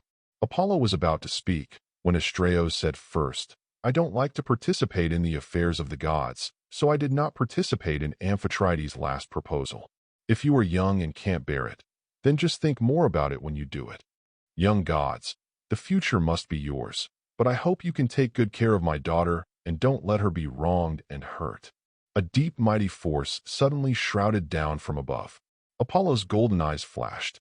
The dawn field opened, and the third-order divine power of the main god and the etheric body all erupted, converging into a powerful force that was close to the limit of the main god. Pong! The imposing aura condensed by the light of the stars was instantly shattered in a radiance. "Master of the stars, is this strength enough to make you trustworthy?" Apollo silently stared at the starlight above. The figure of Astraeus, shrouded in the brilliance of the stars, shook suddenly. Wan Xinghe's eyes stared at the bottom, and his voice was low. "Young god, it seems that I underestimated you. But your father is by no means a simple existence. Especially, he also has the secret of fate." "Fate, what is that?" Apollo frowned. Under the shroud of starlight, Asterius, who was sitting high on the throne, was silent for a long time before answering. The answer to this question, apart from the 3 generations of god kings, may only be the oldest and most powerful 5 who can answer it. Apollo pondered for a moment and said to Astraeus, "I have one thing I want to ask the Lord of the Stars for your help this time." "What's the matter?" asked Asterius. The test just now made him understand. The seemingly young god in front of him possesses a power that is in no way inferior to himself, who has been in charge of the stars for thousands of years. It's no wonder that his seemingly gentle, but actually reserved and arrogant daughter will never forget him in such a short period of time. Such a god, what would he ask himself for help? Apollo's body suddenly filled with the light of the etheric body, and at the same time, the energy he named Do-Chi emerged. The Lord of the Stars should know that Hecate created a special power called magic, which can exert the extraordinary power that only gods have without divine power and priesthood. Astraeus nodded. "Yes, listen to Astrea. You are even better than Hecate in the attainment of magic. Is this the power of magic?" "This is overrated. Hecate's talent is unparalleled, but with magical attainments, I dare not say that I am better than her. However, this power is not magic. It is another kind of originality that I created that does not require divine power and clergy. Can also be extremely powerful things. My name is Do-Chi." "Do-Chi." Astraeus whispered the name, surprised. "Then what does this have to do with asking me to help?" Apollo smiled and said, "Do-Chi is a unique power that I have developed recently. I have studied it to a certain extent and found that to continue to increase its power, it needs the assistance of the power of the stars. It turns out that this is the case. It's quite simple." Asterius agreed very readily. And he was also curious about what kind of power the so-called doing Qi was. Seeing that he agreed, Apollo heaved a sigh of relief. In fact, the so-called Do Qi was formed after he simplified the power of the etheric body and simplified it many times. His weakest Do Qi is called Black Iron Do Qi, and above it are Bronze Do Qi, Silver Do Qi, and Gold Do Qi. To reach the level of Golden Do Qi, if you want to go further, you must accept the baptism of stars, awaken the true power of ether, and reach the level of parity with gods.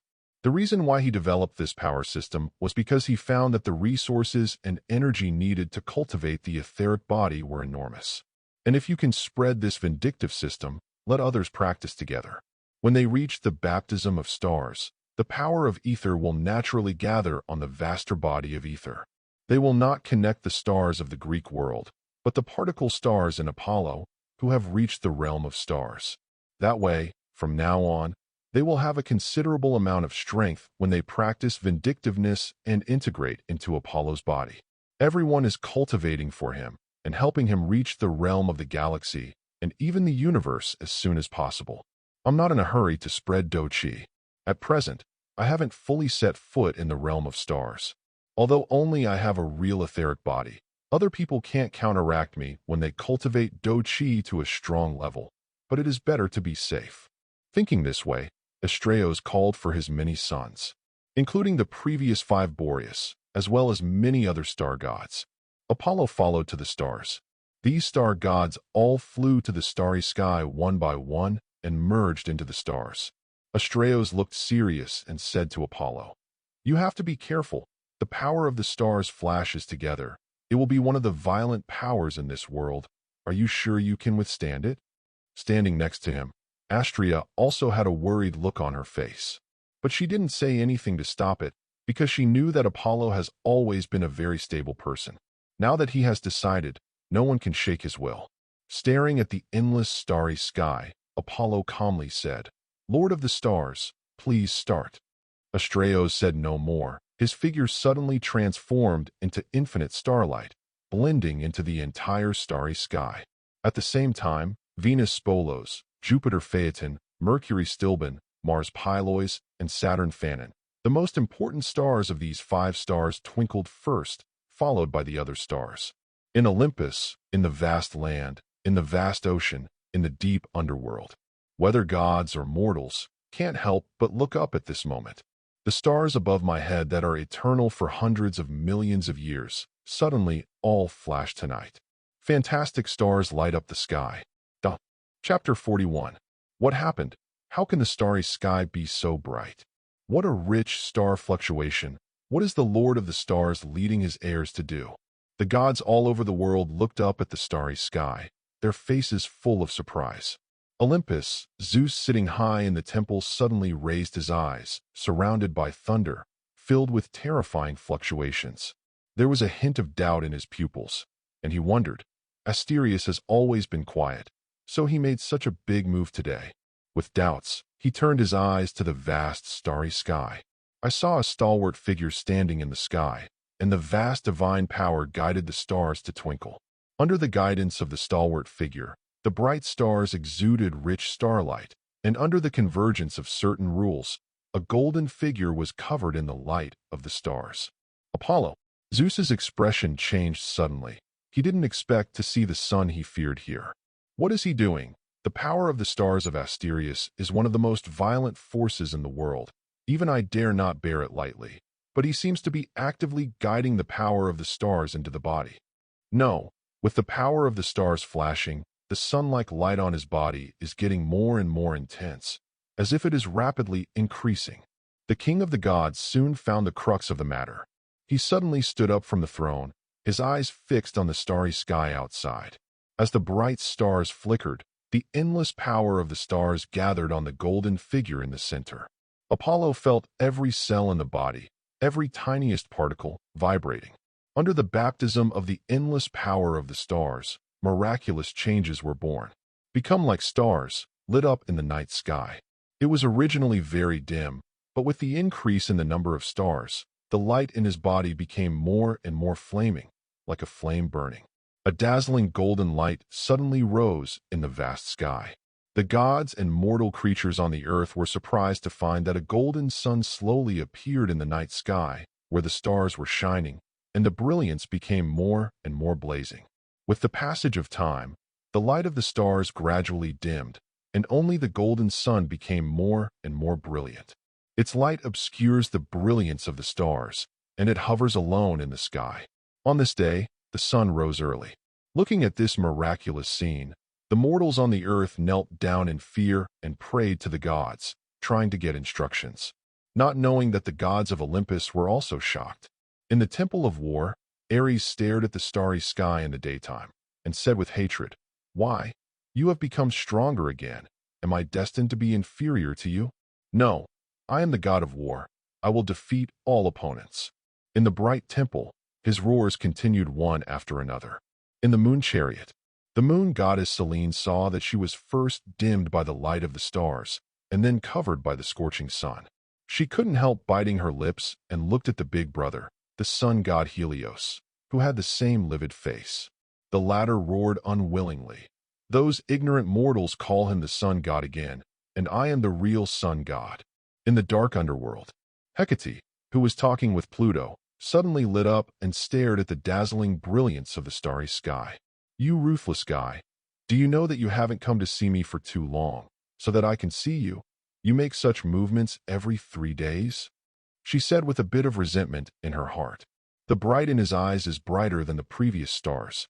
On the edge of the world, in the endless ocean and river, staring at the surging water waves in front of him, a monstrous hatred suddenly appeared on Okeanos' face. "Aceros, my son, God the Father will never let your enemy proud. So what if he is stronger now? Sooner or later, I will let him be buried in this endless ocean and river." The roar full of anger suddenly shook the entire ocean and river, stirring up endless waves. "Apollo, my brother, my twin spirit, you will always be the most dazzling sun. The stars and the silver moon can only be dimmed in front of you." Olympus, Artemis stared at the sky with a smile on the corner of his mouth. A series of eyes, or amazement, or expectation, or jealousy, or love, all converge in the sky. The dazzling sun is there. Whether you care or not, he will always hang above your head, blooming the most brilliant light. It can't go on like this. In the palace of the god king, Zeus said with a gloomy face. Suddenly, he appeared in an ancient temple. "The light in this hall is very dark. There is a simple weaving bed, and 3 figures sit next to them, concentrating on weaving invisible silk threads. Rows of candles were lit on both sides, and the faces of the 3 figures became clear under the candlelight.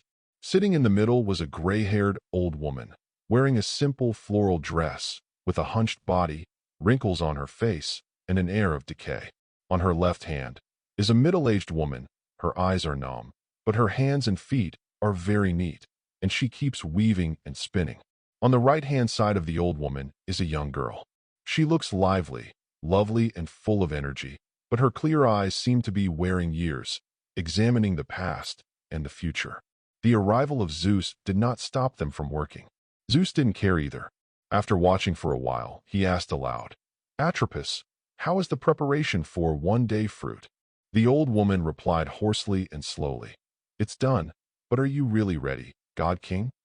Zeus sneered. "It was Gaia and the others who forced me. This time will be the opportunity for me to set foot in the original. If I don't do this, sooner or later I will end up like Uranus and Cronus." "This is your absurdity. You always try to control your destiny, but everything you do will only make yourself more and more controlled by destiny. Those who try to play with fate will eventually be played by fate." Under the dim candlelight, the old woman's eyes were deep. Zeus showed impatience on his face and asked again, "How are you preparing for the thread of fate of Apollo that you weave?" The old woman's face suddenly became very strange. "What's wrong?"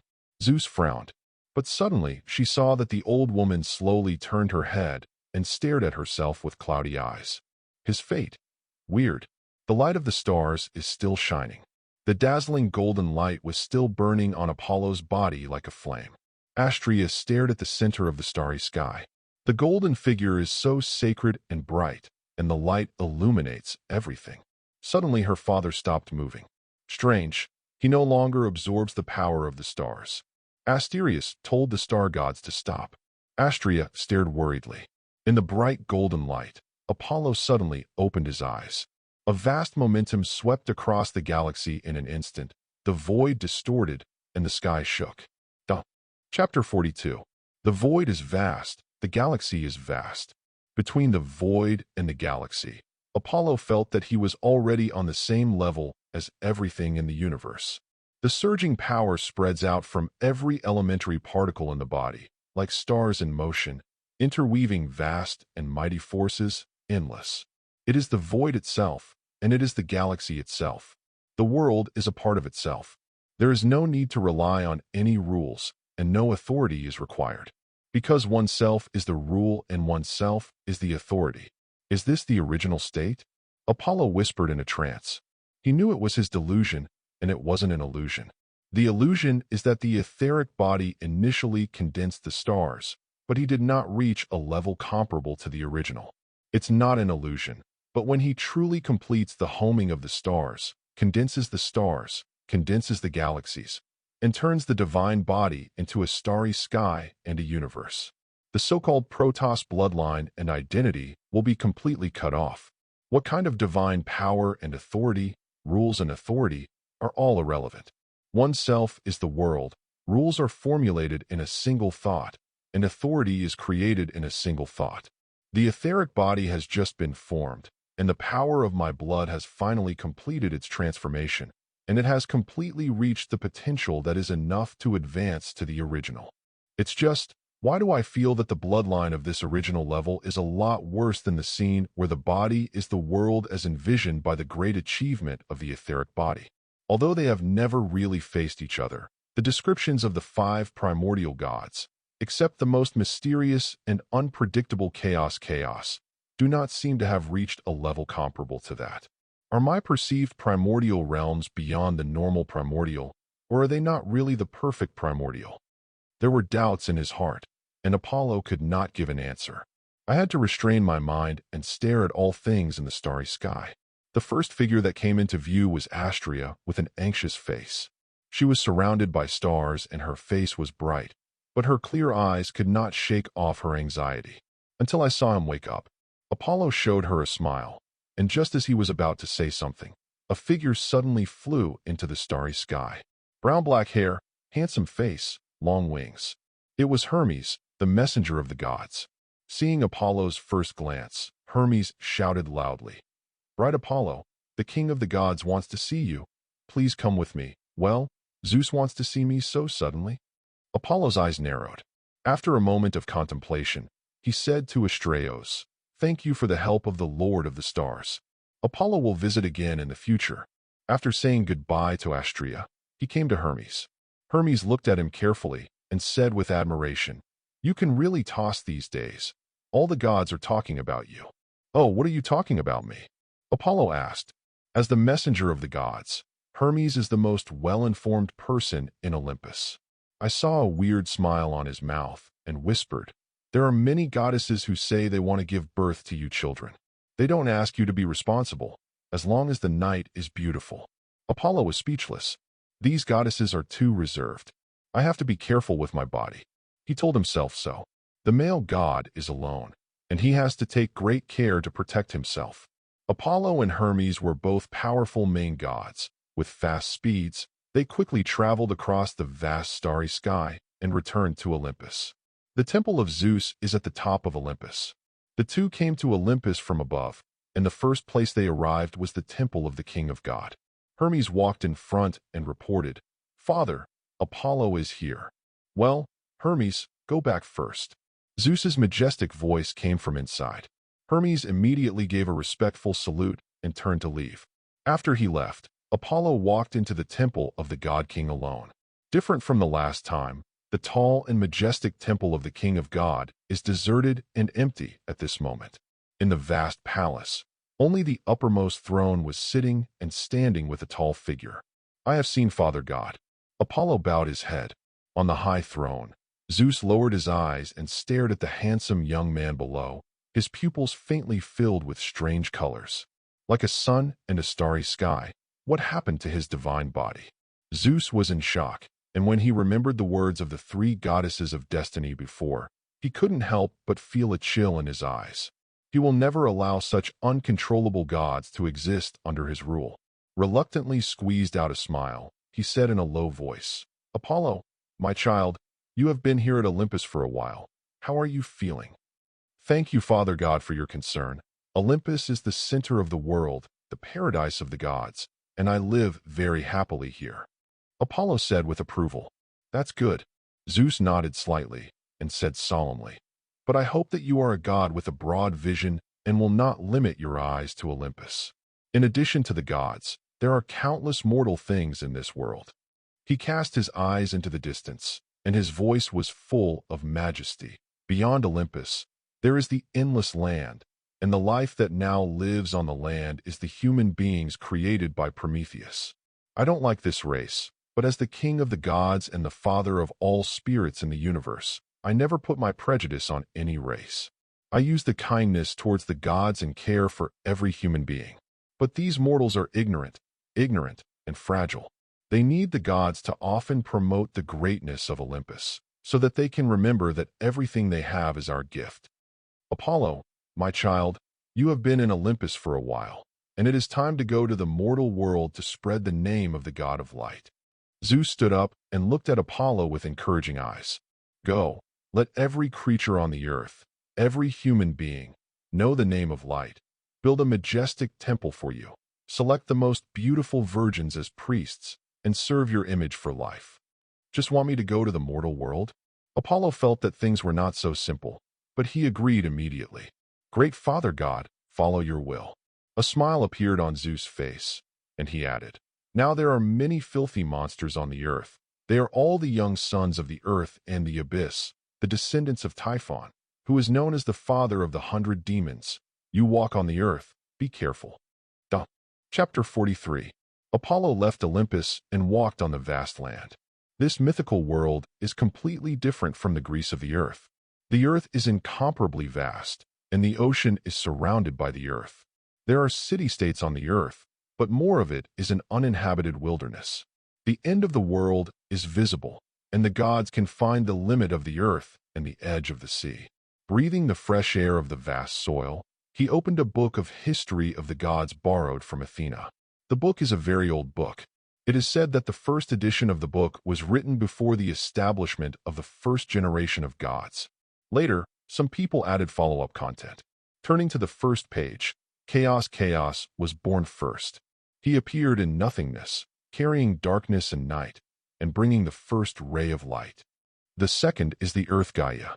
The vast earth gives birth to the vast sky, the continuous mountains, and the boundless ocean. In the depths of the earth, the darkest and darkest Tartarus appeared. He is the source of all fear and the darkest place in the universe. The 5 primordial gods, Chaos was the first to be born, Earth Mother Gaia was the second, and Abyss Tartarus was the third. These 3 do not have any bloodline or relationship between the creator and the creator, only the relationship between them. The latter 2, Nyx, the goddess of the night, and Erebos, the god of darkness, were conceived by Chaos. Looking at the book in his hand, Apollo murmured, "This is in good agreement with the theogony records on Earth in previous lives." Although many people circulate on the internet, Chaos is the creator of the Greek pantheon, who created the gods such as Gaia, the mother of the earth, and Tartarus of the abyss. But mainstream Greek mythology has never said that chaos is only born before the earth and the abyss, and there is no creator relationship between the 3. Only night and darkness are born in chaos. However, Chaos is indeed the most mysterious and powerful primordial god. The 2 gods he gave birth to have reached the primordial realm, and the sky, mountains and oceans nurtured by Mother Earth Gaia are all a bit worse. The Mother Earth, the Lord of the Abyss, the Goddess of the Night, and the God of Darkness were still active in the ignorant era before the establishment of the first god court, and then gradually retired. But from the beginning of the creation, Chaos, who has always been the head of the primordial god, has never shown his deeds. Perhaps it's not that he never appeared, but that later gods couldn't understand things about him. Apollo whispered, Chaos, chaos. The first god at the beginning of the world, the oldest and most powerful existence, is too mysterious. No matter how powerful and stalwart the other four primordial gods were, they all became popular. Only this one left nothing about it except for a name. Not even a legend at all. Walking on the earth, he continued to read the book in his hand. The earth gives birth to the sky, mountains and oceans, among which the sky completely wraps the earth, and they are connected to each other, giving birth to 12 children, including celestial bodies, lights, oceans, and rivers. Among them the youngest, the one who cut the connection between the sky and the earth with a sickle. This can also be said to be root-breaking, but it's not so dirty to write it out like this, and it saves face for several gods. Darkness and night combined to give birth to space ether and daytime Hermera, and then night alone gave birth to death Thanatos, sleeping Hypnos, and discord Eris. Hey, what's the first line? Is blank. Apollo stared blankly at the page in front of him, frowning slightly. On the list of children born by the goddess of the night Nyx alone, there is a name missing. That name seemed to have been erased by some kind of force. The names above are arranged according to the time of birth. This blank line is the first, which means that it is the eldest son or eldest daughter of goddess Nyx. The second-ranked gods were all born during the reign of the first generation of gods, so this eldest son was probably born in the previous ignorant era. Apollo guessed. Suddenly, he heard a loud noise coming from the front. "Father, I can't go to Athens, so I'll bring you rescue soldiers." Looking at the ugly beast in front of her, Takasha wept, her beautiful cheeks filled with despair. Not long ago, she was the noble princess of Delphi, enjoying the favor of her father and the love of her people. But terrible monsters attacked her city-state. Delphi is only a small city-state. There is no powerful hero with the blood of the gods, and it can only form an army to fight against it. But how can the power of mortals be comparable to that of monsters that destroy the world? The wall was soon breached. The king asked her to take someone to ask for help. Seek the most splendid pearl in Greece, the civilized city of Athens that believes in the goddess Athena, and send powerful heroes to help Delphi. But now, he can no longer complete this task. "Princess, hurry up." The maid who had taken care of her since childhood shouted and pushed her away. Puff! A monster with 3 heads, full of spikes, smashed the head of the maid with its tail. The bloody scene made Takasha tremble, and she hated her weakness and powerlessness. "God, please save us. I am willing to dedicate myself to you and serve in the temple for life."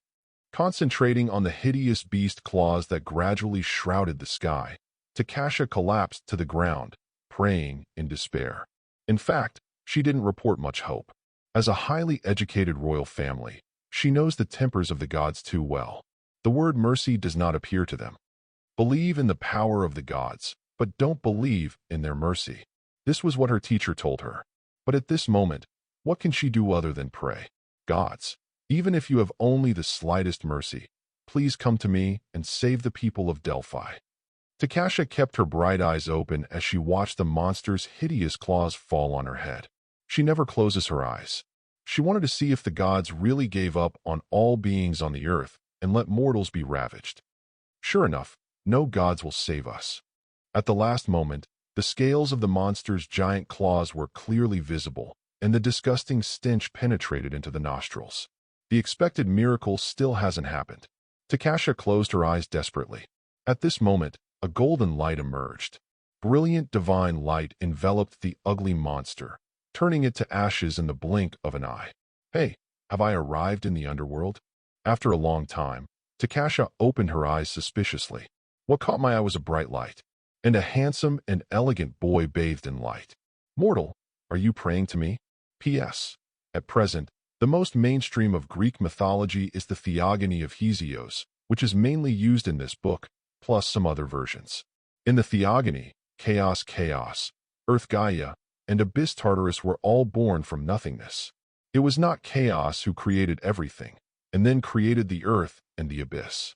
I checked a lot of information and found that many reading materials in circulation have also made Chaos a god like the creator. This has to do with translation. The original Greek mythology did not say this. Take the famous Kronos who seized the throne and used a sickle to slap Uranos. In fact, In another translation, it can also be interpreted as dividing the sky and the earth, similar to the meaning of Jedi Tiantong. In Greek, earth and Gaia are the same word, and sky and Uranus are the same word, which can be anthropomorphic gods or heaven and earth itself. Chapter 44. Under the brilliant afterglow, Takasha stared blankly at the golden boy in front of her. Clear eyes, like water waves. Are you a god? Did you hear my prayer? Takasha collapsed on her knees, her expression full of excitement. I am Apollo, the god of light. From Olympus, I heard your prayer. With brilliant golden light, Apollo replied in a deep voice. Apollo, the god of light. Takasha stared at the gold in front of her with reverence and bowed. Great God, I am Takasha, the princess of Delphi. My country is being attacked by monsters. We have no heroes to fight against. Please save those people. Takasha is willing to pay any price to build the most majestic temple for you and make all the people your followers. Takasha sobbed with crystal tears in her eyes, pleading on the ground. Apollo glanced at her lightly and stared into the distance. The splendor of light shines on every life. I don't need belief, and you don't need to save. What you should do is to save yourself. No need for faith. Takasha panicked and panicked. How could mortals be able to save themselves? This must be just a shirk from the gods who are unwilling to help their country. Lord Apollo, please have pity on the innocent people of Delphi. I am willing to pay any price. The maiden pleaded desolately on the ground. Mortal. Staring at her cheek, Apollo sighed slightly. Suddenly, a bright light enveloped Takasha. The girl felt the surrounding environment suddenly swirl. Here is. After blinking, she looked at the familiar surroundings in surprise. The tall and straight city walls and clean streets are the home she grew up in, and the land she is willing to give everything for and save. Run away, the monsters are here. A terrified voice suddenly echoed inside and outside the city-state. A huge shadow covered the sky. It was a monster with 6 heads, a body like a snake and a lizard, and covered with scales. Its 12 eyes are all scarlet. With the agility of human nature, it spit letters, and its fat tail swept down on many buildings. Boom! The houses collapsed suddenly. Many residents who had no time to escape screamed and were covered up by collapsed houses. The 6 monsters made bloodthirsty sounds from their 6 mouths, chasing after the fleeing crowd. Monster, don't hurt my people. An old man covered in blood, holding his sword tremblingly, led an army that had already suffered most of the casualties and rushed over at high speed. Humble bugs, you are also worthy to fight against the great son of the sea Della Dai. The 6 strange snakes spit out human language clearly, and their plump tails smashed towards the surrounding army like a giant mountain. Boom, boom, boom. The ground split open after another, and the soldiers of the army were quickly smashed into flesh. God, please save us. The old man, covered in blood, waving the sword in his hand, screamed up to the sky, his eyes full of despair. Father, on the far wall, Takasha shrieked tremblingly. Do you want to save him? Apollo's calm voice appeared in her ear. Takasha looked over suddenly. Great God, I beg you, save my father, save these people. I've already said that it's only you who can save this. Apollo's eyes were silent, and his palms suddenly touched the girl's forehead. For a split second, Takasha felt the world around her spin. Endless light filled her thin body. Apollo's low voice resounded in her ears. Go. I will give you the power of Do-Chi, and use this power to save your people, your father. Boom. 6 strange snakes swept their tails and smashed a row of houses again. The stone that Yang Fei was in the air smashed onto King Delphi's chest, and the old king collapsed to the ground. The 12 scarlet eyes above, already with bloodthirsty terror, looked cold. After all, I still couldn't protect Delphi. Did I protect the people? With death approaching, King Delphi was still full of remorse and more despair. Humans live on the earth. It is too difficult. Except for those heroes with the blood of the gods, others simply can't fight against the numerous monsters. In front of these descendants of the father of hundreds of demons, human beings are all humble bugs, powerless to resist. Takasha, my daughter, I hope you can reach Athens safely, which is a place protected by the goddess of wisdom and one of the few safe city-states on earth. Among the gods, Only this goddess of wisdom is willing to bless us often. Thinking of the daughter who made him proud, King Delphi felt the last trace of sweetness in his heart. Suddenly, a graceful figure bathed in a strange light appeared in front of him. King Delphi, who was already waiting for death to come, roared hoarsely, "Takasha, how are you?" Boom. In the sky, there were 6 monstrous snake heads, with their bloody mouths wide open, and they threw down. Takasha, who appeared in front of King Delphi, slowly emerged the color of black iron, and then turned into bronze and silver. Bang! She pulled out a sword on the ground and slashed towards the top. The silver-white light ripped through the void, and the snakehead bitten by the monster snapped crisply. Scarlet blood splattered on the ground. This, King Delphi and many surviving Delphi people were stunned. A head was beheaded off, and the snake above neighed in pain. "Humble bug, how could you hurt the great son of the sea Della? How dare you?" 10 scarlet eyes glanced frantically, and the snake roared loudly. The girl who was bathed in the silver-white light had no wave in her eyes. She stood up and floated in the air, and the sword in her hand was chopped down again. The dazzling brilliance cut through a graceful arc bang. The strange snake has another head, and it breaks in response. Chapter 45. God, is that Princess Takasa? She actually cut off the snake's head, and her body glowed like a god. The people of Delphi looked at the picture above in amazement. Many people were moved to tears. Feeling the gazes of the people, Takasha clenched the sword in her hand, and her eyes, which were covered with silver-white light, sharply focused on the roaring snake in front of her. "Humble bug, you have thoroughly angered the great son of sea Della." The fall of the 2 heads made the 6-headed snake even more ferocious, and its body was madly beaten in the city-state. Suddenly, a violent suffocating aura emerged from it. 4 ferocious heads, 8 scarlet snake pupils, icy condensate floating in the air, and a graceful girl bathed in silver light. "My great father, please give strength to your bloodline." The 4 mouths of the monster chanted at the same time. At the same time, tens of thousands of miles away, on a battlefield where the flames of war are burning, an ugly giant snake with a body taller than a mountain range with 9 hideous heads suddenly flashed its pupils.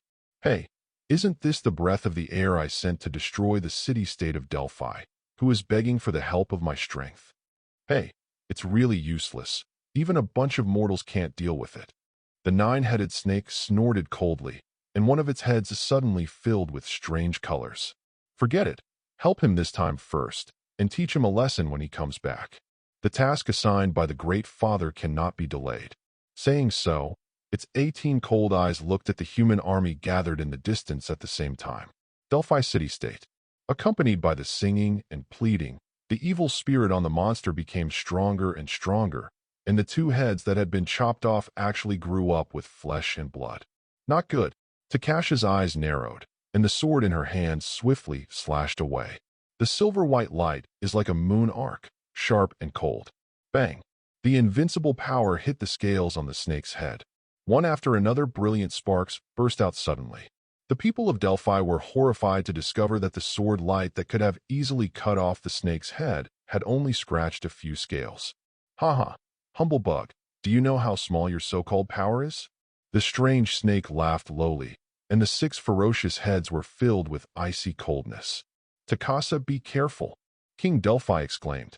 The monster snake's huge tail swept heavily towards the slender figure in the air amid the suffocating aura. The mighty force seems to crush the space. "God, have you really abandoned us, giving us hope first, and then giving us despair?" The people of Delphi closed their eyes in pain, unwilling to see the beautiful and benevolent princess being brutally killed by a strange snake. Just then, the sky shone with golden light. "Blood is connected, borrowing power, but I didn't expect you, Typhon's descendants, to have such an ability." Apollo, bathed in brilliant light, suddenly stretched out his palm. "Mortal, I originally wanted you to cultivate it yourself, but now I give you the power of golden Do-Chi, which is comparable to the mighty power of the lower gods." "My god, this is a god. Gods, you have not given up on us." Staring at the golden figure in the sky, the people of Delphi trembled with excitement. It turns out that my Takasha was favored by the gods. King Delphi burst into tears on the ground. The 6 strange snakes sneered. Where did the gods come from? Dare to interfere with the great plan of the father of the 100 demons? Do not dare to do it yourself. Let this fragile mortal face me. It was sneering. The silver-white light on Takasha's body in front of her was suddenly stained with a touch of gold. I saw the sword light flickering. Takasha struggled to drink, and the surging golden aura swept through. A golden sword light that spread for dozens of meters slashed on the tail of the strange snake. Laugh. The stench of blood gushed out. The huge snake tail was cut off by the sword light, and the strange snake screamed and rolled on the ground in pain. Takasha stared at it coldly. The golden vindictive aura spread over the sword's edge, and several rays of light flashed. The 5 heads of the monster were beheaded. No, you can't kill me. I am the son of the great sea Dela, the descendant of the father of all demons, even the gods. Before its voice completely fell, a ray of light fell from the sky, burning like a flame on its ugly body. Witnessed by many people in Delphi, in the blink of an eye, the huge snake body was burned to ashes by the bright flames. The mortals cheered with joy. Great God, you saved us, and your kindness will be remembered forever. King Delphi, with his many subjects, kneeled on the ground reverently. Apollo ignored them, and a golden figure appeared in front of Takasha. Lord Apollo. Takasha bowed her head gratefully. After watching her for a while, Apollo said, "The power of golden Do-Chi is still too much of a burden for you. I will take back this power. You already know the cultivation method of Do-Chi. I hope to see you use your own strength to cultivate golden Do-Chi as soon as possible, even in the stars.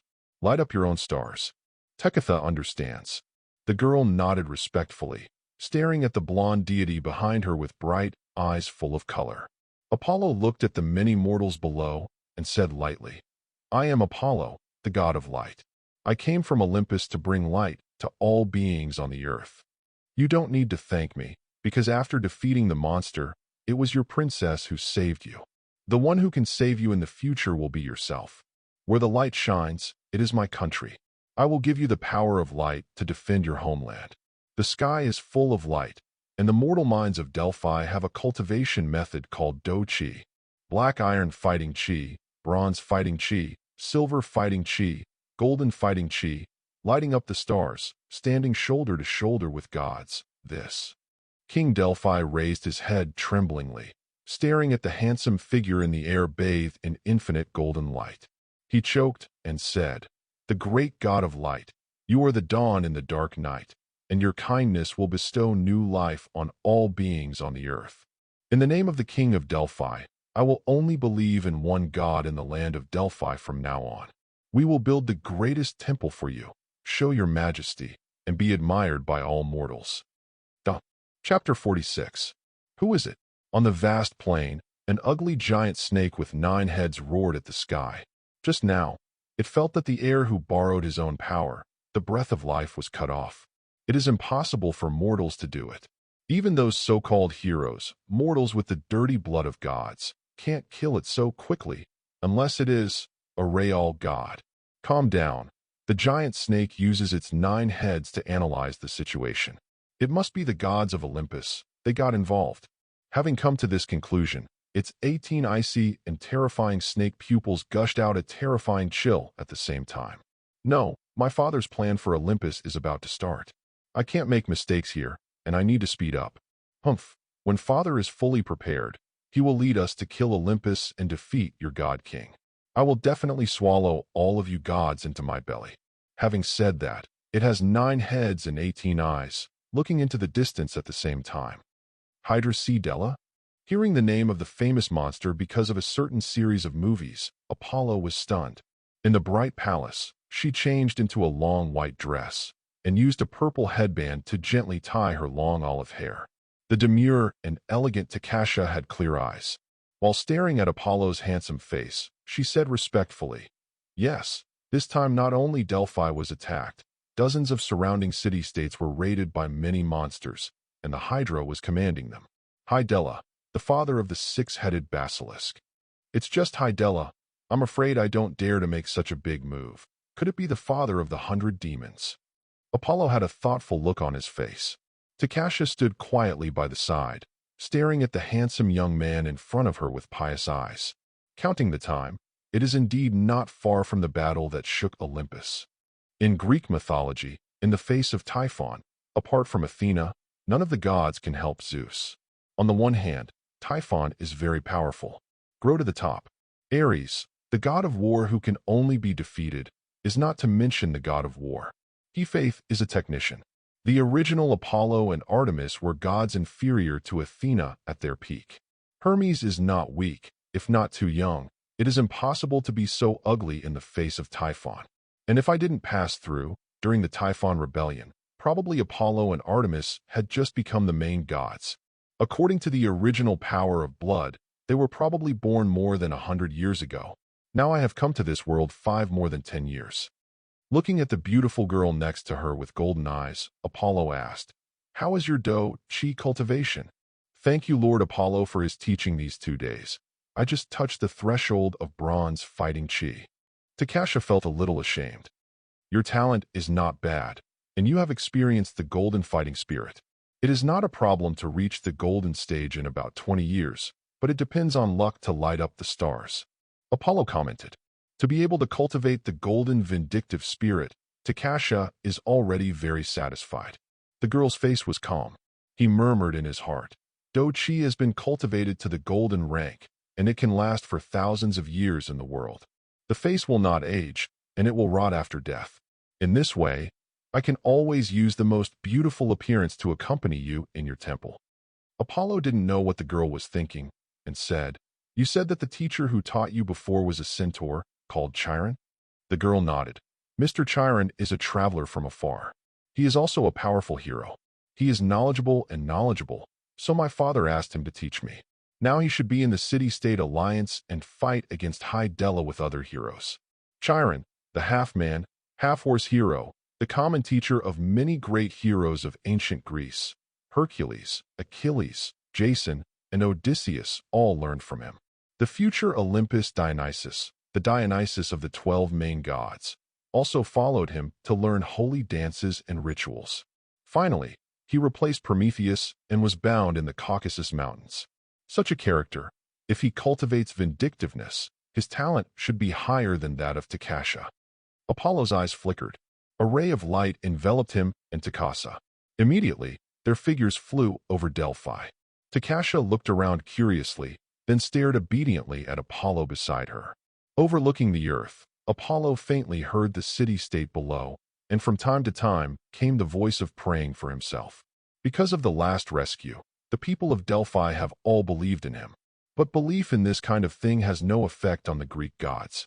Otherwise, there will be no Zeus extinction of human beings several times. The gods compete for the believers, but it is only mutual faith. The gods of Greece had all the bad qualities of man, including vanity. There are enough believers, and they are devout enough, and it is also very good to speak out. But remember that in that game, there are several dungeon worlds, and the gods in them need belief. If you open up related things in the future, maybe you will use the power of belief, but you can develop the believers first. Regardless of whether it will be used in the future, it will also be helpful for me to spread my vindictive practice." With a flash of thought, Apollo sensed his own etheric body. The countless particles in the body are running like stars, but such stars are still very weak and lack core stars and satellites. The stars are the sun, the moons are the silver moon, and the Helios brothers and sisters have a bad relationship with me. They probably won't help me, but I can't just beat them up and force them to submit. Wouldn't that give Zeus a target for me? Excuse. While he was thinking about it, a large figure suddenly appeared in the empty plain in the distance. Led by dozens of strange figures exuding divine aura, these people marched forward in an orderly manner. And not far from the front, there are hideous and terrifying monsters. The leader has a huge body with 9 heads and is covered with black scales. Hydrodella. Chapter 47. Everyone be careful. Hydella is ahead. The hero Cadia told his companions that he was the outpost of the team. As a demigod with the blood of the fawn Pan, Cadia has a nose more sensitive than a hunting dog, a vision more expansive than an eagle, and a perception more delicate than a wild deer.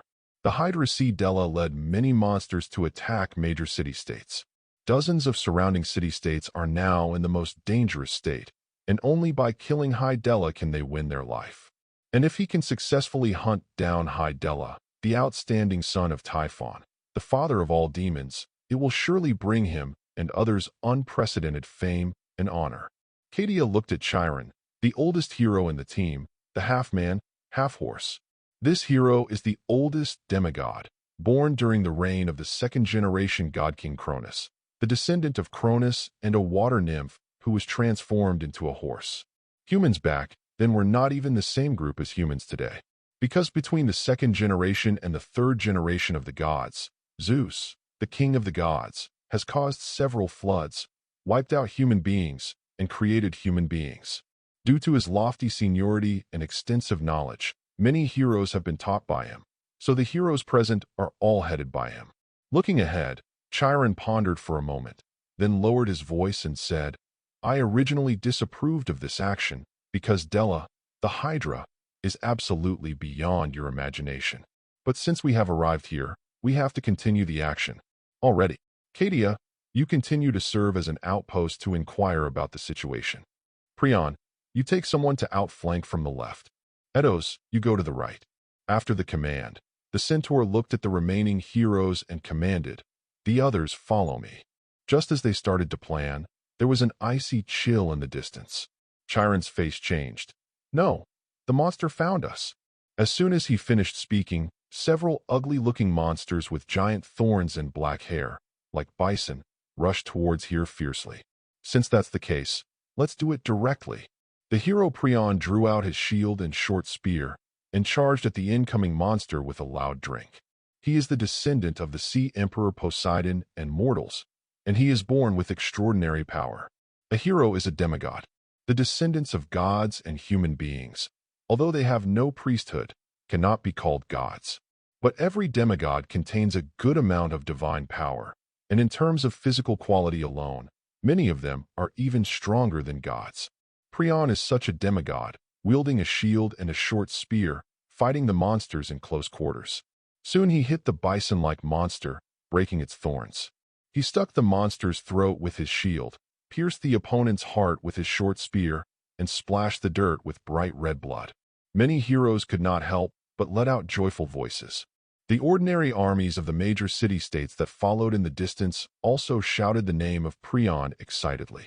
At the same time, another hero, Erdos, also solved the monster. He is a descendant of Uriah, lord of the mountains, with a fist as hard as a rock, which easily crushes the head of a monster. Seeing the successive victories of the two heroes, the generals and soldiers of the city-state alliance army stopped paying attention to hiding and shouted loudly. Looking at such a scene, Chiron sighed. As a veteran hero who has lived for tens of thousands of years, he knows all too well the horrors of powerful monsters. The Hydra Sea Della is standing on the top of the monster, which is comparable to the existence of powerful gods. Trying to hunt such existences, this team is so pompous, it's just to die. He tried to persuade, but the heroes were in high spirits and ignored his words at all. One by one, they pulled out their swords and went inside to kill. Oh, why don't you understand that demigods are not real gods after all? Chiron murmured worriedly. Suddenly, a foul smell came from the front.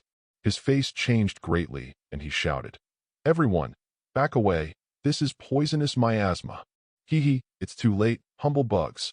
An icy voice came from the depths of the woods, and a huge shadow covered the sky. God! The human soldiers looked up in horror. The giant snake, as tall as a mountain, covered with pitch-black scales, had 9 huge heads, exuding a chill. Looked down on all mortals with contempt to the extreme. See Della. Several heroes roared. They were not intimidated by Hydella's huge size. Instead, they were full of energy and wielded their weapons to kill the Hydra. But as soon as they walked out of the woods, they collapsed to the ground one by one. Cadia, Prion, Edos. Chiron roared in grief and muttered in his mouth. Della's authority is poison. Why are you so careless? In fact, the descendants of the top gods like Prion and Erdos are very powerful in combat. Fully play, it is not without the possibility of threatening Hydella. But demigods are mortals after all. Although they are powerful, they are not gods. As long as you get hit, you will die soon. Hydela set a trap very cunningly and used poison gas to easily defeat his top combat power. Hey, humble bugs, you all die for me. Hydela's 18 eyes stared coldly at the mortals on the earth and suddenly launched an offensive. Chiron gritted his teeth, took out his bow and arrow, and stood up to meet Dela. Whoosh, whoosh, whoosh. In an instant, he shot 9 sharp arrows. Each arrow landed precisely on Hydela's body. But even if he has the strength to lift boulders, bows and arrows are made by the best blacksmiths. But such a sharp arrow was shattered by a powerful energy before it landed on Hydela's body. Mortal, you have some skills. Without a priesthood, your divine power can only be hidden in your body, and the power of the physical body cannot be truly displayed. Hydela's 18 cold pupils sneered, and the giant tail behind him swept up. Boom! A tree was swept away in the middle. The tens of thousands of coalition forces from the major city-states were instantly crushed to death by the giant tail of nearly 1,000 people. The surviving soldiers all fled. God, how can mortals fight against such monsters? The soldiers were terrified. Suddenly, dozens of hideous monsters rushed out of the woods and rushed towards them. Kill me, don't keep any of them. Hydela commanded coldly.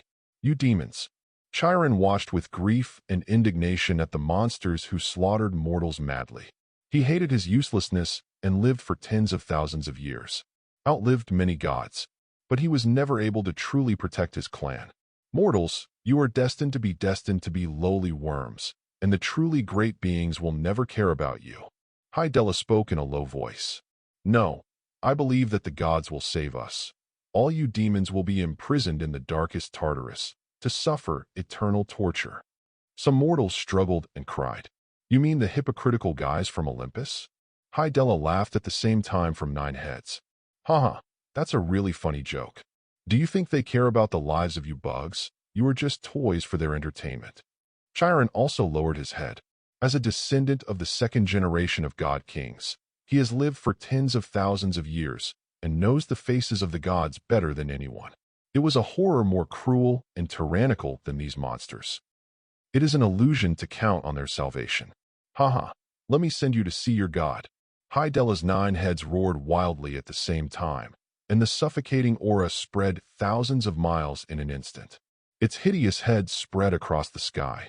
The earth trembled, and mortals in many city-states looked at the huge and ugly snake head in the sky in horror. God, redeem us. They prayed and begged in fear. It's useless. Hydela sneered. At this moment, a bright light surged across the sky. The 48th chapter praised the light, 7th. The light shone, and the dim world suddenly became brighter. The disintegrated army and the terrified residents were full of surprises, looking at the golden figures standing in the sky, radiating infinite light. Chiron sat on the ground with 4 hooves, looking at the sky in surprise. A god actually appeared, such a light. Could it be the one from the previous 2? He whispered. The light of disgust, the breath of disgust. Who are you? Holding 9 hideous heads high. Hydela's 18 eyes were icy into the sky. I am Apollo, the god of light, here to judge your sins. Apollo stared at it lightly. Apollo, the god of light. Isn't this the benevolent god who gave the golden rain of the sun back then? All the mortals in the nearby city-state recalled. It turned out to be the child of Zeus and Leto. You are not yet 100 years old. The gods who are not grown up dare to provoke the great Hydela and seek death. Hydela roared fiercely, and the 9 ugly heads spurted stench of venom. The holy light of light, no one can escape. Apollo's golden eyes flickered, his eyes shot out blazing light, and the poison splashed in the air instantly burned. Impossible, you born Protoss. Hydela was furious. The pupils of her 18 eyes contracted, and a terrifying green light filled her body. This green light appeared for an instant, and everything that was contaminated with it, whether it was soil or stones, trees or flesh and blood, melted and dissolved like ice meets fire. The green light that filled the sky seemed to carry endless corrosive power, rushing towards Apollo like a tide. Pure white flame, burning filth. In the eyes of everyone, Apollo murmured indifferently, and a pure white firework suddenly appeared in the void.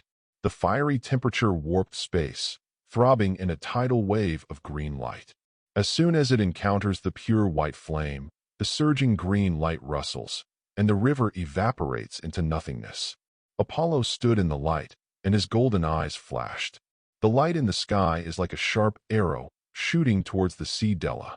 The nine-headed giant snake was startled, and its huge body shrank suddenly, like an inflated balloon spit out the air inside, withering and shrinking. Boom! A torrent of light flooded. A ray of light hit sea Dela's belly. Laugh! The sound of the iron of the furnace came from High Dela's abdomen, where the scales and armor burned into ash, and the flesh was blackened and smoked. Intense pain stimulated High Dela, but when he turned back to see thousands of beams of light, the arrows rained down. It was terrifyingly like a loach, with 9 heads flexibly digging into the ground.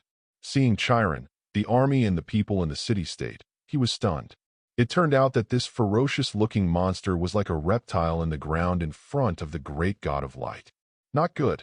Chiron's expression suddenly changed. After High Dela drilled into the ground, a bright torrent like a rain of arrows showed no sign of stagnation. The battlefield below shrouded the sky. Does the gods want to kill us together? The scattered soldiers panicked.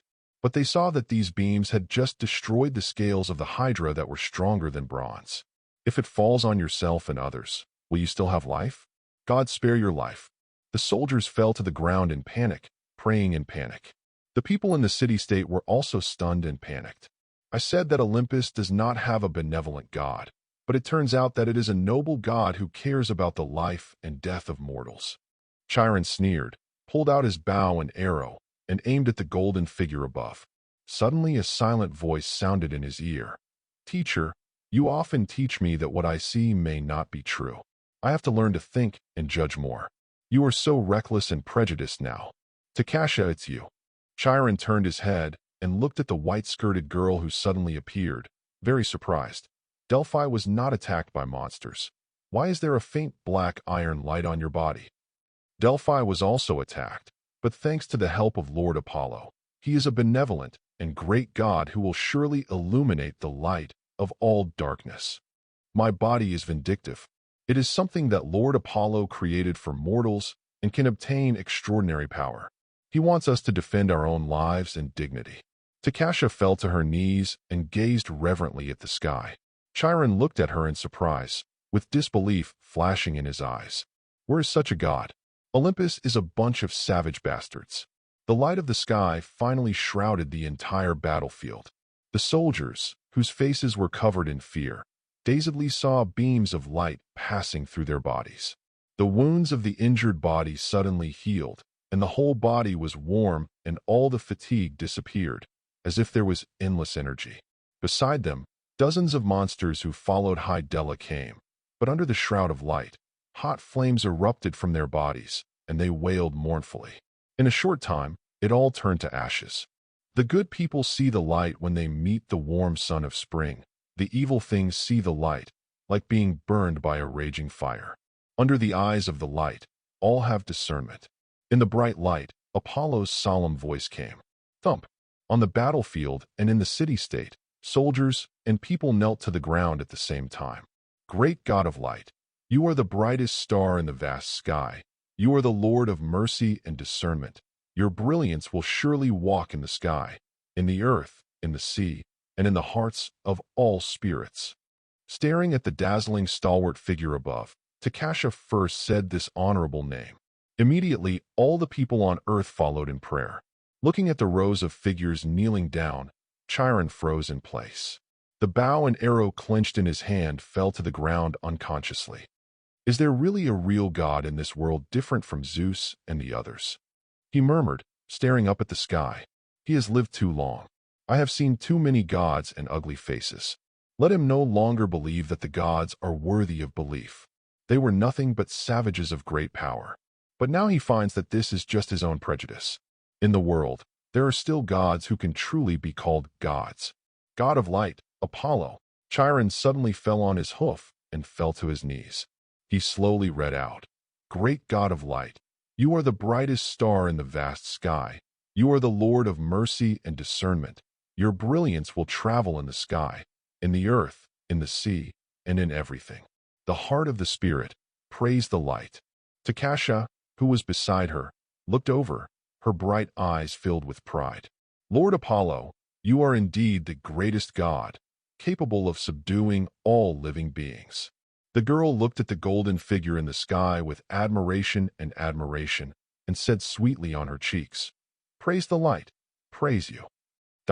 Chapter 49, Killing Sea Della. First, Apollo did not pay too much attention to the prayers of the mortals below. His eyes were fixed on the ground.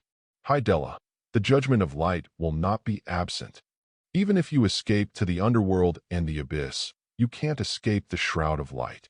A golden light shone, and a lyre appeared in Apollo's palm. Jump! I saw him sitting cross-legged in the air, his fingertips flowing smoothly across the 7 small strings, and the melodious melody echoed in the air.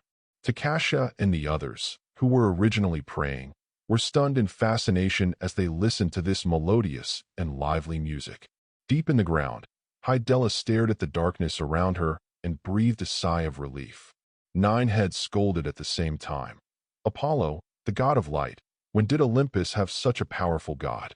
Fortunately, this uncle is the best at drilling holes and running fast. Hey, who made our father, Typhon, a descendant of Lord Earth Mother and Lord of the Abyss, born to be friendly to the earth? Hiding so deep, no matter how powerful your Apollo is, you can't do anything about this uncle now, right? High Della smiled proudly. Suddenly, I heard a melodious tune coming from the surrounding, and said strangely, "This is deep underground. How can there be a sound?" His 9 heads immediately listened carefully. The tone of the sound is very melodious, as a snake that has lived for thousands of years and has a good musical literacy. High Della's 9 heads nodded again and again. Well, very delicate fingering. The tune is smooth without losing its charm, and he is a musician. Saying so, he suddenly felt a pain in his head. Surprised, could it be that it hurt the head when it burrowed into the ground? Which one is it? The 9 hideous snake heads stared at each other. Suddenly, the first one on the left exploded without warning. Bang! A loud sound shook the depths of the ground. The ground in a radius of hundreds of miles shook like an earthquake. Feeling this change, Apollo in the sky accelerated. Smooth fingertips on the strings. There was another explosion from below. In the dark underground, High Della roared in horror. How could this be? What kind of magic is this? It was unbelievable that its 2 heads exploded for no reason. Bang! The sound of the explosion sounded again. It only had 6 heads left. Why in the end? This place is obviously a very ordinary underground.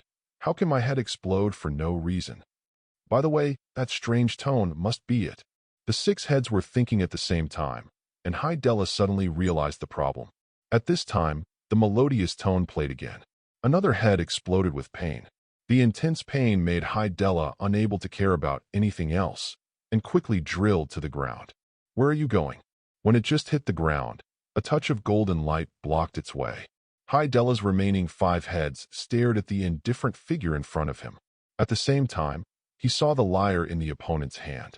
"You played that strange note?" it asked in a low voice. Apollo nodded lightly. "In addition to being the god of light, I am also the god of music and art, and have authority over music. Of course, I can do this thanks to this harp, magic and fighting spirit. A little insight during development. Magic and grudge." High Della was at a loss.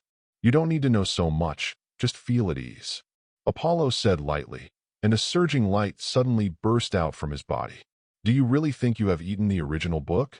High Della roared. Her body was full of evil spirits. "Do you think you can use your father's power to not be afraid of me?" Apollo asked calmly. The expressions of High Della's 5 heads changed at the same time. I saw the blond boy in front of him open a brilliant field. If you hadn't played against your descendants and knew that you have this ability, maybe this time you will really escape, but your life is not good. The field filled with light surged open. High Della's face was anxious, and he triggered a blood induction, trying to contact his father, Typhon, the father of the 100 demons. But the boundaries of time and space seemed to be cut off. The transmission of blood vessels cannot overcome such obstacles. A brilliant light enveloped it. Bang, bang, bang. With 4 loud bangs, High Della's remaining 5 heads exploded. At this moment, Its last head laughed wildly. God of Olympus, you underestimate my Hydra. Della, the last thing you should do is destroy all my heads. Because I cut off one head, and two heads will grow. Suddenly, it blatantly exploded its last head. A huge impact rippled in the field of Apollo Dawn. A gap opened in the invisible realm. Della's snake body, which had lost its head, twisted out of the gap. The 9 headless necks kept squirming. There is an extra branch on each neck. In just a moment, it grew densely packed with 18 heads, 36 eyes, and icy condensed Apollo in the field of dawn. For this horrific scene, Apollo just chuckled. He asked indifferently, "Is it a common problem of you monsters to be obsessed with the number of heads? I heard that your father, Typhon, has 100 heads and is known as 100 dragons. Father's greatness, how can a god like you understand it? It won't be long before we kill Olympus and devour all of you gods." Della's 18 heads roared at the same time, and the picture was grim. Sure enough, we are already preparing for the war against Olympus. Apollo's eyes flashed. Suddenly, a shocking atmosphere filled his body. Della, the game with you should be over. Let's use you to test the power of the stars of my etheric body. Suddenly, Apollo took a step forward. The figure seemed to have crossed the space and appeared in the sky above Della in an instant.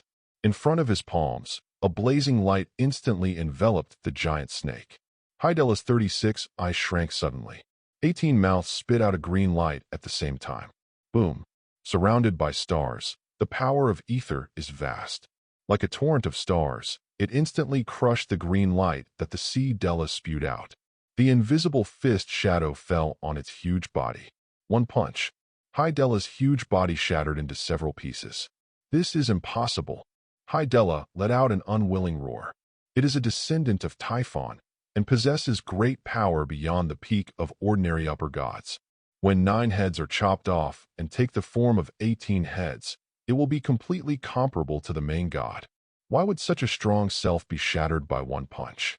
Even if he is also a powerful main god, he should use authority, divine power, and domain. He was crushed by the power of his divine body. How is this acceptable? Della roared in grief and anger, and the 18 heads burned with green flames at the same time, and the tyrannical evil spirit shook the world. What happened? All over the world, the gods were startled and cast their eyes. Isn't this the Hydra sea Della? How did it grow 18 heads? It's so powerful. It was Apollo who was fighting against him. He crushed and beat Della in this state. It was terrifying. The gods were horrified. Sensing their gaze, Apollo frowned. Immediately, infinite light covered this space and blocked the sight of the probe. His etheric power exploded in an all-round way, hitting Della, who was furious and had already fought back desperately. After a short fight, he smashed all of Della's heads with his fists. It seems that 18 heads is your final form, which is disappointing. Wiping the blood on his body, Apollo shook his head. Few of the gods have a powerful divine body. If he wanted to test the power of the etheric divine body, he could only practice with monsters. I don't want the sea Della to be useless. Della, who is fighting for his life, should be able to compare the strength of the 3rd or 4th rank of the main god. But in front of the etheric body, it is still difficult to resist. The strength of my etheric body can generally be comparable to the level of the 7th or 8th rank of the main god. With his own divine power and several powerful divine arts, it is not a problem to fight against the 9th order master god. Zeus should not have reached the original level, but he has the handle of the god Wang Quan to restrain the gods. After thinking about it, Apollo felt that he was not Zeus' opponent, unless you take that flaming sword out. Just when he solved Della. Among the gods who were originally watching from the outside world, Helios, the sun god, hummed coldly. It was covered with the power of light. Do you have any secrets that you dare not see, people? Saying so, he looked at his sister, the moon goddess Selene. Asked, how's the connection with Okeanos? Selene responded, we have already contacted, he promised to shoot together. Is it just okay? Helios roared. This is what he forced me to do. He promoted himself in the mortal world. Now those mortals think he is the sun god and completely forget my existence. If I don't give him a hard lesson, won't the gods think I'm a coward? Humph. Now just wait for the right time and give him a head-on. Selene just nodded. She felt that her big brother was in a very wrong state recently and was very irritable, but can't tell what's wrong. Duh. Chapter 50. Lalapolo, you came so early today? Of course, today is a big day for our city-state of Delphi. Yeah, it's been almost 30 years, and it's finally finished. On the streets of the city-state of Delphi, two sturdy young men walked side by side towards the center of the city. Glancing at Laropolo beside him, Takis suddenly said in surprise, "Have you successfully cultivated bronze Qi? What you just achieved 2 days ago is not as good as what you achieved 5 months ago." Laropol said this, his eyes still full of self-satisfaction. Takis smiled and said, "Breaking through the black iron stage and reaching the bronze field means that the cultivation of vindictiveness has surpassed the extremes of ordinary people. Whether it is working in the Church of Light or seeking a position in a city-state, it will be very advantageous. Yeah, even if there is no such thing, the bronze fighting chi alone can prevent all diseases and defeat the 9 bulls. It is worth our years of energy to cultivate." Laropo said, "All this is thanks to the great god of light. Let us praise the light." Takis became serious, clenched his right hand, and tapped his eyebrows. Laropolo followed suit. This gesture was founded by the most beautiful and devout priest when the Church of Light was founded 30 years ago. The clenched palm symbolizes determination, and the tap between the eyebrows symbolizes devotion to the great god of light. Together means devotion to the light.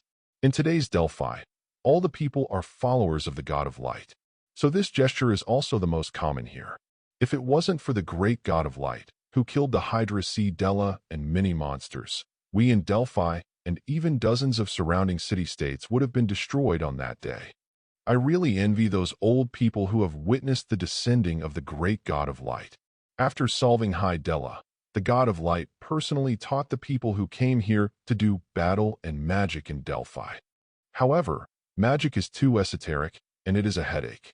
Unless it is a wise man with far-reaching wisdom, you should honestly cultivate vindictiveness. Over the years, the major city-states have relied on many heroes of the silver and gold level to destroy monsters. They beat back again and again. The wisdom of the god of light is indeed vaster than the sea and wider than the sky. To have created such a great cultivation method, I think he is more suitable for the title of god of wisdom than the goddess Athena. Hearing the words of his partner, Takis smiled. I heard that in Olympus, the home of the gods, the relationship between the god of light and the goddess Athena has always been very good. So don't slander the goddess Athena behind your back. But why did I hear that the goddess Athena and the goddess of light, the elder sister, the goddess of hunting, have always been at odds? Laropo said, "Hey, today is a holy day. Let's not talk about gods." Takis blinked. Laropolo nodded. "Okay, but Chief Chiron should also attend the ceremony of the completion of the temple today. He is the first golden hero in the whole earth, and he is currently lighting up the stars and reaching the prediction of the god of light, the closest existence to the highest realm of Qi cultivation. Chief Chiron is the chief of the church warriors, and of course he will attend today," Takis affirmed. "But I am looking forward to seeing Priest Takasha. She is the first person to be favored by the god of light, and she is also the human being who has followed the god of light for the longest time. Although she is no better than Chief Chiron in terms of aptitude and knowledge, but he is the most devout believer of the god of light, and the priest who is most proficient in doctrine. Yeah, she used to be the most beautiful princess in Delphi, the most dazzling pearl. I don't know how many princes and heroes fell in love with her and proposed to her, but she chose to become a priest of light and serve the gods for life." Laropolo regretted, but Takis shook his head. Compared to the great cause of serving the gods, what is worldly love, let alone the most dazzling sun in the sky, who can see the sparks on the ground? The two came to the center of the city-state of Delphi. On the spacious square, stand up impressively one after another of finely crafted white columns, supporting a majestic flat-roofed building, magnificent and solemn. At the entrance of this building stands a tall golden human-shaped stone sculpture, tall and straight, with beautiful curves, but only the face is blurred.